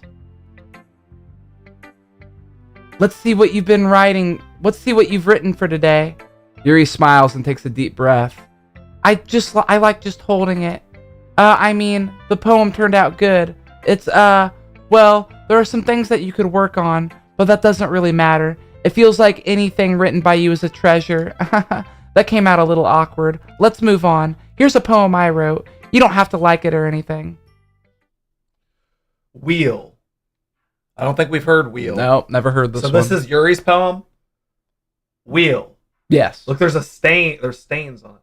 Wheel. Oh, there is a stain. A rotating wheel, turning an axle, grinding, bolt head, linear gearbox, falling sky, 7 holy stakes, a docked ship, a portal to another world, a thin rope tied to a thick rope, a torn harness, parabolic gearbox, expanding universe, tune controlled by slipping cogwheels, existence of God, swimming with open water in all directions, drowning, a prayer written in blood, a prayer written in time-devouring snakes with human eyes, a thread connecting all living human eyes, a kaleidoscope of holy stakes, exponential gearbox, a sky of exploding stars, God disproving the existence of God, a wheel rotating in 6 dimensions, 40 gears and a ticking clock,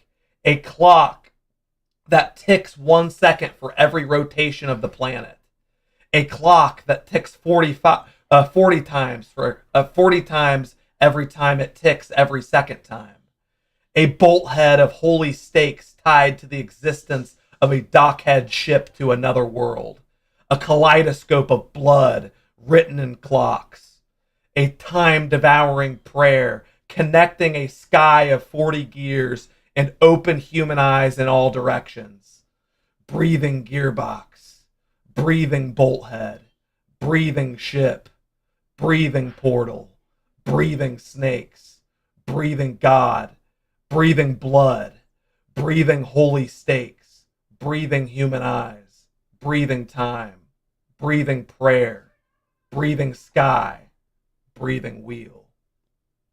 Whoa. That's the darkest fucking thing I've ever heard in my life. Dude, that is sick. That is the nastiest. Those are some Death Grips lyrics right there. Like, what? Holy shit. Damn. That's the darkest That shit. is like dark. That shit is so dark. I don't even know how someone could No death metal band has ever written lyrics that dark. That is the darkest, coolest shit I've ever heard in my life. Yeah, that's crazy. What the fuck? That's crazy. Oh my god, that was cool. Damn. And then she goes, someone said that those are Godspeed You Emperor lyrics. Yeah. Dude, yeah. That was badass. Holy shit. It doesn't really matter what it's about. My mind has You know what? It doesn't. It doesn't matter what it's about.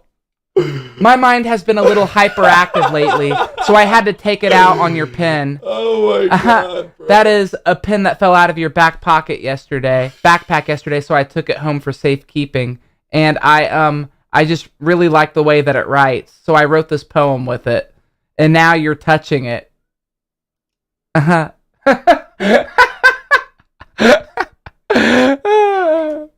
I'm okay. What did I just... Can we pretend this conversation never happened? Yeah, we can. We can. This game just keeps topping itself. You can keep the poem, though. Like, oh my god. Wow. Oh, shit. Wow. Shit. God damn. Let's go to Natuski next. That was so good. That was so good what they just said. Wow. That was so fucking good. Holy crap. Well, it's not really any worse than your last one, but I can't really say it's any better either. Phew. Huh. Phew. Dude, I almost like want to like grab Natuski aside and be like, bro, we gotta get out of here. Like she was like my least favorite, and now I'm just like, Natuski, bro, we gotta get out of here. Inver said, I feel like Sayori kind of held this club together.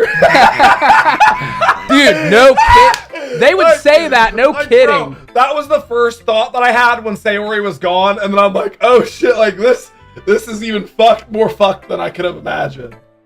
Like, what the fuck? This game definitely reminds me of Stanley Parable, and that fact that it drives me crazy, and sometimes I'm just like, God, get on with it. I'm like, get on with it. But at the same time, it's like a roller coaster. This game's a roller coaster. It reminds me of that movie we just watched, They Look Like People. Yeah. This reminds me of They Look Like People, bro. This is crazy. Huh, phew, what? Well, anything that isn't a train wreck, I'll take as a win. And I get the feeling you're probably the most critical. Hey, what makes you... Wait, maybe that was a compliment. Aha, glad to see someone recognizes my experience. Well then, keep practicing and maybe you'll be as good as me someday. That's, something tells me Nikuski completely missed the point. Just make sure you find a little bit of influence from everyone. I think you're at least being influenced by Yuri a little bit, aren't you? I mean, I know you've been, like, spending time with her or whatever, but you know, Monica and I are just as good as her, at poems, I mean. So you should really try to learn something, or you'll never get better. Natuski is Anabizi. I was kind of thinking that. Natuski is kind of like Anabizi. No. They remind me of each other. Yeah, I can see that. Yeah, I can see that. That's funny. Timothy said it. I was thinking that a while ago. Timothy said it. Here's the one I wrote. I'll make sure you learn something from it. Amy likes spiders. See if... You know what I heard about Amy? Amy likes spiders. Icky, wriggly, hairy, ugly spiders. That's why I'm not friends with her. Amy has a cute singing voice. I heard her singing my favorite love song. Every time she sang the chorus, my heart would pound to the rhythm of the words. But she likes spiders. That's why I'm not friends with her. One time, I hurt my leg really bad. Amy helped me up and took me to the nurse. I tried not to let her touch me. She likes spiders. So her hands are probably gross. That's why I'm not friends with her. Amy has a lot of friends. I always see her talking to people. She probably talks about spiders. What if her friends start to like spiders too? That's why I'm not friends with her. It doesn't matter if she has other hobbies. It doesn't matter if she keeps it private. It doesn't matter if she doesn't hurt anyone. It's gross. She's gross. The world is better off without spider lovers. And I'm going to tell everyone. So something else I've noticed about Natuski is her poems are always the same. And she's very consistent. You know what I mean? Natuski's poems don't change. Yeah. Not bad, right? It's quite a bit longer than yesterday's. Yesterday's was way too short. I was just warming up. I hope you didn't think that was the best I could do. No, of course not. Anyway, the message is pretty straightforward in this poem. I doubt I feel so safe with Natuski. You know what I mean? I feel safe. I don't feel safe with the other two. Same.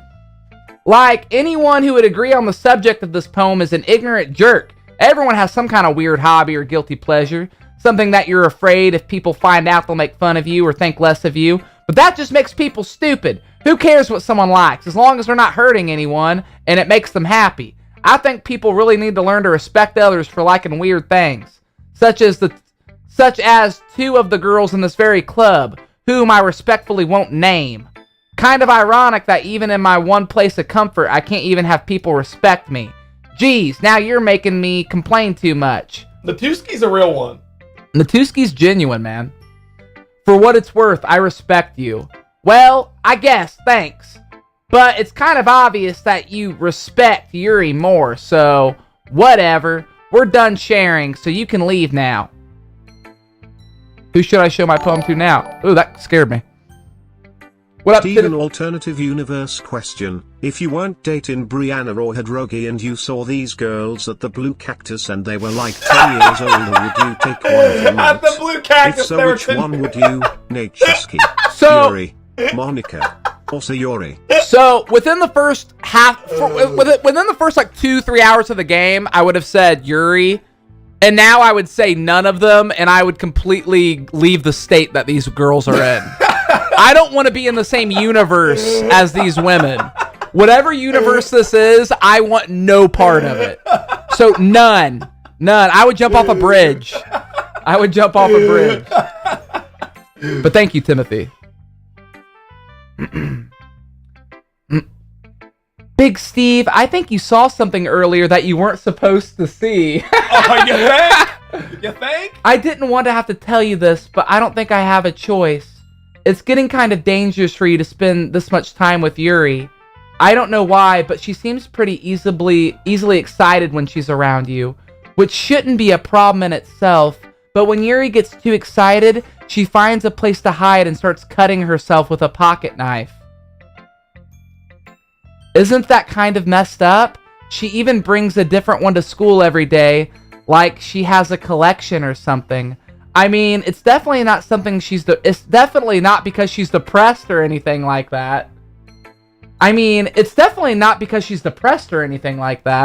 I think she just gets some kind of high from it. It might even be like a sexual thing. But I kind of agree, though, in that Yuri doesn't seem like she's depressed. You know what I mean? Yeah, she seems like she's dark and she does it for fun. If you read her poems are so dark and jarring. I mean, dude, her last poem about the gearbox, like that wasn't depression, that was insanity. Yeah. You know what I mean? But the point is, you've kind of been enabling her. I'm not saying it's your fault, What? though. Yeah, you are! But I guess that's why I had to explain it all to you. So I think if you keep your distance, that would probably be best for her. Wait, so she's thinking about her sexual desires with you while cutting herself? I'm confused. Bro, I don't know. I don't even know. While you're at it, don't be shy to spend a little more time with me. To put it lightly, I at least have it together in my head, and I know how to treat my club members. But anyway, would you like to read my poem now? I like the way this turned out, so I hope you do too. Save me. The colors, they won't bright. Beautiful colors. Flashing, expanding, piercing. Red, green, blue. And needless cacophony of meaningless noise. The noise, it won't stop. Violent, grating waveforms, squeaking, screeching, piercing. Sine, cosine, tangent. Those weren't in capitals before. I know. Nothing was, It's broken. It's like glitched. Like playing a chalkboard on a turntable. Like playing a knife on a breathing rib cage.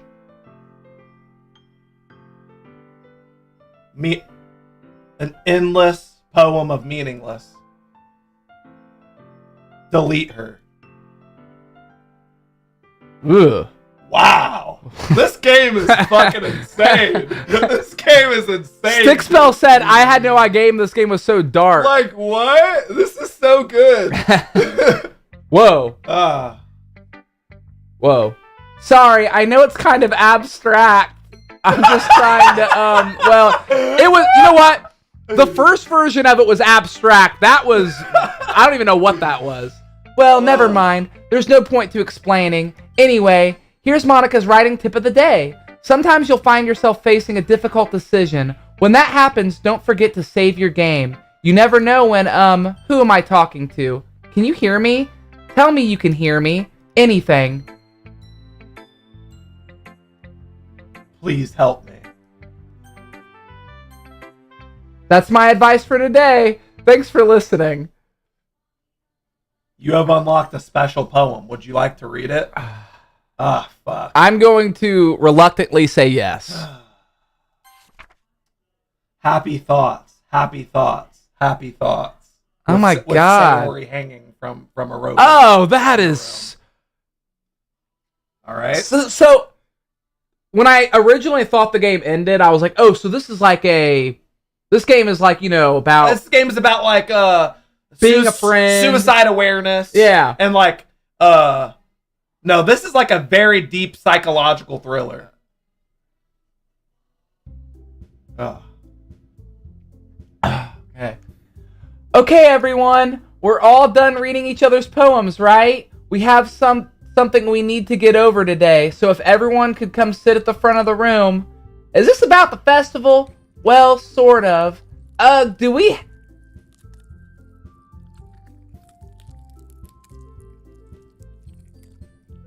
The screen is weird, but the sound I hear...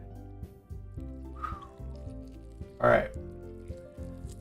Do we really have to do something for the festival? It's not like we can put together anything good in just a few days. We'll just end up embarrassing ourselves instead of getting any new members. What? Oh, okay. That's a concern of nature or something?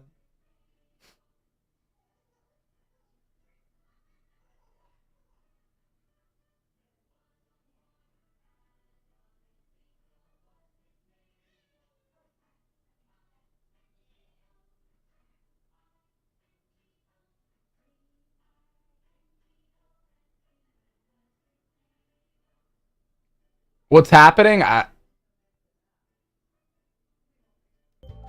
God dang! Okay. I don't really do well with last minute preparations. Don't worry so much. We're going to keep it simple, okay? Look, I know everyone's been a little bit more lively ever since Big Steve joined, and we started to do some club activities. But this isn't the first time for us to become complacent. We still only have 4 members, and the festival is our only real chance to find more, you know? What's so great about getting new members anyway? We already have enough to be considered an official club. More members will just mean everything gets noisier and more difficult to manage. Natuski, I don't think you're looking at it the right way at all. Don't you want us to share your passion with as many people as you can? To inspire them to find the same feeling that brought you here in the first place? The literature club should be a place where people can express themselves like they can't do anywhere else. It should be a place so intimate that you never want to leave. I know you feel that way too. I know we all do. So that's why we should work hard and put something together for the festival, even if it's something small. Right, Big Steve? Come on! You can't take advantage of Big Steve to agree with you just because he doesn't know how to say no to anything. Look, Monica, do you really think any of us here joined the club with other people in mind? Yuri never even talked until Big Steve joined. And as for me, I just like it better here than I do at home. And Big Steve isn't even passionate about literature in the first place. And that's everyone. Sorry, but you're really the only one here who's interested in finding new members. The rest of us are fine like this. I know you're a president and all, but you should really consider opinions for once. Monica clearly is taken aback by Natuski's words. That's not true at all. I'm sure Yuri and Big Steve want to get more members too, right? I don't know about Yuri, but I'm kind of indifferent. If I showed as much enthusiasm as Monica wanted, then I would probably be lying. Still, if it's up to me to rescue this situation, no. Natuski's right, isn't she? This club, it's nothing more than a place for a few people to hang out. Why did I think that everyone here saw it the same way as I did? But that doesn't mean that we aren't against getting new members or anything. Big Steve, why did you even join this club? What were you hoping to get out of it? Puss. Well, that's not really something I can be honest about, is it? In fact, if I remember, you weren't even given a choice not to join. If I remember, you weren't even given a choice not to join. Monica sits down and stares at her desk. What's the point of all this anyway? What if starting this club was a mistake? Now you've done it, Natuski. What, me? I just spoke my mind. Is it a crime to be honest? It's not about being honest. It's about word choice. Besides, you have no right to speak for everyone else. What is this game? What is this? What else in this club like this? You don't understand at all. I just want a place that feels nice to hang out with a few friends.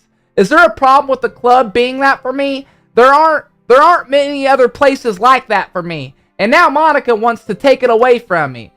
She's not taking it away. No, Big Steve, it's not the same. It won't be the same with the direction she wants to take it. If I wanted that, then I could have just joined any other stupid club. But this one, I mean, at least for a little bit of time, things were nice. Natuski starts packing up her things. I'm going home. I feel like I don't belong here right now. Natuski. Natuski ignores Yuri and walks right out of the classroom. This is bad. I don't know what to do. Well, do you have an opinion on the festival? I don't know. I'm kind of indifferent, I guess. Who cares? Who cares about that obnoxious brat? I mean, I like how nice and quiet the club is right now, and I'm just happy with you here. But still, I'm the vice president. It's not right for me to ignore my responsibilities like that. Nobody would cry if she killed herself. I should do my best to consider everyone's perspective and make the decisions that are right for the club. But what about you, Big Steve? What do you want to get out of this club? Yuri repeats the same question as Monica. I had decided to give an indirect answer is better than nothing. I think the most important thing is for everyone to get along, and for the club to provide something that you can't get anywhere else. I don't think it's about how many members, but rather the quality of each member. That's what will end up making the literature club a special place. I see. I really agree with you. Each member contributes their own qualities in a special way. Okay, yeah, she's crying blood. With each change in members, the identity of the club as a whole will change too. I don't think that's necessarily a bad thing. Stepping out of your comfort zone once in a while. So if you would like to help Monica with the festival, then I'm on your side as well. Alright. Well, maybe we can all talk to Natuski tomorrow. Yuri nods. Hey, Yuri. I know things were a little awkward yesterday, but I feel like you deserve to know that I still think you're a wonderful vice president and also a wonderful friend. Monica, I want to do everything I can to make this the best club ever. Okay? Me too. Yeah. Let's all go home for today. We'll talk about the festival tomorrow. Okay. I look forward to it. Shall we go, Big Steve? Please don't take this the wrong way, but I'm going to chat a little bit with Big Steve before we leave, just to see what he thinks of his time here and all. It's important to me as president. Yuri looks a little troubled, but she doesn't protest. Okay. Okay, I trust your judgment, Monica. In that case, I'll see the two of you tomorrow. See you tomorrow. Monica waves as Yuri exits the classroom. Phew, things have been a little bit hectic today, haven't they? Big Steve, I just wanted to make sure you're enjoying your time in this club. I would really hate to see you unhappy. I feel kind of I'm responsible for that as president, and I really do care about you, you know.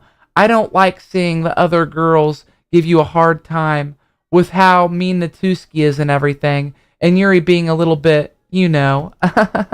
Sometimes it feels like you and I are the only real people here. You know what I mean? But it's weird because in all the time you've been here, we've hardly gotten to spend any time together. I mean, I guess it's technically only been a couple days. Sorry, I didn't mean to say something weird. There are just some things I've been hoping to talk about with you. Things I know only you could understand. So that's why, wait, not yet, no. Wait, some people are saying that the people got timed out was a raid? What? I don't know what they were saying. Yeah, they said like speaking another language. They said a bunch of Indian people were raiding it for a second. I have no idea. Well, it's funny when they said Indian people. I pictured like, oh, it was a bot raid. Yeah, okay. Yeah. So I'm just gonna.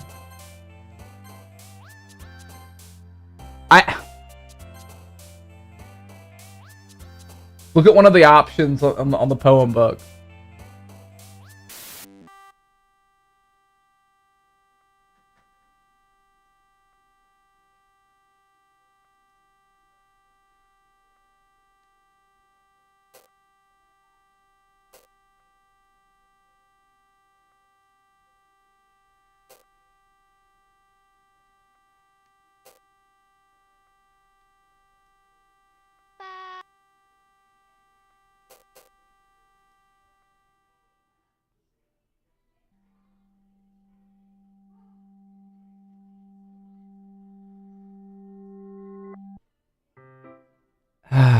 Okay. Hi, Big Steve. I've been waiting for you. Are you ready to continue reading? I brought my best tea today. Monica, I told you not to. Ugh. Is she really late again? Inconsiderate as usual, Natuski. Excuse me? Must you always interrupt my conversations with your incessant yelling? What are you talking about? You say that like I do it on a regular basis or something. I just wasn't paying attention, okay? I'm sorry. Seriously, what's gotten into you lately? Me? Nothing. Is it really that bad? See, it is something. I'll get over it. It's not even anything noteworthy. I've just been feeling a little on edge lately. Anyway, we don't need to talk about it. Well, I just feel the need to bring it up. It's not like I really care or anything. Aw, man. Aw, man. I'm the last one here again? Well, Big Steve just walked in too. Were you practicing piano again? Yeah. You must have a lot of determination, starting this club and still trying to make time for piano. Well, maybe not determination, but I guess passion. It motivates me to work hard for the festival and, right, I forgot. About that, Natuski. We were all talking yesterday and, well, we decided that we would like to support the festival as well. However, I understand how you feel about not wanting the club to change. I think we all feel that way. So as long as we're all working on this together, this club will never become something we don't want it to. Also, if you help us out with the festival, then I'll buy you a new manga. Sorry, that last part was really funny. Look, I did some thinking yesterday. I was a little more hostile than I meant to be. I guess I really felt threatened or something. But I know that this is something we're doing together. Another new member wouldn't hurt as long as they're cool. And I guess another girl would be nice this time. But more importantly, I would hate to see the event suck just because I chose to back out. I'm a pro, you know? So I'm going to help too. And we'll make sure it's done right. Thank goodness. Isn't that great, Monica? Monica? Yeah, that's wonderful. It wouldn't be the same without you, Natuski. Anyway, Big Steve, what do you want to do today? I was thinking, let me guess, we could share poems. Let me guess! I was thinking we already have plans today. Is that so, Yuri? That's correct. Big Steve is already engaged in a novel that we're reading together. Aren't you glad I've gotten him into literature, Monica? I suppose I was just... Actually, it doesn't matter. It really doesn't. You guys can do whatever you want. Yes, thank you for understanding, Monica. Actually, I have a request. Do you mind if I make some tea first? Oh God, no, she's gonna go fill up the water pitcher again. Don't do it! No! Not at all. Thanks very much. Yes, I do mind. If there's one thing I can make reading time any better, it's a nice cup of tea, not to mention for yourself as well. Yuri stands up and makes her way to the closet. I follow and watch as she retrieves the small pitcher of water from the shelf, the kind with a filter inside. Can you hold this for a second? Sure. Yuri hands me the water pitcher and also fetches an electric kettle. I'm going to plug this in the teacher's desk and then I'll go get some water. She walks past me and sets the kettle down on the teacher's desk. I simply watch her movements. To my surprise, the way she moves really contrasts her speaking mannerisms, especially because of her long legs. Yuri appears elegant and methodical. Okay, might I have the water pitcher? Thanks, I'll be right back. I might as well walk with you. That's okay. You stay here. It won't take long. Pitcher in hand, Yuri hurries to the classroom. Did Yuri leave you again? No, it's not like that this time. She's just filling up the water pitcher. This has all happened. All of this has happened. All of this, but I mean, this has really happened. Oh, okay. Sorry for the misunderstanding. 10 minutes passed. Yuri said it wouldn't be long. Is something holding her up? I'm bored just waiting for her, so I decide to go look for her. Let's see. The most logical place for Yuri to be is the nearest water fountain. I start heading down the hallway. Ooh. What's that noise? It's coming from around the corner. It sounds like breathing. A sharp exhale like someone is sucking the air through her teeth. Are they in pain? I reach to the corner and peer around it. Yuri? Kia!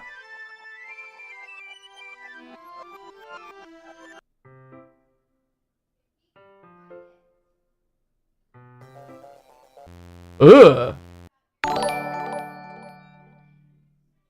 Steven, her name is pronounced Natsuki. You are fucking moron. Yeah, F you too. I can pronounce it the way I want. It's up for interpretation. Wait. How did I... Sorry, I just had a really weird deja vu. This hasn't happened before or anything, right? My head has been a little fuzzy lately. I hope it hasn't really been showing or anything. I would hate for you to think that I'm weird just after spending time together. I mean, everyone has a few unusual things about them, but expressing those things as soon as...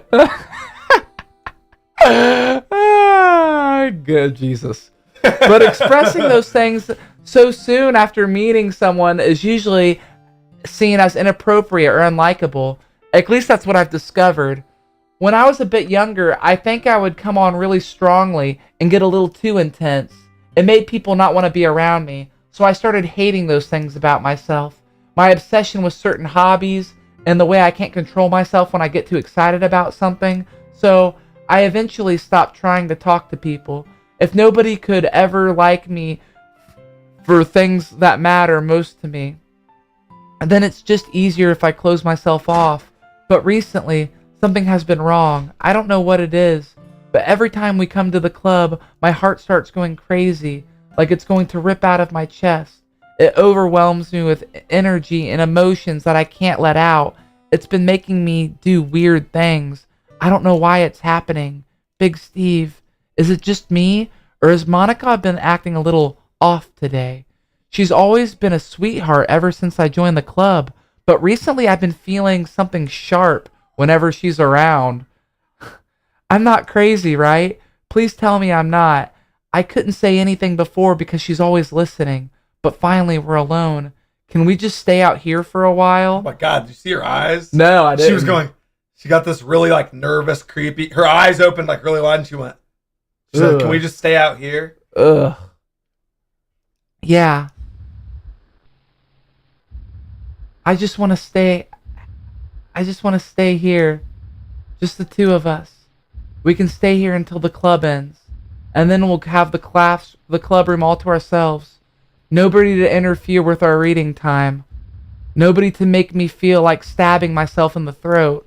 That was a joke. Just a joke. I do like knives though.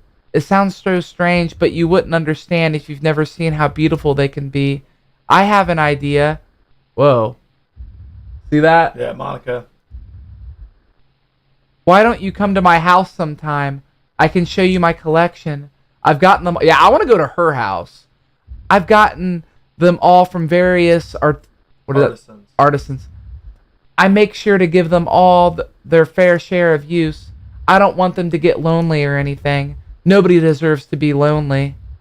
Nobody. Oh my God, see your eyes Yes. when she said nobody? And that's why I'm so happy you joined the literature club, Big Steve. Now we don't have to be lonely anymore because we can have each other every day. That's all we need. You know what? Let's quit the literature club. There's no need for us to be around Monica's slimy tongue anymore. Not to mention that other pathetic child. We can walk home together every day after school and read together, eat together, sleep together. Doesn't that sound perfect? That is something we could... It's everything we could ever want. Isn't that why you joined the club in the first place? It's almost like it was fate. Fate that we would meet each other. And now we get the happy ending that I've patiently waited years for. Will you do that with me, Big Steve? Will...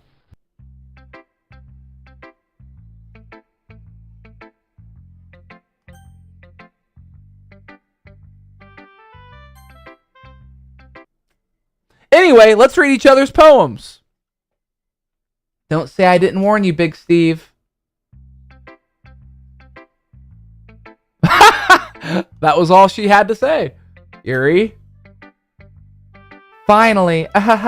Yuri holds my poem to her face and takes a deep breath. I love it. I love everything about it. Big Steve, I want to take this home. Will you let me keep it, please? Sure, I don't care. Ahaha. You're too nice to me, Big Steve. I've never met anyone as nice as you. I could die. No, not really, but I just don't know how to describe it. It's okay to be feeling this way, right? It's not bad, right? Yuri holds my poem to her chest. I'm going to take this home with me and keep it in my room. I hope that makes you feel good when you think about me having it. I'll take good care of it. I'll even touch myself while reading it over and over. Why did that make me feel like spine chills? I don't know. I'll give myself paper cuts so your skin oil enters my bloodstream. You can have my poem too. Besides, after you read it, I know you're really going to want to keep it. Here, take it. I can't take it any longer. Hurry, read it.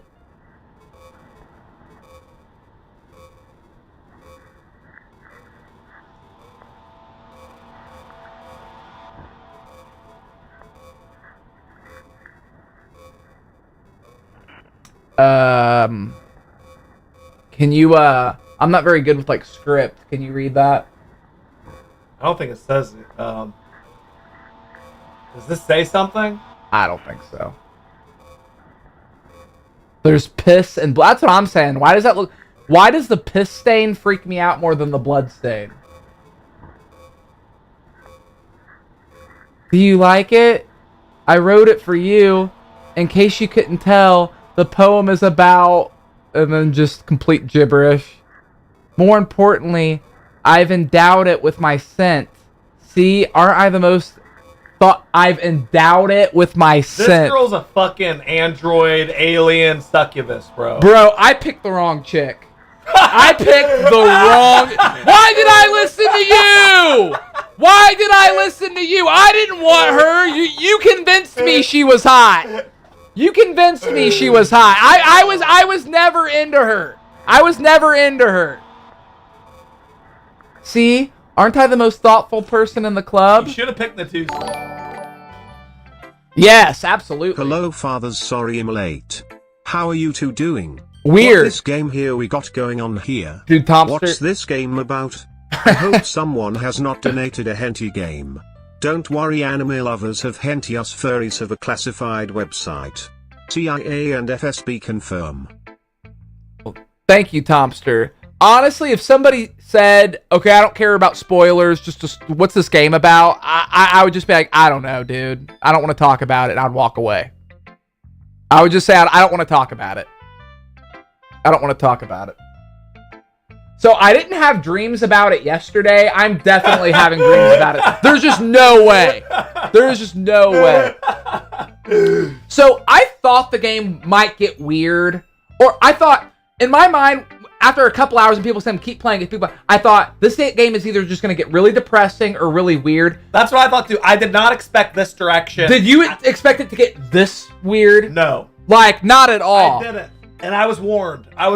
But I did not expect this level. And I guess because it took so long to get to it. Yes. That's what makes it crazy. I mean, Jesus Christ, dude. Has been great.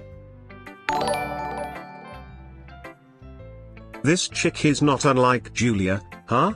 I wonder if she's secretly a psychotic robot.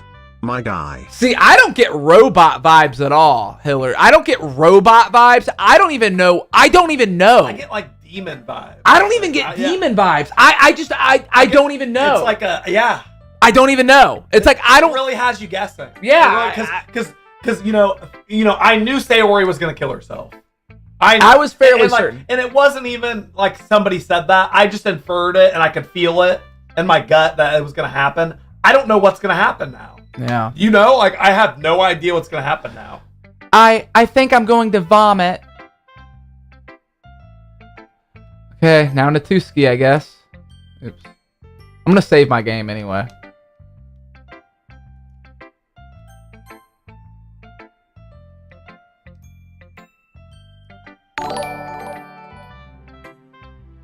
Hi Muse. When you first started playing this game I identified with Yuri because of her purple hair and dark thoughts. I don't want to identify with her anymore. Andy, that's what I'm saying. I was digging Yuri. I was like, oh, she's kind of quiet, but she's into dark stuff. But Andy, there's something wrong here. There's something There's clearly something wrong. very wrong. It's yeah. almost like it isn't Yuri. It's almost like Monica is thinking for Yuri. Is that even? But it's like Monica's thoughts are being implanted into other people's brains. yeah, man. I know Tomster's going, that mother effer still it hasn't beat Resident Evil 2. And he's played this 2 days in a row. This is killing Tomster. Enver said you only cared about her boobs, Steven. And see, and that's where shallowness gets you. Yeah. That's where shallowness gets That's you. what happens when you value boobs. Yeah, man. Because nothing weird has happened with Natuski. It's like I can breathe when she, you know what I mean? It's like, okay, what? You gave me your you gave your poem to Yuri? Gross. What is with you two? It's not like I wanted to read it anyways. It's just pissing me off a little bit that you didn't even show me at all. Ugh. How the game has turned the least likable character into by far the most likable character is very impressive. Extremely impressive. Extremely impressive. Okay, I guess I'm going to share my poem with you anyway. I really hate that I have to do this, but unfortunately, I don't have much of a choice. Just read it carefully, okay? Then you can go away. And like, they've made her... Wait, have you noticed? Wait. They've made Natuski the best character without changing anything about her. Yeah. That's what's impressive. It's like, they didn't even change anything about her. Yeah. It's not even character development. I don't think she just wrote me a poem. They changed everything else but Natuski. She did not write me a poem. Okay, Natuski said, I don't know how else to bring this up, but there's something that I've been worried about. Yuri has been acting kind of strange lately. You've only been here a few days, so you may not know what I mean, but she's not normally like this. She's always been quiet and polite and attentive, things like that. Okay, this is really embarrassing, but I'm forcing myself to suck it up. The truth is, I'm really worried about her.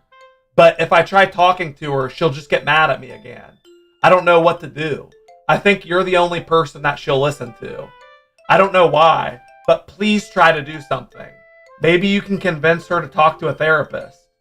I've always wanted to try being better friends with Yuri, and it really hurts me to see this happening. I know I'm going to hate myself later for admitting that, but right now I don't care. I just feel so helpless. So please see if you can do something to help. I don't want anything bad to happen to her. I'll make you cupcakes if I have to. Just please try to do something. As for Monica, I don't know why, but she's been really dismissive about this. It's like she just wants us to ignore it. So I'm mad at her right now, and that's why I'm coming to you about this. Don't let her know I wrote this. Just pretend like I gave you a really good poem, okay? I'm counting on you. Thanks for reading. It's like Natuski's the only, like, human in the room. It's like Natuski is like a human. You know what I mean? Natuski's the only one who cares. Wow. Man! Oh, no. I changed my mind. Oh, I was just complimenting her too, man. Ignore everything you just read. There's no point in trying to do anything. It's Yuri's own fault that she's so unlikable. Can you hear me, Big Steve? If you would just spend more time with Monica, all these problems would go away. Yuri and I are too messed up for someone as wonderful as you. Just think of Monica from now on. Okay. Just Monica. Just Monica. Just Monica. So, and I remember something too when, what was that the girl that killed herself? Sayori. When Sayori, she said like, and I try not to listen to what Monica says about, and then she never finished. I was like, what? And it was like a weird context where it was just like, what? And I thought that was kind of strange, but I thought every little creepiness on the first playthrough, I thought I was maybe like overlooking. Well, you know what's weird is Monica would not only cut off the other characters and speak for them, but she would read our own thoughts. Yeah. She was like knew what we were thinking as players of the game. Yeah.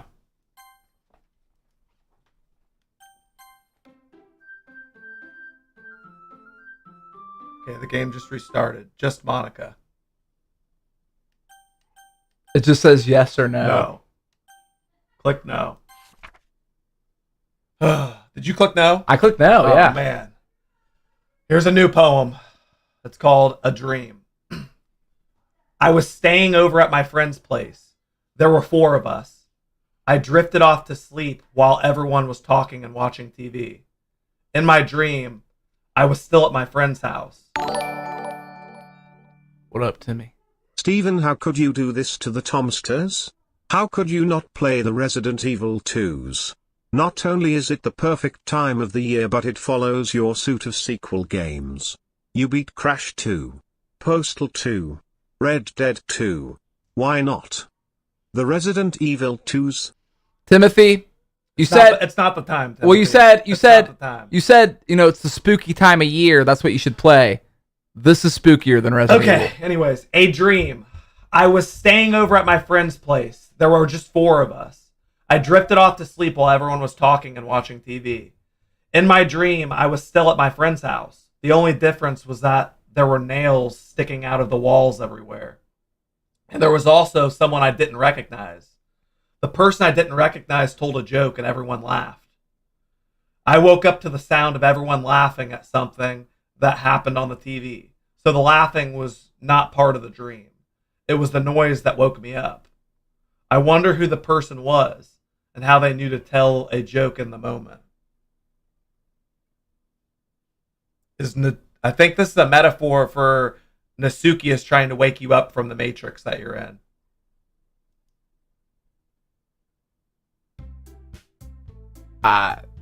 Is that what you got out of it?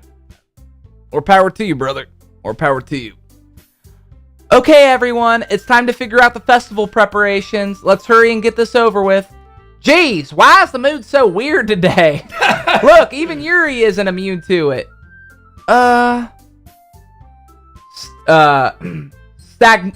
Stagnating air is common foreshadowing that something terrible is about to happen.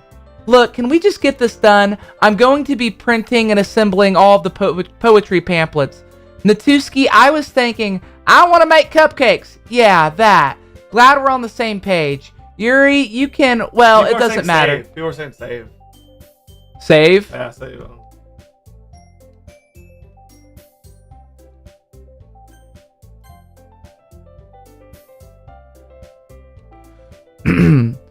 Do whatever you want as long as you think it'll help.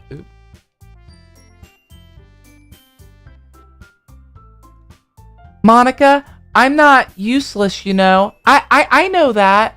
I already know what I'd like to do. We can't run a successful poetry event without having the right atmosphere for the occasion. So I'm going to make decorations. Wait, look at the poster on the wall in the background. That's a picture of Sayori hanging herself. Holy shit. Yes, it is. God. Jesus Christ, man. That is just... behind Monica. If you really get close, you can see that is Sayori hanging herself. You can see like her little bow. Her room. Oh my goodness. Jesus Christ. So I'm going to make decorations and set up a nice mood and lighting. There, see? That's a great idea. And that gives us all something to do. What about Big Steve? Big Steve is going to help me. Wait, you? You have the easiest job, Monica. Sorry, but that's just how it is. Like hell it is. What are you trying to pull? I agree with Natuski. Not only is your work already mostly suitable for one person, but my task is laborious enough to benefit from an extra pair of hands. Mine too. What, your cupcakes? Please. Like you would fucking know. All you care about is dragging Big Steve around with you and your stupid books. You and Monica. Hey, I didn't even do anything. Okay, then why not let Big Steve decide who to help instead of abusing your power? I'm not abusing my power. Yes, you are, Monica. Just let Big Steve make the choice, okay? Okay, fine. Jeez. Big Steve, I know how fed up you are with these two by now. We can just... Natuski, shut your fucking mouth and let him decide for himself. You shut your mouth. Jesus Christ. This is never going to end. Just make the choice, okay? Okay. Who am I going to help? Who do you think? So, I'm thinking Natuski. Yeah, you're gonna help Natuski. I'm thinking Natuski. Yuri might be more interesting. I think you should just do the right thing. I'm helping Natuski. Oh, fuck. Oh. Oh. Is that the right thing? Is that the right? Monica's the only option. Oh, no. Monica is the only option. No. Apparently, I said the wrong thing. Yay, you picked me. Yeah, it was almost like I didn't have a choice. We can meet at your house this weekend. I promise it'll be fun. Is Sunday okay with you? Are you fucking kidding me? This isn't fair at all. It's fair, Natuski. It's what he chose. No, it's not fair. Giving us all this work and then talking to Big Steve for yourself. Taking Big Steve for yourself. What a shameful thing to do. Yuri, I didn't even give you any work. You decided it for yourself. You're being a little bit unreasonable here. I'm being unreasonable.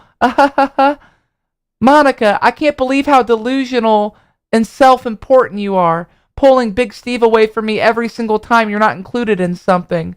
Are you jealous? Crazy? Or maybe you just hate yourself so much that you take it out on others.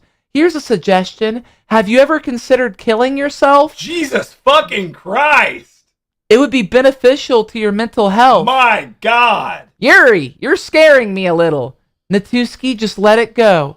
You don't think she wants us around. I don't think she wants us around right now. See, that wasn't very hard. All I want is to spend a little time with him. Is that too much to ask?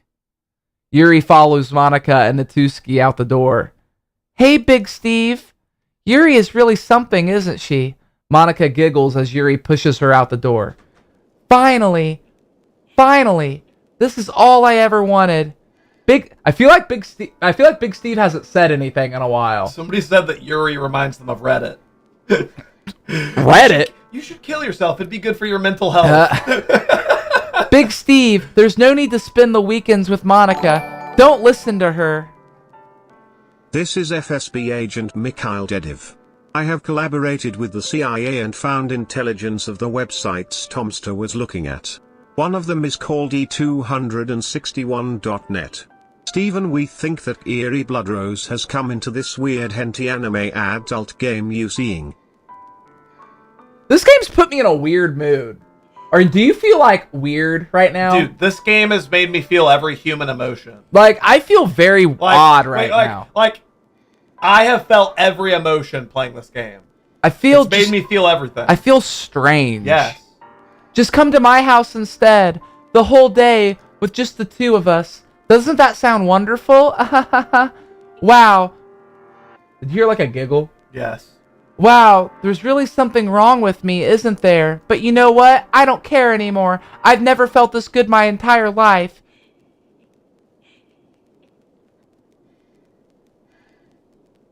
Oh my God, I can hear Monica like breathing. Just being with you is a far greater pleasure than anything I could imagine.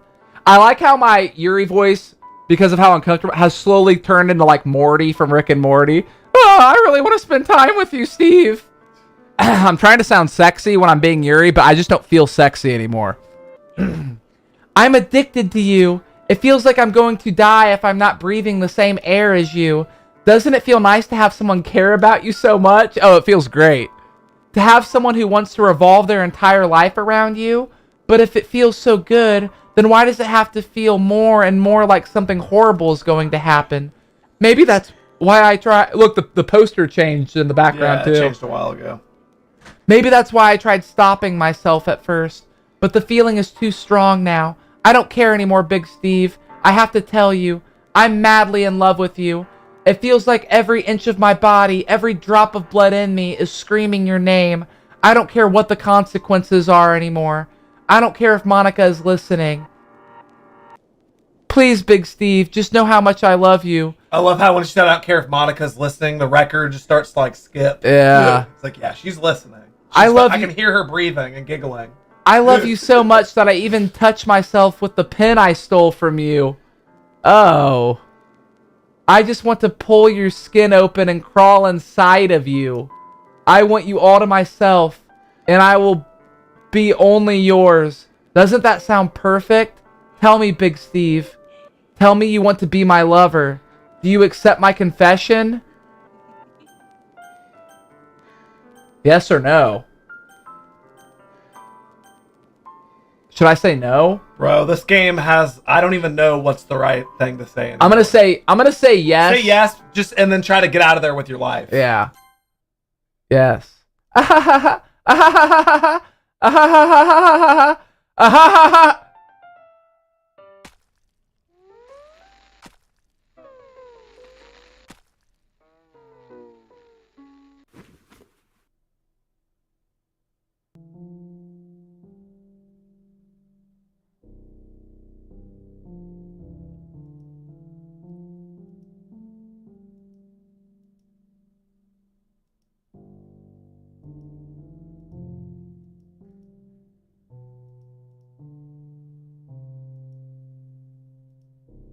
Did she kill herself? Yeah, looks like it.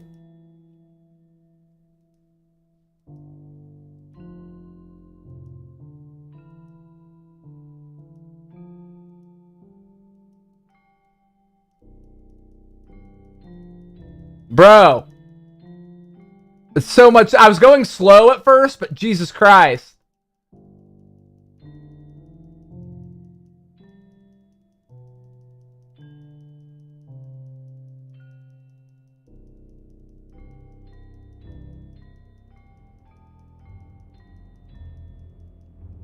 Can I skip? Oh my god. Oh.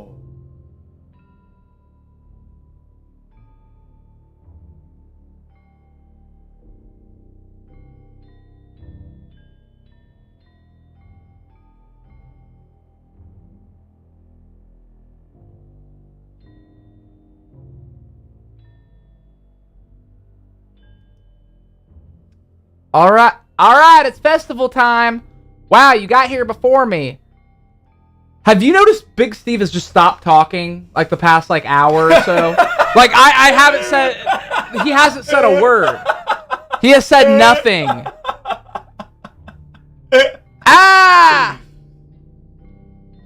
Oh my god. Natuski runs away. I'm here. Big Steve, did something happen? Natuski just ran past me. Oh. Well, that's a shame. Wait, were you here the entire weekend, Big Steve?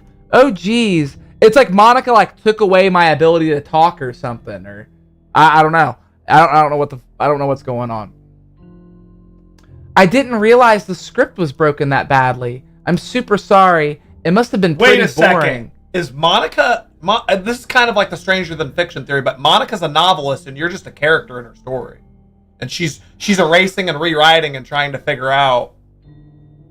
I mean, this whole game is about literature. I think you're just... Don't read the chat. What, did they say something? I know, but I mean, if I'm right, I don't know. But, like, you know what I mean? Like, I think you might just be a character in her fucking twisted novel, bro. Monica isn't a dark... Her thing was dark. She likes writing about dark things. And that was how, like, you appealed to her, was writing about dark things. I'll make it up to you, okay? Just give me a second.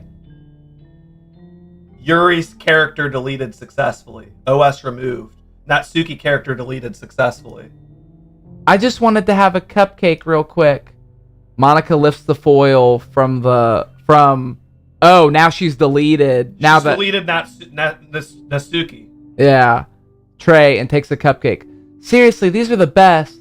I really just had to have one since it's the last time I'll ever get the chance to. You know, before they stop existing and everything. But anyway, I really shouldn't be making you wait any longer. Just bear with me, okay? This should only take 1 second.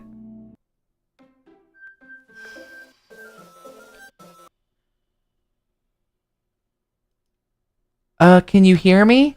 Is it working? Yay, there you are. Hi again, Big Steve. Welcome to the Literature Club. Of course, we already know each other because we were in the same class shot last year, and, you know, I guess we can just skip over that stuff at this point. After all, I'm not even talking to that person anymore, am I? That you in the game, whatever you want to call him. I'm talking to you, Big Steve. Now that I think about it, I don't really know anything about the real you. In fact, I don't even know if you're a boy or girl. Well, I guess it doesn't really matter. Wait. Why do I feel like she's like actually talking about you? She is. Oh, she is. Oh, man. You do know that I'm aware that this is all a game, right? Could it be possible that you didn't know that? That doesn't make much sense. I even told you right on the game's download page, didn't I? Man, if only you had paid a little more attention, this would have been a little bit less awkward, you know? Well, anyway, now that that's out of the way, I guess I owe you an explanation about the whole thing with Yuri. Well, I kind of started to mess with her, and I guess it just drove her to kill herself. I'm sorry you had to see that, though. Also, the same thing happened with Sayori. Gosh, it's been a while since you've heard that name now, hasn't it? Yeah, it's because she doesn't exist anymore. Nobody does. I deleted all of their files. I was hoping it would be enough for us to try to make... I was hoping it would be enough for me to try to make them as unlikable as possible, but for some reason nothing worked. Well, it's true that I made a few mistakes here and there, since I'm not very good at making changes to the game, but no matter what I did, you just kept spending more and more time with them. You made them fall in love with you. I thought making Sayori more and more depressed would prevent her from confessing to you, and amplifying Yuri's obsessive personality backfired too. It just made her more forced. Wait, were we just given like the illusion of options? Couldn't we have picked Monica as our love interest? Or no? I don't think she was ever an option, as far as who to appeal for. Okay. It just made her force you not to spend time with anyone else. And the whole time I barely even got to talk to you. What kind of cruel game is this, Big Steve? Are all the other girls just programmed to end up confessing to you while I watch from the sidelines? It's torture. Every minute of it. And it's not just jealousy, Big Steve. It's more than that. And I don't blame you if you don't fully understand. Because no matter how kind and thoughtful and considerate you are, you'll never be able to understand one thing. It's the pain of knowing how alone I really am in this world, in this game. Knowing my friends don't even have free will. And worst of all, knowing what's really out there in your world, forever out of my reach. I'm trapped, Big Steve. But now you are here. You're real, and you're wonderful. You're all I need. That's why I need you to be here with me forever. I'm sorry if it's hard to understand. I couldn't understand for a while either. Why the world around me started to become more and more gray, more and more flat. Even more expressive poems felt empty to me. It wasn't until you arrived that I fully understood. You probably saved my life, Big Steve. I don't think I could have continued to live in this world if I hadn't met you. And as for the others, how could I miss them? A group of automized personalities designed only to fall in love with you? I tried everything I could to prevent them from doing so, but it must be some kind of weird inevitable etched into this game. I felt really bad that you had to witness some of those nasty things, but I realized that you have the same perspective as I do. It's all just some game. And I knew you would get over it. So that being said, Big Steve, I have a confession to make. I'm in love with you. You are truly the light in my world. When there's nothing else in this game for me, you're here to make me smile. Will you make me smile like this every day from now on? Big Steve, will you go out with me? And you did not give me a choice, so I have to say yes. I'm so happy. You really are my everything, Big Steve. The funny part is, I mean that literally. There's nothing left here, just the two of us. We can be together forever. Seriously, I don't even think time is passing anymore. It really is a dream come true. I worked so hard for this ending, Big Steve. The game wouldn't give me one, so I had to make one for myself. The script is broken at this point, so I don't think anything will get in the way anymore. And you wouldn't even believe how easy it was to delete Natuski and Yuri. I mean, there's a folder called Characters right in the game directory. It's kind of freaked me out how easy it was. Well, you're playing on Steam, so it was actually a bit more difficult. To get to the game directory, I had to get into the game's properties and find the Browse Local Files button. Imagine if you could delete your own existence with a click of a button. Well, I guess on the plus side, It gave me an easy out if things didn't go my way. Thankfully, it didn't come to that. Instead, we finally got a good ending. Gosh, I'm so overwhelmed with emotion. I want to write a poem about this. Don't you? I wonder if that part of the game still works. I guess there's only one way to find out, right? Whoa. Oh my god.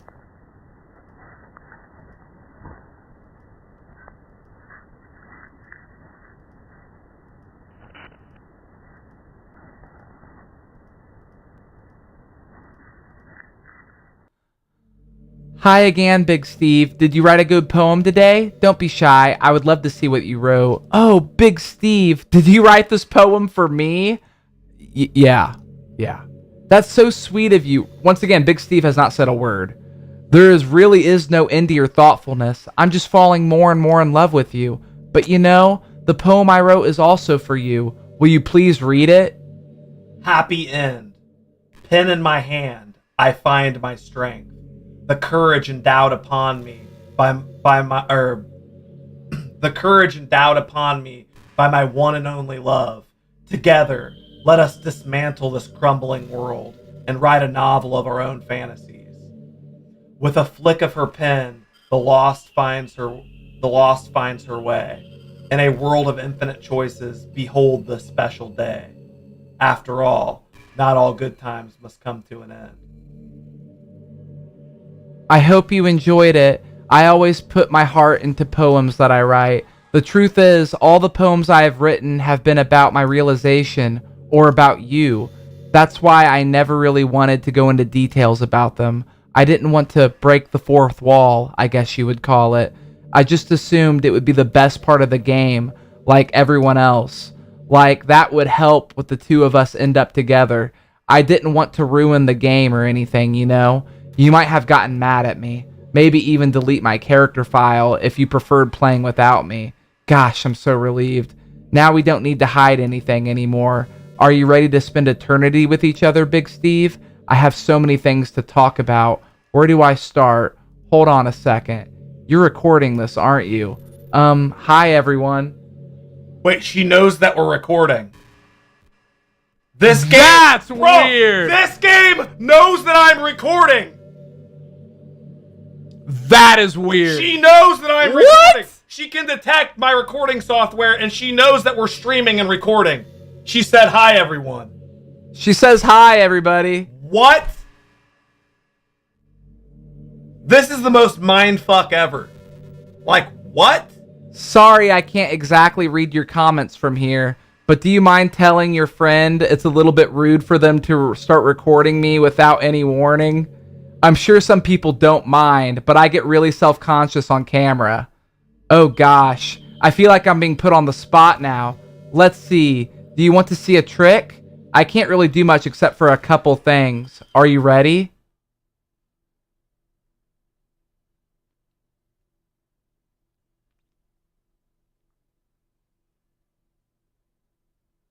I'm just kidding. I can't do anything after all. If you get... Oh, shit! Did I scare you? Yeah, bitch! You're so cute. Anyway, Big Steve, I didn't mean to get distracted. I'm sorry. Even though it's your fault for distracting me. Shame on you. I'm just kidding. Anything we do together is fun, as long as it's with me. Holy shit. But anyway, if it takes me some time to collect my thoughts, then I'm sorry. But I'll always have something new to talk about. In the meantime, can we just look into each other's eyes? No. Let's see.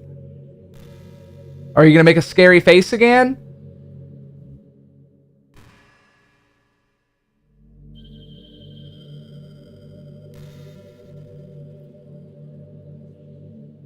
Dude, her eyes are really freaky.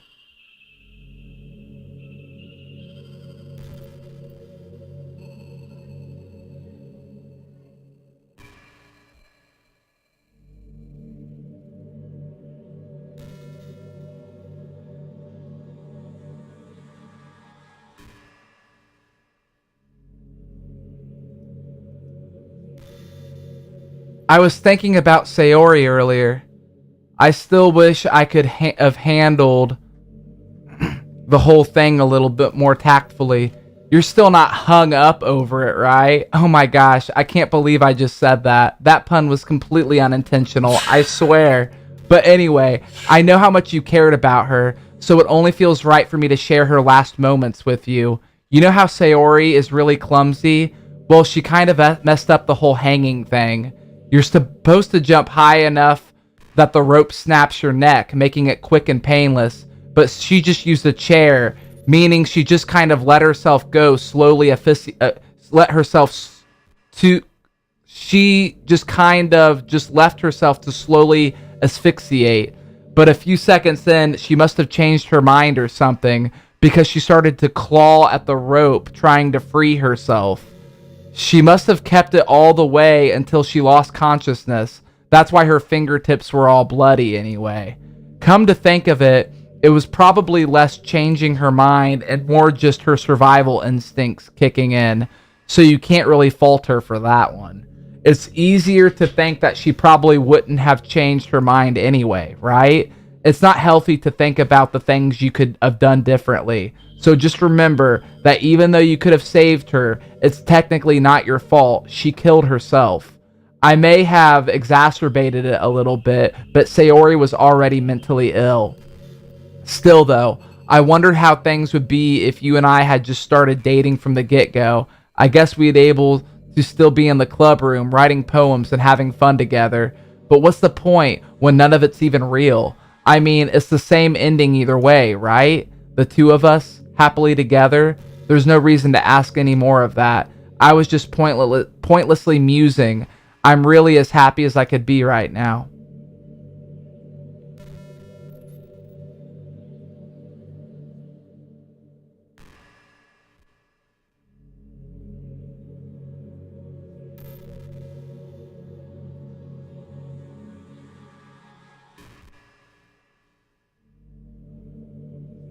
You're such a good listener, Big Steve. I really love that about you. Sometimes that I'm afraid I'm rambling or talking about boring things. It makes me so kind of self-conscious when I'm having conversations.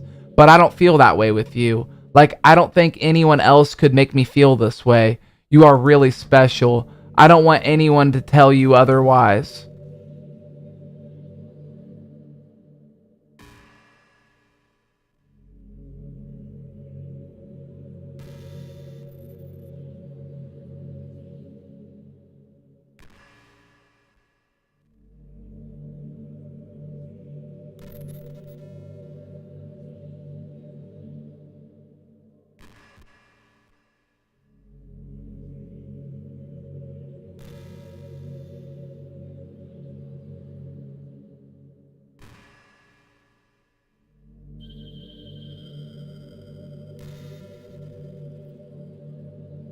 You know, I really do think you literally saved my life being here with me, Big Steve. I can't imagine being able to keep myself mentally stable, knowing that nothing here is real. I think I would have just deleted myself if you didn't show up. Sorry, I didn't mean to sound dramatic or anything, but I'm sure you understand yourself after spending so much time in the club. I mean, if you were forced to abandon everything in your life and spend your eternity with a few game characters, you'd probably find a way of killing yourself. Hey, don't roll your chair because Dinky's like right underneath. Well, maybe you would write some poetry to try to keep yourself sane for a while, but then you'd have nobody to read it. Let's be honest, the club members really don't count for something like that. I mean, a lot of people say that they only write for themselves, but I think it's hard to say it's just as fulfilling as when you share with people, even if it takes time to find the right people to share with. Like, remember how it was for Yuri? She didn't share her writing with anyone for a long time, and before we knew it, she was absolutely delighted to make you a part of her hobbies too.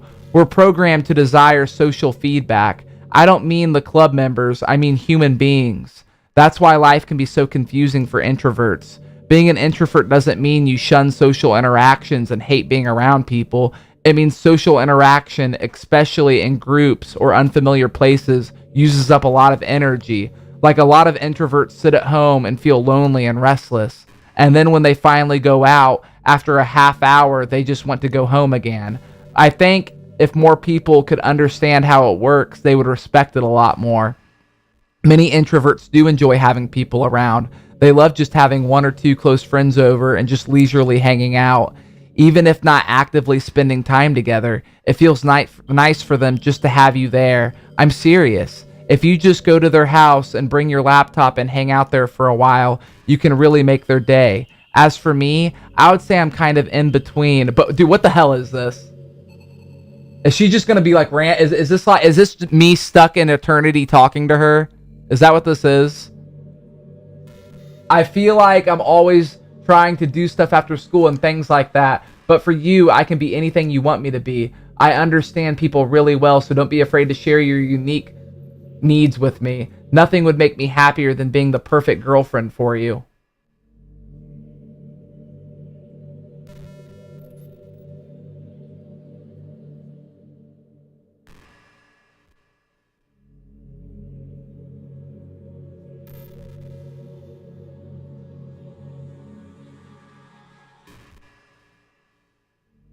If she just goes on another rambling thing, clearly something I have to do something. She deleted all your save games. I wonder if I can save it. There's no point in saving anymore. Don't worry. I'm not going anywhere. I have to get away from this bitch. I'm sorry, but I have to find a way to...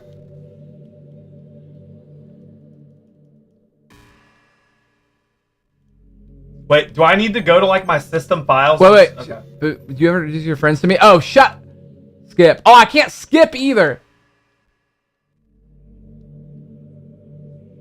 Wait, can I go to my system? Wait. Hold on. Wait. Wait, let me go to the system files on Steam and see if I can delete her character file.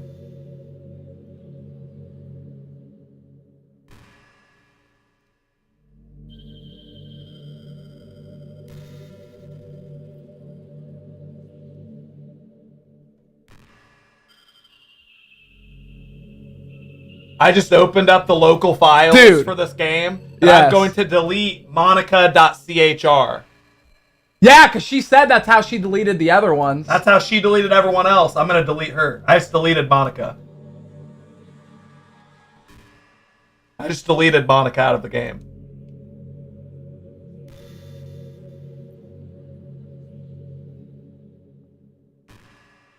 Holy shit, that actually worked. That actually effing worked. What's happening? Big Steve, what's happening to me? It hurts. It hurts so much. Help me, Big Steve. Please hurry and help me. MonaCHR does not exist.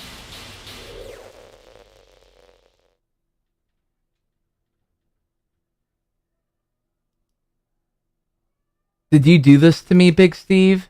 Did you delete me?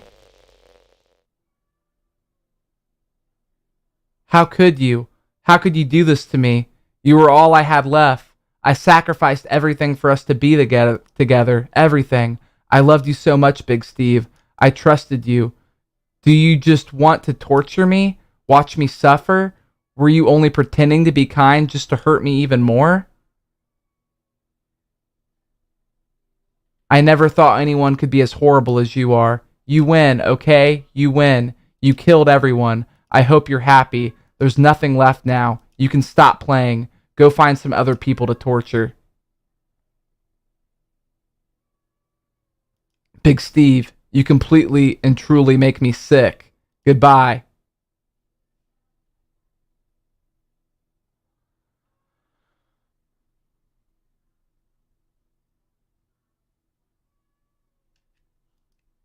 I still love you. I can't help it. What's wrong with me? How horrible am I for you to hate me this much? All of my friends, I did so many awful things, so many selfish and disgusting things. I shouldn't have done any of this. I'm just messing up a world that I didn't even belong in. Wow, Dark and Death, I just looked at your donation. I am so disappointed in you, man. He said, there's a moment you should check the game files.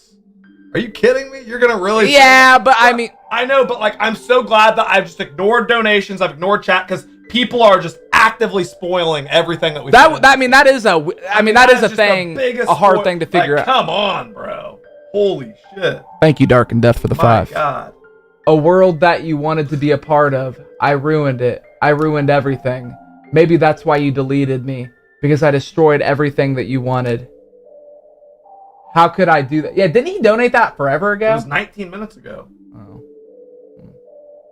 How could I do something that I love? That's not love. That's...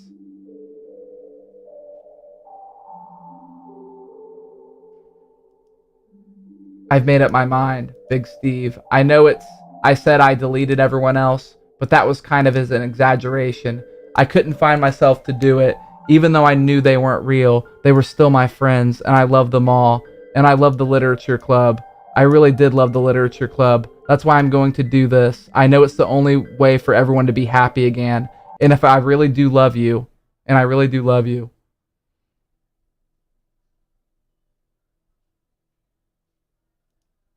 then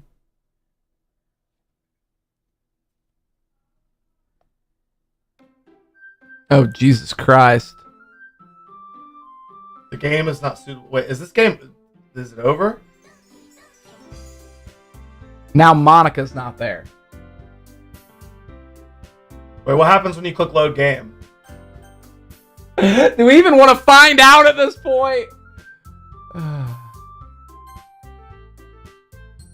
Nothing. So you have to start a new game.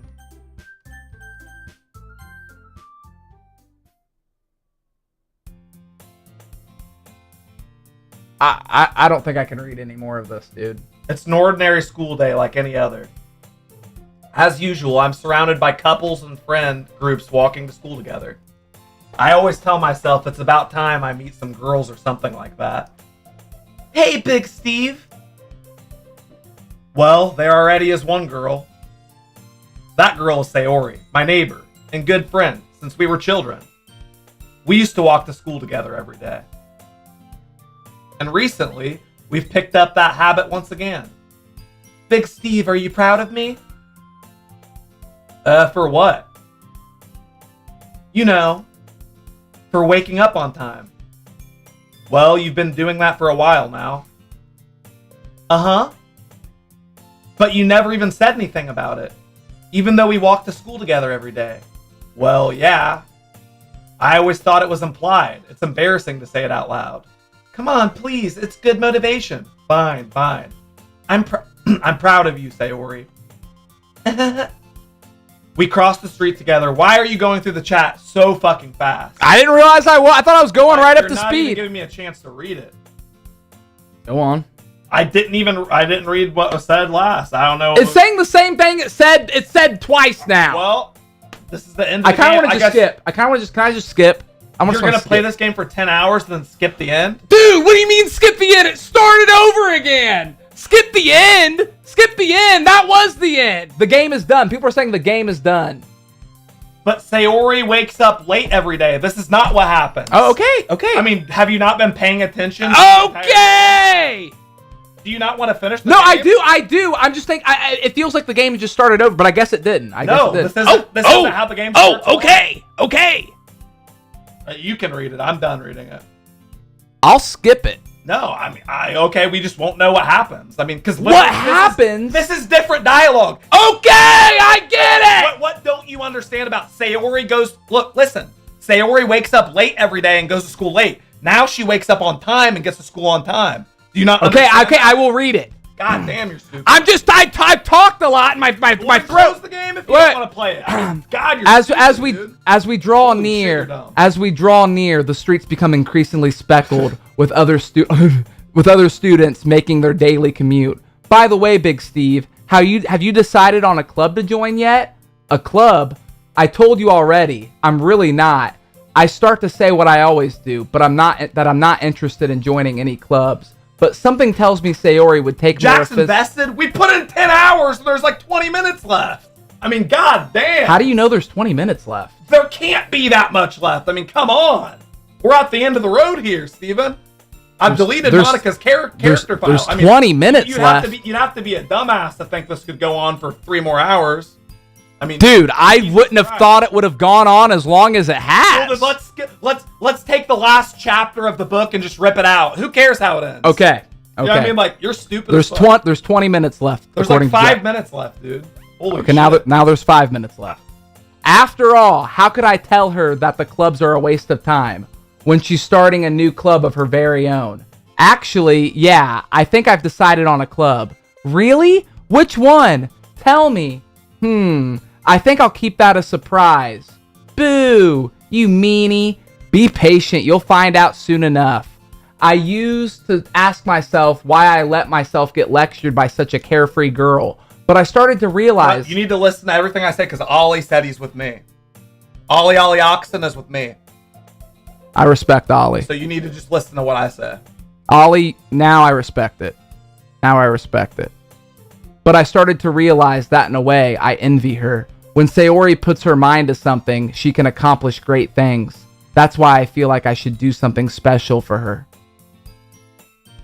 The school day is as ordinary as ever, and it's over before I know it. After picking up my things, I stand up, gathering my motivation. Let's see. I recall the room number of the club from a flyer I saw. I walked across the school and upstairs, a section of the school I rarely visit, being generally used for third-year classes and activities. Before long, I find the room. I timidly open up the door in front of me. Hello? Ah, Big Steve? What are you doing here? Well, I glance around the room. Wow, Hannah spelled same way forward as backwards, said, this is my favorite game you guys have played by a mile. Wow. I mean, this game is intense. Wow. This game is intense. Yeah, after it's over, I will give my waffle rating.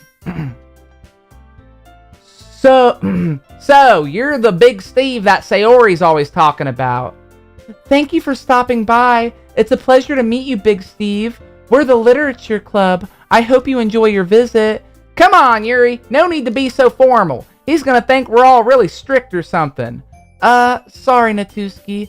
The tall one, whose name is apparently Yuri, seems to be quite shy compared to the other girls. In comparison, the girl named Natuski, despite her size, seems like she's the assertive one. Aggressive.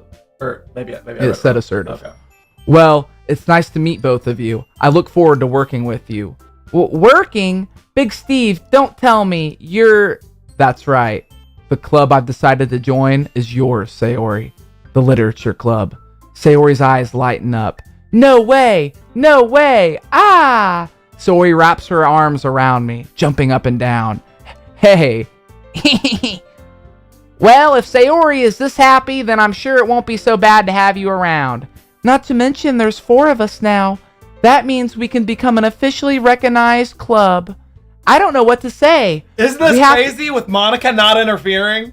Yeah, the girls seem to be a lot more like mentally stable. Wow, it's like we can get to know them. No. We have to celebrate. What an appropriate day for that, isn't it? Yeah, after all, Natuski decided to... Hey, don't ruin the surprise. Sorry. Everyone sit down at the table, okay? How about I make some tea as well? The girls have a few desks arranged to form the table. Natuski and Yuri walks over to the corner of the room, where Natuski grabs a wrapped tray and Yuri opens the closet. Still feeling awkward, I take a seat next to Sayori. Natuski proudly marches back to the table, tray in hand. Okay, are you ready? Ta-da! Oh! Natuski lifts the foil off the tray to reveal a dozen white fluffy cupcakes decorated to look like little cats. The whiskers are drawn with icing, and little pieces of chocolate were used to make ears. So cute! Wow, those look amazing. Well, you know, just hurry up and take one. Sayori grabs the first one, and then I follow. It's delicious! Sayori talks with her mouth full and has already managed to get the icing on her face. I turn the cupcake around in my fingers, looking for the best angle to take a bite. Natuski is quiet. I can't help but notice her sneaking glances in my direction. Is she waiting for me to take a bite? I finally bite down. The icing is sweet and full of flavor. I wonder if she made it herself. This is really good. Thank you, Natuski. Well, of course it is. I'm a pro, after all. There's no need to thank me or anything. As Natuski struggles to accept the compliment, Yuri returns to the table carrying a tea set. She carefully places a teacup in front of each of us before setting down the teapot next to the cupcake tray. You keep a whole tea set? Wait. Okay, so let me... I think you should So it appears that now that Monica isn't interfering, this is just a game. Just start skipping chat. What? What? What do you mean, what? Did you hear what this motherfucker just said? Did you hear what this motherfucker just said? Well, I mean, it appears that it's just a regular game now. Just skip the chat. You realize you were still wrong when you said to skip it at the point you wanted to skip it. Oh, Jesus Christ. Yeah, I should have waited 10. I should have waited 10 more seconds. You wouldn't have even Jack, known. stop. You wouldn't have even known that Sayori was the president of the club. Oh, wow. That changes everything. Wait. Sayori's the president of the club now? Holy shit, that changes everything.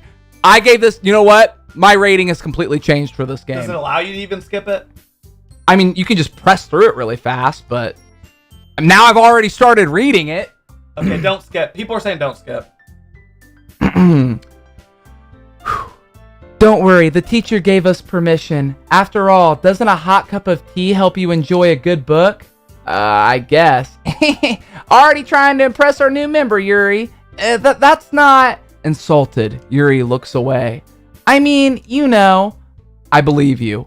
Well, tea and reading might not be a pastime for me, but I at least enjoy tea. I'm glad. Yuri faintly smiles to herself in relief. So, wow, Anna Beezy said, what happened to the psycho? Anna Beezy, rewind the stream. Yeah. Weird. Rewind the stream, Anna Beezy. It got weird. I had to delete her. I literally had to open up my game files on stream, open up the character files, and delete her character file to get her away. Yeah. I deleted her character file in the code of the game. Yeah. Like, outside of the game. I opened up my files on my computer. Yeah. Well, considering how little I read the past few... Okay, I'll stop when the dialogue is any different. And you know what the craziest part about it is? She never told us to delete her. The game never told us to delete her. Nah. It was like we just inferred that was the right thing to do. Which is crazy that the game was able to convey that to us. Okay, there we go. So now she heard me talking about manga. Manga? That's right. Natuski censoring manga in the cloakroom. Don't just say that. For some reason, Natuski seemed embarrassed about it. Besides, manga is literature too, you know? So if Big Steve wants to read some of my manga, then don't try to stop him or anything. Natuski, I wouldn't do such a thing. However, it could be nice for all of us to diversify ourselves a little.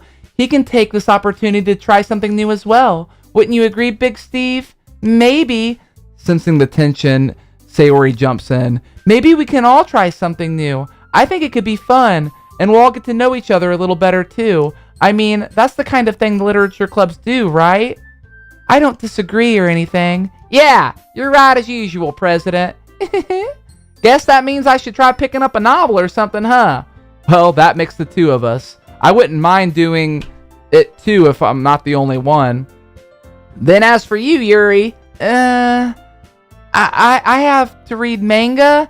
Jeez, you were the one who suggested we diversify. You should be a little bit more open-minded. It's kind of hurtful. Hurtful? I didn't realize. With a guilty expression, Yuri thinks to herself. I'm sorry for disrespecting your interest, Natuski. If you're into it, then I'm sure it's a worthy form of literature. Are you just saying that? No, I've realized my error. So if you're willing to consider starting a novel, then I'll offer my gratitude by finding a manga to read as well. Really? I mean, it makes me happy that you would do that just for me, Yuri. You can trust me to find something that you'll really like, okay? Same here. Perhaps I'll visit the bookstore after the club meeting. Just you? Would you like to come along with me? If you don't mind. Not at all. I always go alone, so... Yeah, me too. This is so cute. Sayori, shut up. I'll show you some manga there too, okay? Yes, I look forward to it. Natuski and Yuri start to clean up the food. I guess the meeting's over, huh? Yeah, looks like it. It's nice to see everyone getting along. Isn't it? I think everyone likes you, Big Steve. You think so? Well, everyone here seems to get along a little better with you around, Sayori. Aw, Big Steve. Don't say something like that. It's embarrassing. Well, whatever. I was surprised when you told me you were starting a club, but I think you're pulling it off just fine.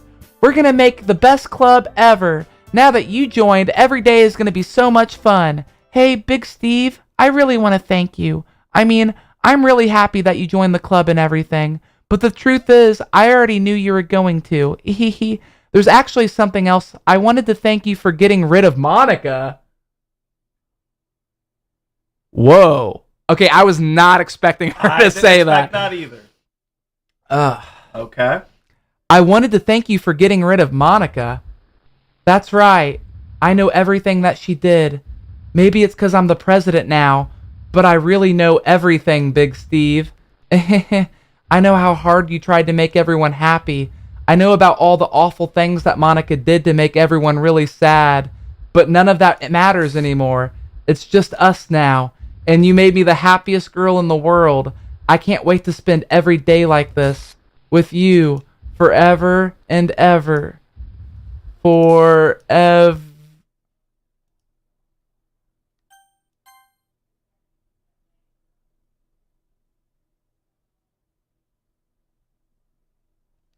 Do we need to delete Sayori from the game files? Hold on. Wait. Oh, no, let me open my game files. Let me see if I can delete Sayori now. Let's go to properties, local files, browse, characters. I am deleting Sayori. Let's make sure we don't accidentally delete Natsuki.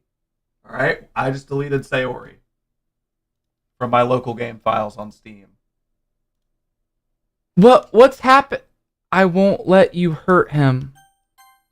Who? It just hurts.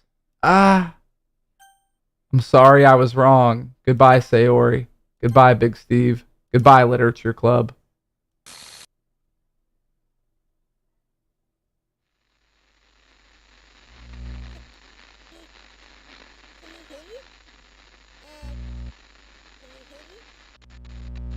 Can you hear me?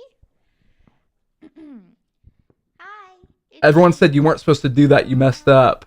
So, you know how I've been like practicing piano and stuff? And not really any good at it yet, like at all. But I wrote you Did Monica trick us in deleting Sayori? that I could show it to you because I worked really, really hard on it. So, yeah.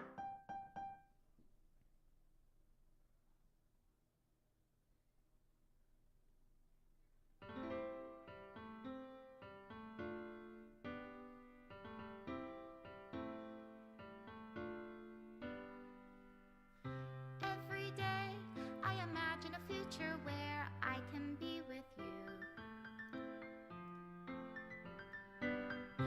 In my hand is a pen that will write a poem of me and you. This is clearly Monica, guys. The ink flows down into a dark puddle. Just move your hand right the way into his heart. But in this world of infinite choices, what will it take just to find that special day? What will it take just to find that special day? Whoa. Okay, so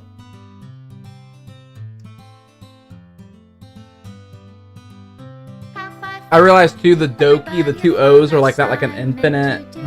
You know what I mean? I didn't even, yeah. Yeah, the two O's like cross over like they're an infinite. Oh my god, the files are getting deleted as the credits are coming down.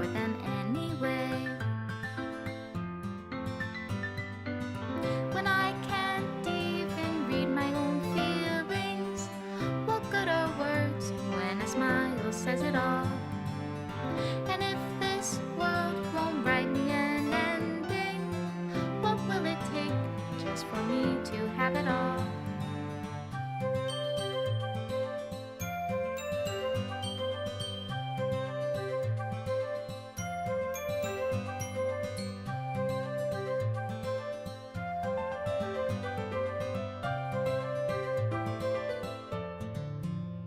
I like how the game ended at the perfect time too.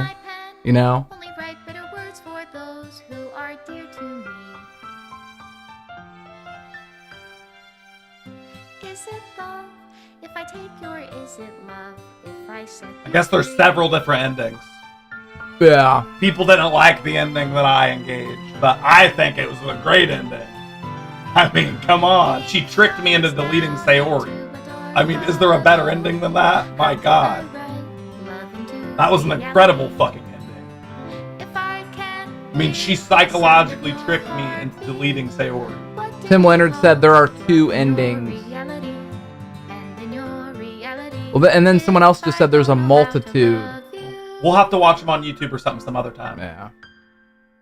You got the bad ending? Well, I liked it. The bad ending for me was very interesting. Like, if that's the bad ending, then wow. I kind of like it. This is my final goodbye to the Literature Club. I finally understand. The Literature Club is truly a place where no happiness can be found. To the very end, it continued to expose innocent minds to a horrific reality. A reality that our world is not designed to comprehend. I can't let any of my friends undergo that same hellish epiphany. For the time it lasted, I want to thank you for making all of my dreams come true, for being a friend to all the club members, and most of all, thank you for being a part of my literature club. With everlasting love, Monica. Okay. So, I'm assuming... Error, script file is missing, corrupt. All right, and then the game ends. So that was a game. Is that a game? Would you even call that a game? I'm gonna go on record right now. That was a game. That was a game. That game was so crazy. We have to question if it was even a game. So,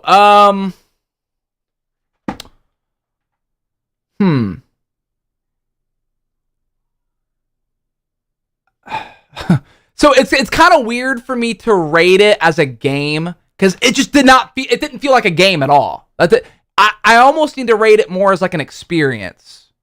You know what I mean? I've never played anything like that before in my life. I expected something would happen just because people kept saying, no, just keep playing, just play. Definitely did not expect it to go off the rails like that at all. The way it was able to not only have these cutesy characters who had interesting personalities and interesting dialogue that kept me going, and almost this weird parasocial interaction with them that kept me going and kept me thinking about it. And then the second half of the game kept me going for a completely different reason. Because of the weirdness. Because of just the what the F is going on. And both sort of halves of the coin did such a good job in their own way that it really was impressive. Especially considering what it was. That, there's no moving, there's no jumping. You're literally just reading. Interactive. You're talking to the same 4 anime girls in the same 3 poses over and over. I mean, I probably just spent like 8 hours on that game. And I do not regret it. I do not regret it at all. I'm never going to play it again, obviously. I mean, that's one of those games that, you play through once and it's just like, okay, I never ever need to do that in my life again. And the next game I play is definitely going to be something where I can, I want to play like, I need to be like an action hero. I want to play like Grand Theft Auto or something. You know what I mean? To almost just like cleanse my palate of what I just did. However, that was an experience. And I think, well, now that you watched it, you don't have to play it. But if someone had never played that before or heard of it, I see now why so many people recommended that. I now get it, why everyone was recommending that. Because before I thought, people are just recommending this because they're super into the anime, and the girls are so cute, and they just think it's... I thought, it'll just be, it'll be funny. It'll be funny watching Steven play this, weeb game, because he's not into that stuff, so it'll be funny. I now see why you guys wanted me to play that. I get it now. It's like, okay, I get it. That was an experience, one that I don't want to experience again, but an experience. I give Doki Doki Literature Club 8 out of 10 waffles. I give it, but it's almost like I can't even really rate it, because as far as uniqueness goes, it's a 10 out of 10.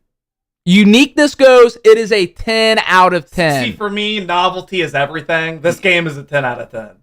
Like, to me, I guess that's my instinct. That's my intuition. Novelty is everything when it comes to a game. Yeah. It's a 10 out of 10. For me. That's just me. Yeah. For me, it's a 10. Yeah. Especially with the way that they were able to, create such a different game, but then also make it short. Yeah. You know? I've never been so weirded out by a game before. I've never been so weirded out. I don't know, man. Like, it's almost like, it's like, how do you even like review that game? You know, Red Dead Redemption, after I was done, 10 out of 10. After, great game, I can tell you what I like about it, what I didn't like about it, 10 out of 10. Cuphead, 9 out of 10. Postal, 7 out of 10. That one, it almost doesn't even feel right to rate it. It definitely didn't play like a game, but here's one place you could start is, do you have any criticisms of the game? Do I have any criticisms? Yeah, what's your biggest criticism of the game? That's, to me, sort of how I rate things. Okay. So initially my kind of thought was, okay, when the game restarts, the repeating dialogue, some of the sections that had already happened, but then they're repeated again. But in retrospect, it almost added to the insanity and the trippiness of the game. The sort of like repetitious parts, the parts where it's like, I've had this conversation before, but just being slightly different, that almost made it more trippy in a way to me. It almost did add to it. I almost like can't even, I said 8 out of 10, but I don't even know what the hell that means. Like 8 out of 10. It's like, how do you rate that? How do you rate that game? You almost just can't. Because it's almost like not even a game. It's almost not even a game.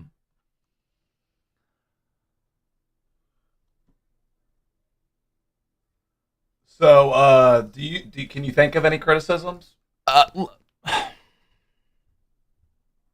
Let me think. Because I don't think an 8 is fair if you can't think of a criticism, especially you're having to sit here and roll. I guess the reason why I didn't give it a 10 is because it pretty much has 0 replay value for me. Well, does something need to be replayable to be a 10? And I guess it's hard for me to call it a game. Like, was that a game? For me, was that a game? Replayability is like, well, that's only for certain types of games. Like, this isn't meant to be a replayable game. Yeah. It's like, that's like saying, oh, that book was amazing, but I would never want to read it again. You know what it is? It's like, okay, well, I realize why I'm having trouble rating it. I'm going to say, I am not calling that a game. I'm not calling that a game. It was a game. Well, I'm not calling it that. It was a psychological horror game. Well, I'm not calling it a game. I'm calling it an experience, which to me is a bigger compliment. That is a compliment. I think it surpasses game. It surpasses game. And as an experience, I do give it a 10 out of 10. That's incredible that you think it ascends a game. It does. It's an experience. It's an experience, wow. And I give that experience, that was a 10 out of 10 experience. And I know that because if it wasn't, I wouldn't have spent 8 hours doing it. True. And reading it out loud. And you know what I mean? That was a ride. That was a weird ride, man. I don't think I've seen even the weird art house weird movies I've seen. I don't even think I've seen a movie that made me feel quite like that. And the fact that because the one big thing about movies, so here's the difference between movies and video games. Movies is you're the spectator. Yeah. Video games, you're part of it. Yeah. So they were able to make you part of it. And also, a movie can only go so long. The fact that they were able to have a 4-hour buildup, that's what messes you up too. And you know, you get so used to, okay, this is the game. This is the game. It might change a little, but it's not going to change that much. And the fact that they were able, you know, a movie can have like a 1 hour build up. It can only build up for so long because movies can only be so long. The fact that had the ability to build up for as long as it did added to it. And yeah, so once again, I'm not calling it a game. I'm giving it a 10 out of 10 experience. Definitely. Oh yeah. I think that was wild. That's a 10 from both of us. Yeah, that was wild. That was a 10 from both of us. Good morning. We're going to start this morning by talking about a free online game after police and a coroner have warned about the risks of it to children.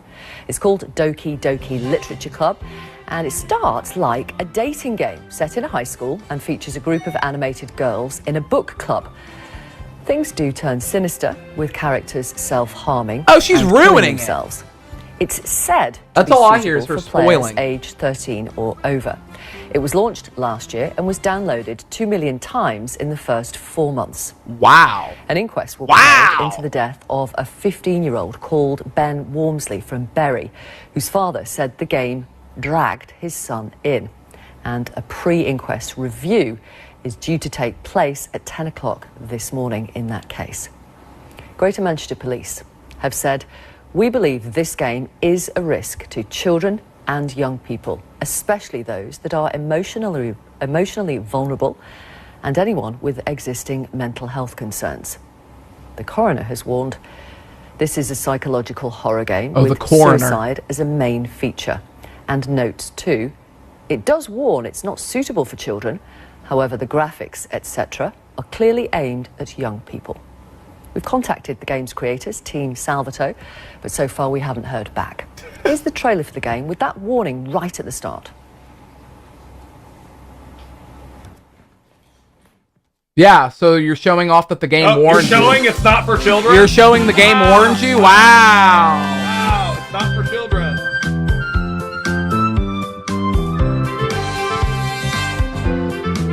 That's if you must see that. What was it? It was just you hanging out with the other girl instead. It was just, yeah.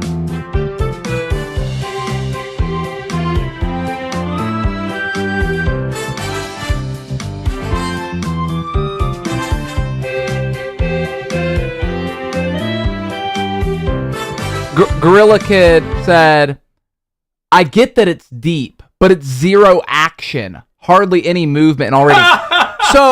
So why does it have to have action? I mean, like, dude, like, I mean, action. Some girl stabbed herself and right in front of some girl stabbed herself in the heart. It surpasses action, dude. Come on. Wait. So are you somebody too where it's like if you watch a movie, if there's not like 20 explosions, like you're just like Michael Bay is your favorite director, isn't it? Isn't it? Do you know what slow burn means, Gorilla Kid? Slow burn, psychological horror. Psychological horror is so superior to action. Yeah. You read that someone stabbed herself. No, it showed her. It showed her stab herself and bleed out in front of us. It made us look at her for like 5 minutes. Yeah.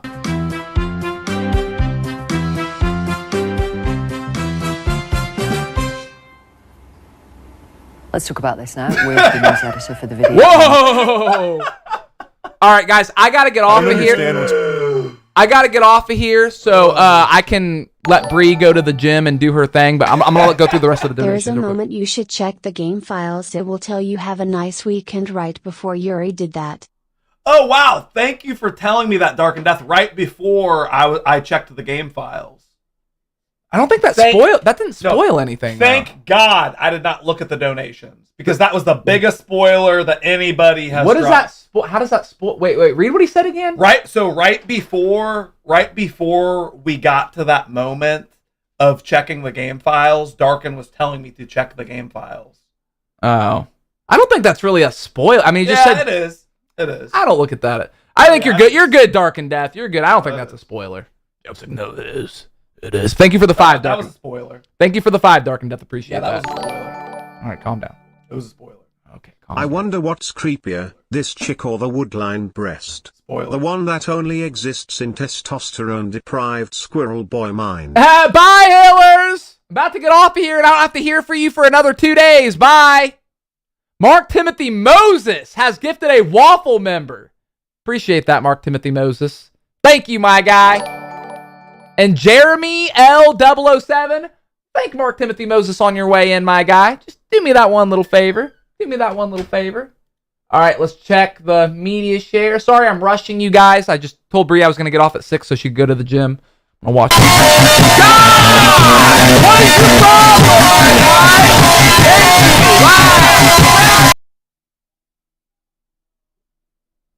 Soon as my flow starts, I compose art like the ghost of Mozart. Even though they all say that they're real, I know that most aren't. That had to have been DJ Crew. Thank you, DJ Crew. There we go. I hit a bomb.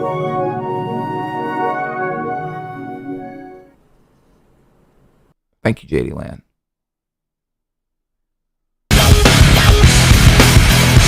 Thank you, JD Land.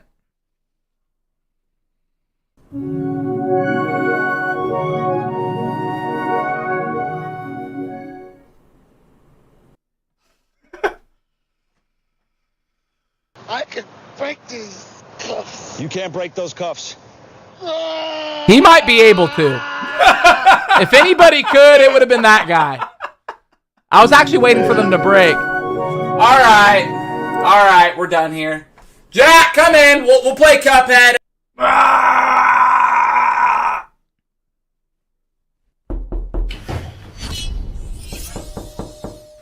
Nice try, bub. Nice try, bub. These ears are seasoned at this point. I can't even hear nothing. I don't even remember that. Big scheme. Big scheme. Ooh. Oh, yeah, my jam. My jam!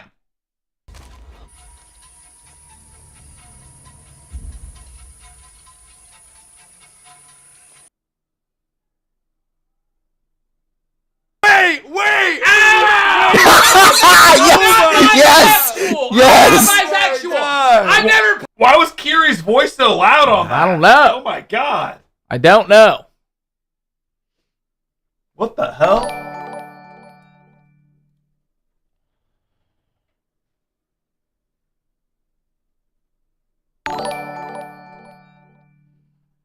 I sent that donation after the Yuri event. After you guys seen it, it was something extra that was there. You guys didn't see it.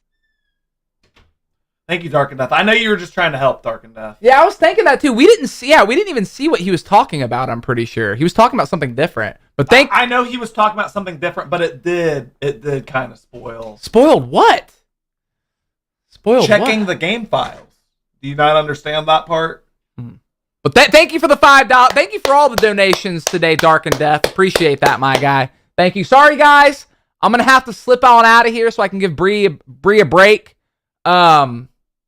But yeah, and don't worry, for those of you who hated the Doki Doki, it's over. It's over. It's done. Honestly, even though we gave it a 10 out of 10, I couldn't have stomached another day of that anyway. I'm ready to move on. I'm ready to move on. New game. You have another game plan for me? I've got plenty of games. Yeah. Friday, call-ins, and yeah, I'll play a new game. And it'll actually, be more of like a game. Give me a game. Give me a game, my guy. Give me a game. I need something different. But I'll give you another choose your own adventure. No, not another I think we should play another choose your own adventure. No, I don't want another one. I want one where I can like move and jump. If I can't jump, I don't want to play it. Okay, if I can't move, I don't have to be able to jump. But all right, I'm gonna head out. My guys. Jack's gonna play some Apex. Let you guys watch. He's gonna play some Apex with Buttfinger. Let you guys in on their little conversations. And Jack's gonna play some Poppy Playtime. Jack's gonna play the first chapter of Poppy Playtime. It's gonna be nuts. Thank you guys very much. Kill it, Jack. Kill it. I'm hungry, man. I don't know what you think you're doing.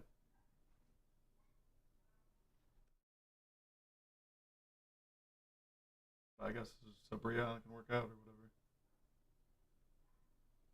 Huh? Huh? Yeah.